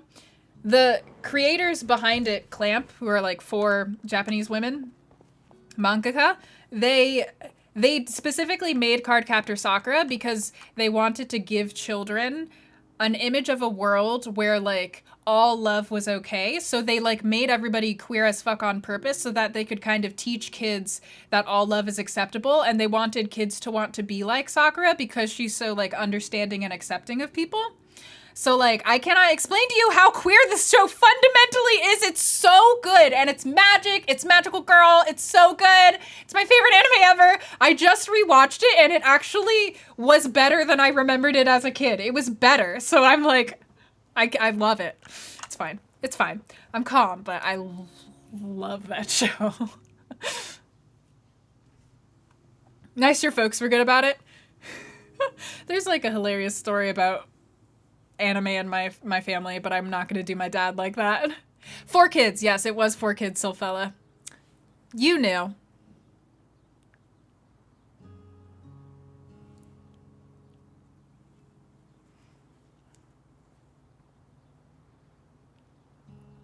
Shout out to the jelly donut. Yeah, they did that with like the jelly donut. They might as well have not brought it over. Yeah, you're right.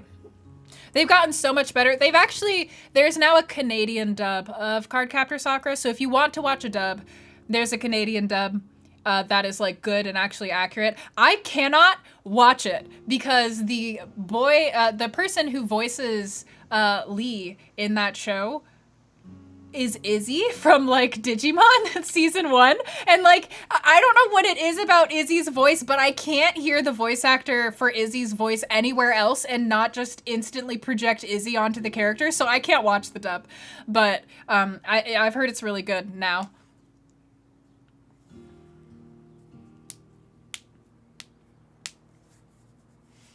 All right, good luck, Watley. Do I recommend the manga or the anime? Well, so the manga and the anime are actually, they're like decently different because they expanded on the anime. So like in the manga, there's only 12 cards, and then in the anime, they like expanded it out to like a full deck of cards, and they're both really good. Which would I say that I like more?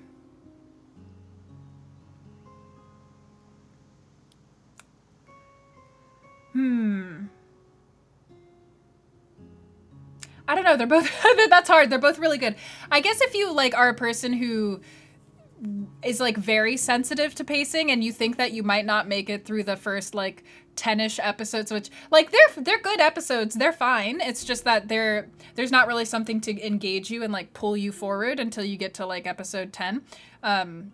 Episode 7 is where it starts ramping up, and then like around episode 10 it's like we're here. But yeah, if you like don't think you'd make it through the first like kind of establishing the world episodes, then I'd recommend the manga. But really you can't go wrong with either. So whichever is cheaper. Kids WB who did it. Oh, okay. To then get censored over. I know. Okay, but I will. Okay, so did I like Clear? I haven't finished Clear yet, so I don't know for sure. I have mixed feelings on it, but I've only seen like the first couple of episodes, so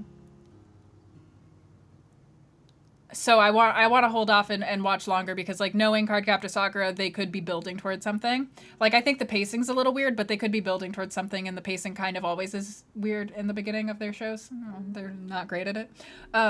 One thing that I will give you as a heads up, as a warning for anybody who does watch this show, they change this later on, and there's nothing that's like, it's not handled in a sketchy way, but it does make me uncomfortable as a Westerner, and they did edit it out of Clear Card, but there is a character in the show named Rika, and she is an elementary school student, and she has a crush on her teacher, and they don't do anything creepy with it, but they do try to like be like, like Rika, you know, like we're normalizing love of all kinds, and I was like, not that one, and they edited her out later on, so like it's fine, but like, and there's nothing creepy that happens, but and she also doesn't show up after, like, the beginning. She doesn't show up much after the beginning, but just as a heads up. If you see that and you start getting worried, it's fine.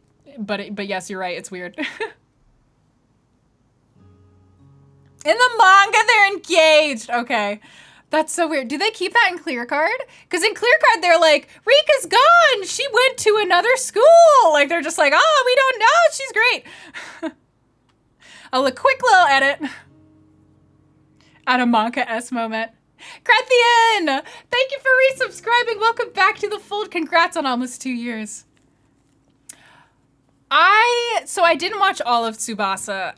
Because I started with the anime, and like the anime hit that point, you know, where it was just all filler, and I was like super into the anime, but then it got all filler, and then I was trying to like jump into the manga, but then the plot of that show fucking went wild. That show is like, literally that show is Kingdom Hearts 3 level of wild. Like that show is wild. That show is complicated. So, no, I haven't finished it. I haven't finished it, but I do know everything that happens in it, and I was like...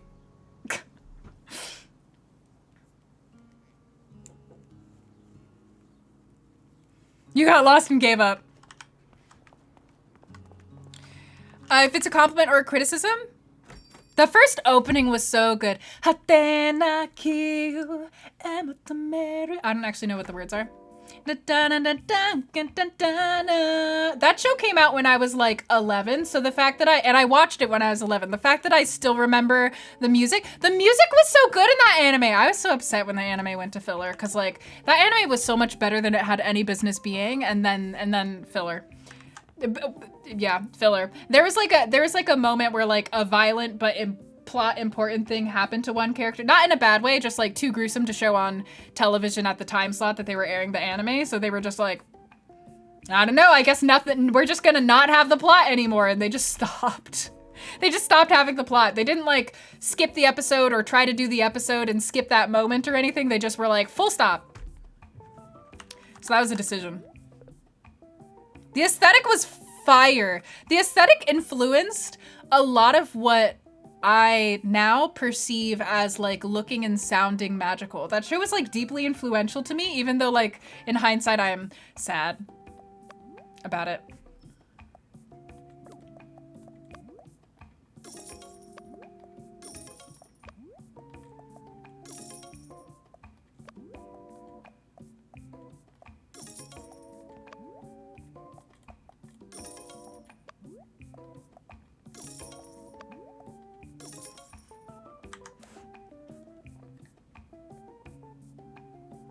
And sing a lot. Yeah, music does have that.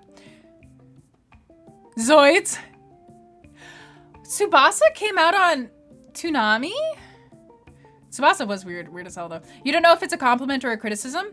It's probably a criticism. Like, Tsubasa is literally known for being a, I don't want to say like a clusterfuck or a mindfuck, because it's not like, the plot is just so complicated that it's hard to follow at all. It's not even necessarily a bad plot. It's not even necessarily like, it's not that it doesn't make sense. It's just that it's so hard to follow, because like, this is not even a spoiler. The premise of the show is jumping into alternate dimensions, and then like the dimensions, you start getting like time periods and like time travel, and then you start getting like, you know, like duplicates of people and who is who and which timeline is real, and it like gets so complicated so fast, because it's also Tsubasa Reservoir Chronicle is their show where the characters in that show hop into the universes of their other shows, and like they like all the characters in their other shows also have things that are going on in this one anime, and it's like it's so complicated. It's so complicated. So there was not really any spoilers in that, but like it's intense.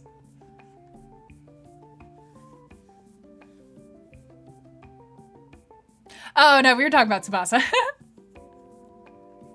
No one ever talks about Zoids.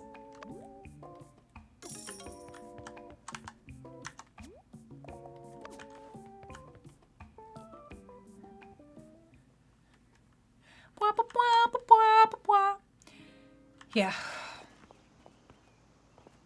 Okay, let me see if I can get my house. And I think that'll be a nice accomplishment for us to end the stream on. Depending on how long it takes. If it takes too long, then I don't want to do it. I'm just being honest. Okay.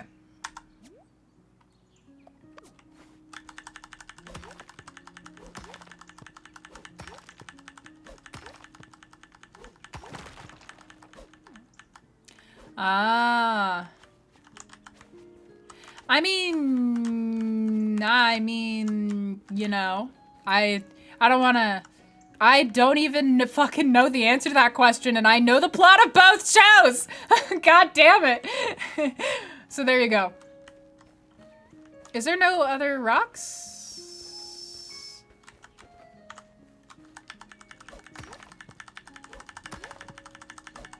It's hot as hell in my room right now. The air conditioner is in Zek's room, and when I stream, I close my hall door so the cool air can't get in here. And it's just like my computer and like the lights everywhere and me sweating at my computer.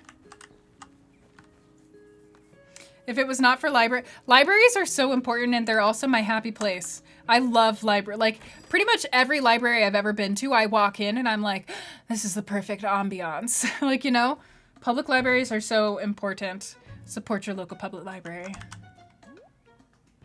Is somebody gonna teach me how to make stone? Are you gonna teach me how to make stone? You want my money now. I work for you for free and you want my money now.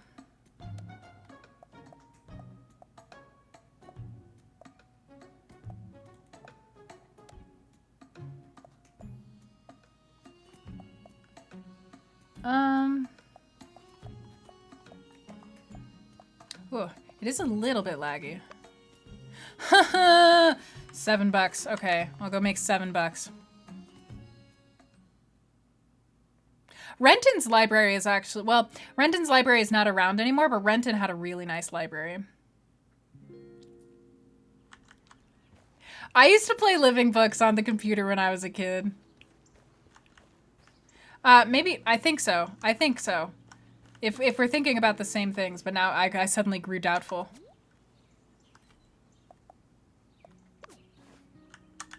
There were a lot of like...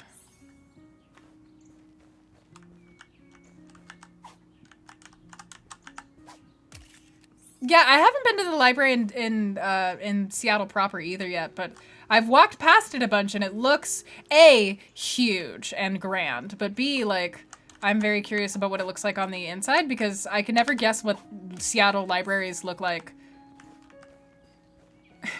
based off the outside.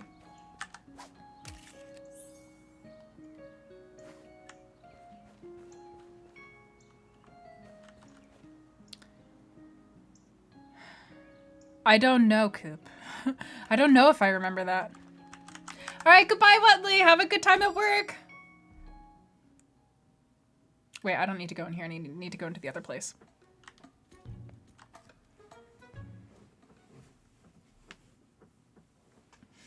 They have good AC. It's hot as hell in your house.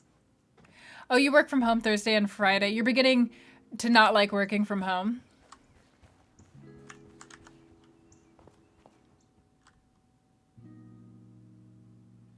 Yeah, they're not going to finish like the full light rail expansion until I think 2024 or 2023.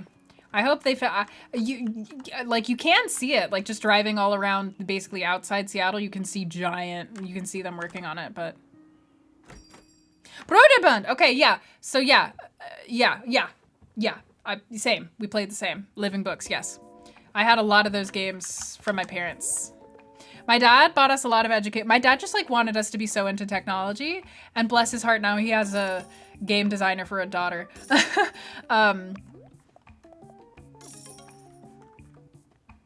But yeah, he would give us a lot of like educational tech when I was a kid.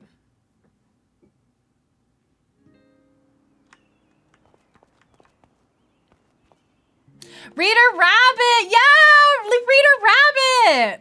I used to play those. Like the tortoise and the hare games. I used to play those. Man, educational games are underrated. You know, The Logical Journey of the Zumbinis, classic. Don't give me that with the Oregon Trail. I feel like Oregon Trail is just a game that has educational content. I don't think it's an educational game. Not that that's any shade at the creators. It's more shade at like my teachers. I'm like, you guys know. Y'all know nobody's reading the historical logs about this game, right? It's roguelike, all these like 4th graders playing roguelikes and being like, I'm learning history. No, you're not. Nobody knows what the Oregon Trail was about. Nobody in my class could tell me.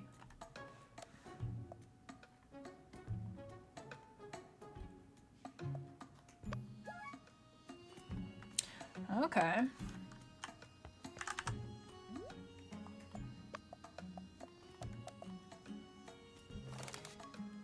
Okay. Oh, I'm gonna need a bunch more wooden planks, aren't I?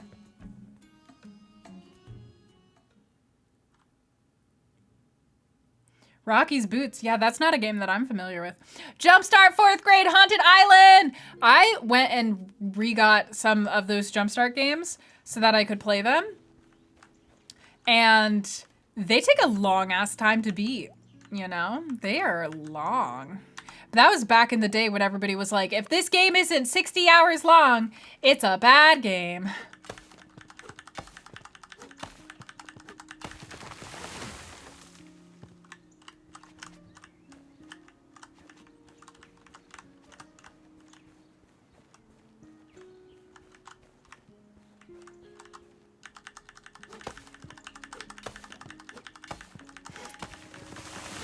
Are we not still in that time? I don't think so. At least not in the indie sphere. Honestly, I've lost complete touch with what like mainstream non-indie gamers play. Like I have no idea what the hell is like I have no idea what games they hear about anymore, aside from Cyberpunk. Because I could not like every time I go outside and I'm like, hi, I'm a narrative designer. They're like, you make games, right? And I'm like, yeah. And like if we get to talking about games and like crunch comes up, they're like Cyberpunk. And I'm like, okay, so that's the game that everybody knows about.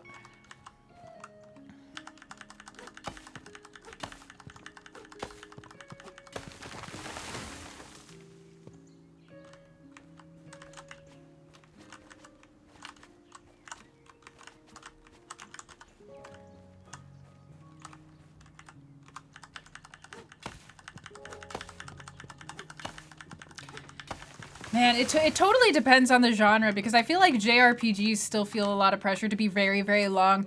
Final Fantasy 7R! What? I feel like JRPGs still feel pressure to be pretty long. But... And then there's games like crafting games. I feel like crafting games feel pressure to kind of go on literally forever. But then there's other, like, story-focused games seem to be feeling content with being a little shorter nowadays. Yeah, I've just had like something stuck in my throat all morning. I know. It's been unfortunate. I keep shouting things at Zek from across the hall and I'm like, sorry, I'm just coughing. You know, it's just, it'll be better tomorrow.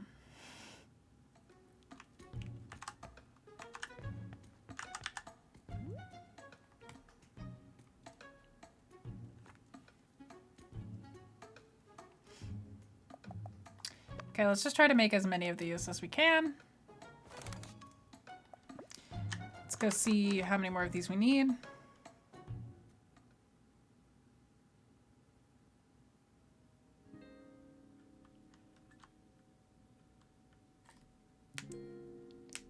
Was Jumpstart 3rd grade the one with the robot? I really liked it, but I started playing it and I realized how many robots there were to find and I was like, girl. I played it for like 4 or 5 hours and I got like a round and a half. I got like 1.5 robots in and I was like, nah.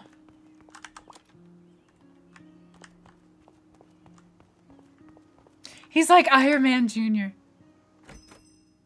Botley is pretty cute. And I don't even mind, I don't remember what her name is, but I don't even mind Blondie. Sometime I should go back and play some Jumpstart games. That would be fun. Should do that on stream.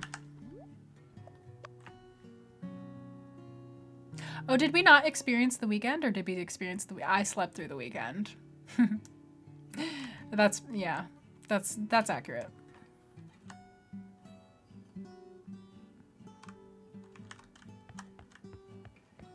I agree! Oh my god, Coop, that girl always gave me Dexter's Laboratory vibes. I mean, Dexter's Laboratory vibes.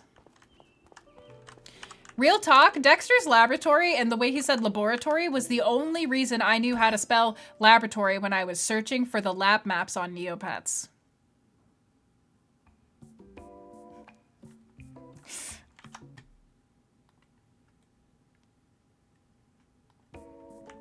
Okay, let's go.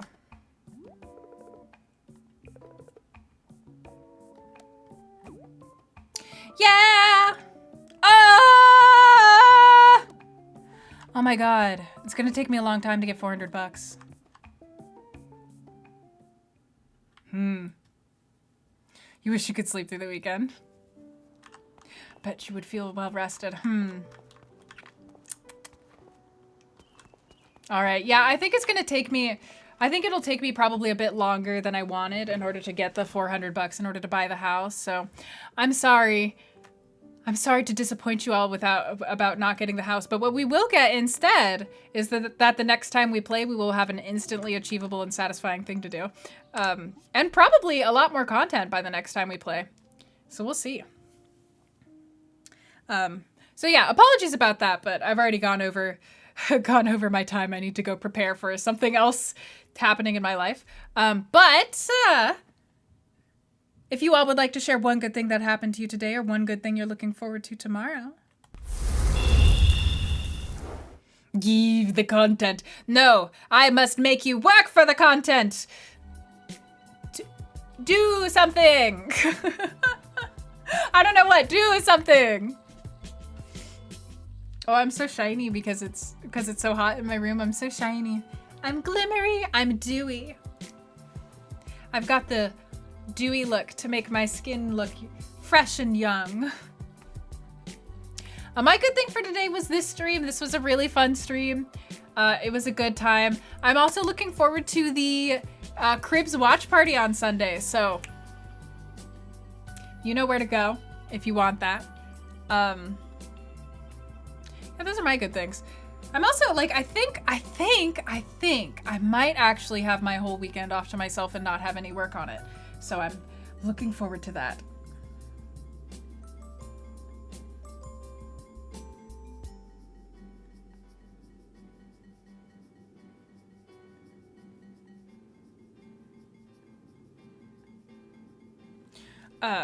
Teach me your ways. Say no to things and opt out of jobs that look shady. You finally started your work for the week for your summer class and got an assignment out of the way. Oh, man, summer class. I remember those. Well, I'm glad you got your assignment out of the way. Hopefully you can feel more free. Good thing was feeling productive about stuff and growth in general. Excited to play Smite a lot and for the no boots patch. When is that coming? Oh my god. It's already so soon. Oh no, Yamoja. I am excited about the no boots patch. It does kind of look like it's going to be a little fun. New job is going great. You vibe with the tech you're working with and your new coworkers. You had to take care of your daughter by yourself while your wife was in a 24-hour shift and you did a pretty good job. Roni, that's so awesome because I feel like I remember you talking about your old job and how much you weren't happy with it. So it's so wonderful to hear that you're in a job where you're actually liking it. It's not fun. It's summer classes and college. No. Yeah, that's fair. Tuesday! It's gonna be really exciting. Been watching the pros play custom matches on the current patch, simulating it. Interesting. Your donation got read out at SGDQ. Humor was appreciated there too. Been on break from work, been relaxing, playing Assassin's Creed. Clear Mass Effect 1, 2. Ooh! Feel like you aged a few years. Man, I need to play them. There's a lot of games that I need to play, and all I need to do is afford to buy them. So someday. Man, yeah, but Mass Effect is a game that I've never played and I really want to. You can donate to SGDQ.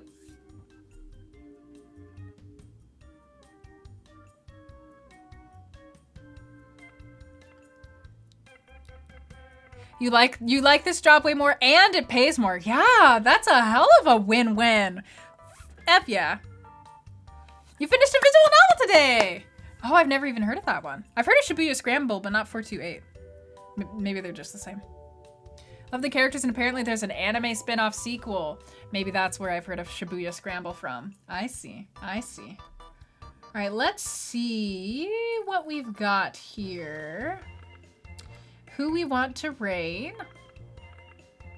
Would you guys rather watch Mass Effect? And if you know who these people are, don't say. Would you rather watch Mass Effect, watch Legend of Zelda Link's Awakening randomizer, or watch people play Dungeons and Dragons? Mass Effect is a good series. It has its issues, but you do recommend it. Yeah, I'm definitely going to be coming into Mass Effect remembering the time period that it came out in, so I think I'll be chill. Or donate to your favorite streamer. Ruby! You also watched some super old black and white cartoons and managed to enjoy it while acknowledged the badly aged parts in your head. You felt mature, yeah. Right, going back, man, but that's like, I don't mean to get all old on you, but like that's me right now, like going back and revisiting all the stuff I watched as a child and being like, ooh, yee. Yeah. So what have you guys got? Are you voting for something? Who are you voting for? Don't make me flip a coin. I don't have a 3-sided coin. Let me see. Let me see what I can do here. Zelda randomizer. Bam! Roni has spoken. In that case, we are going to raid The love... It's so tropey. Man, but I loved Fairly Odd Parents back in the day. It was tropey, but like that's what made it good because there wasn't a lot that was tropey at the time that was on. Because like it was competing mostly against SpongeBob SquarePants and then a bunch of cartoons on Cartoon Network that like weren't popular. No offense, but I know. So we are going to be, it's not as creative. That is absolutely true. X-Men and, oh my God, you guys need to go back and watch the Justice League. The Justice League is such a well-paced, well-written, like the Justice League animated cartoons are amazing. I've been going back and rewatching them. They're so good. So just putting that out there. I've only rewatched Justice League. I haven't rewatched Unlimited. So I can't speak to Unlimited, but I can speak to the entire first season of Justice League. It's great. Except I hate the Flash. But obviously Green Lantern all the way. Okay. So we are going to be rating Anime Play. You guys know Anime. You love Anime. She is a wonderful, extremely positive and funny streamer who is also a member of the Rainbow Arcade along with me and is doing a new Zelda randomizer seed tonight featuring boss and mini boss shoveling. So that sounds very fun, very extra. It sounds like it's going to be a good time. Right? Makes me want to watch the Batman series again too. Yeah, definitely go check it out if you don't remember it. Anyways, these are all my socials. Check me out on those places if you want to follow me. I'm sure I will. I use them. I use them. Also, give me $2 on the Patreon so that you can watch my videos and tell me what you think of your opinions. That's all I want. Okay, I'm done. Thank you. I'm sorry. Thank you guys for watching. Thank you for coming. This was a fun time. I'll see whoever comes for the house show on Sunday and everybody else next week. It's gonna be a good time. Okay, rating in 5, 4, 3, 2, 1. Bye bye everybody. Get your chair dances ready to get hype. Go.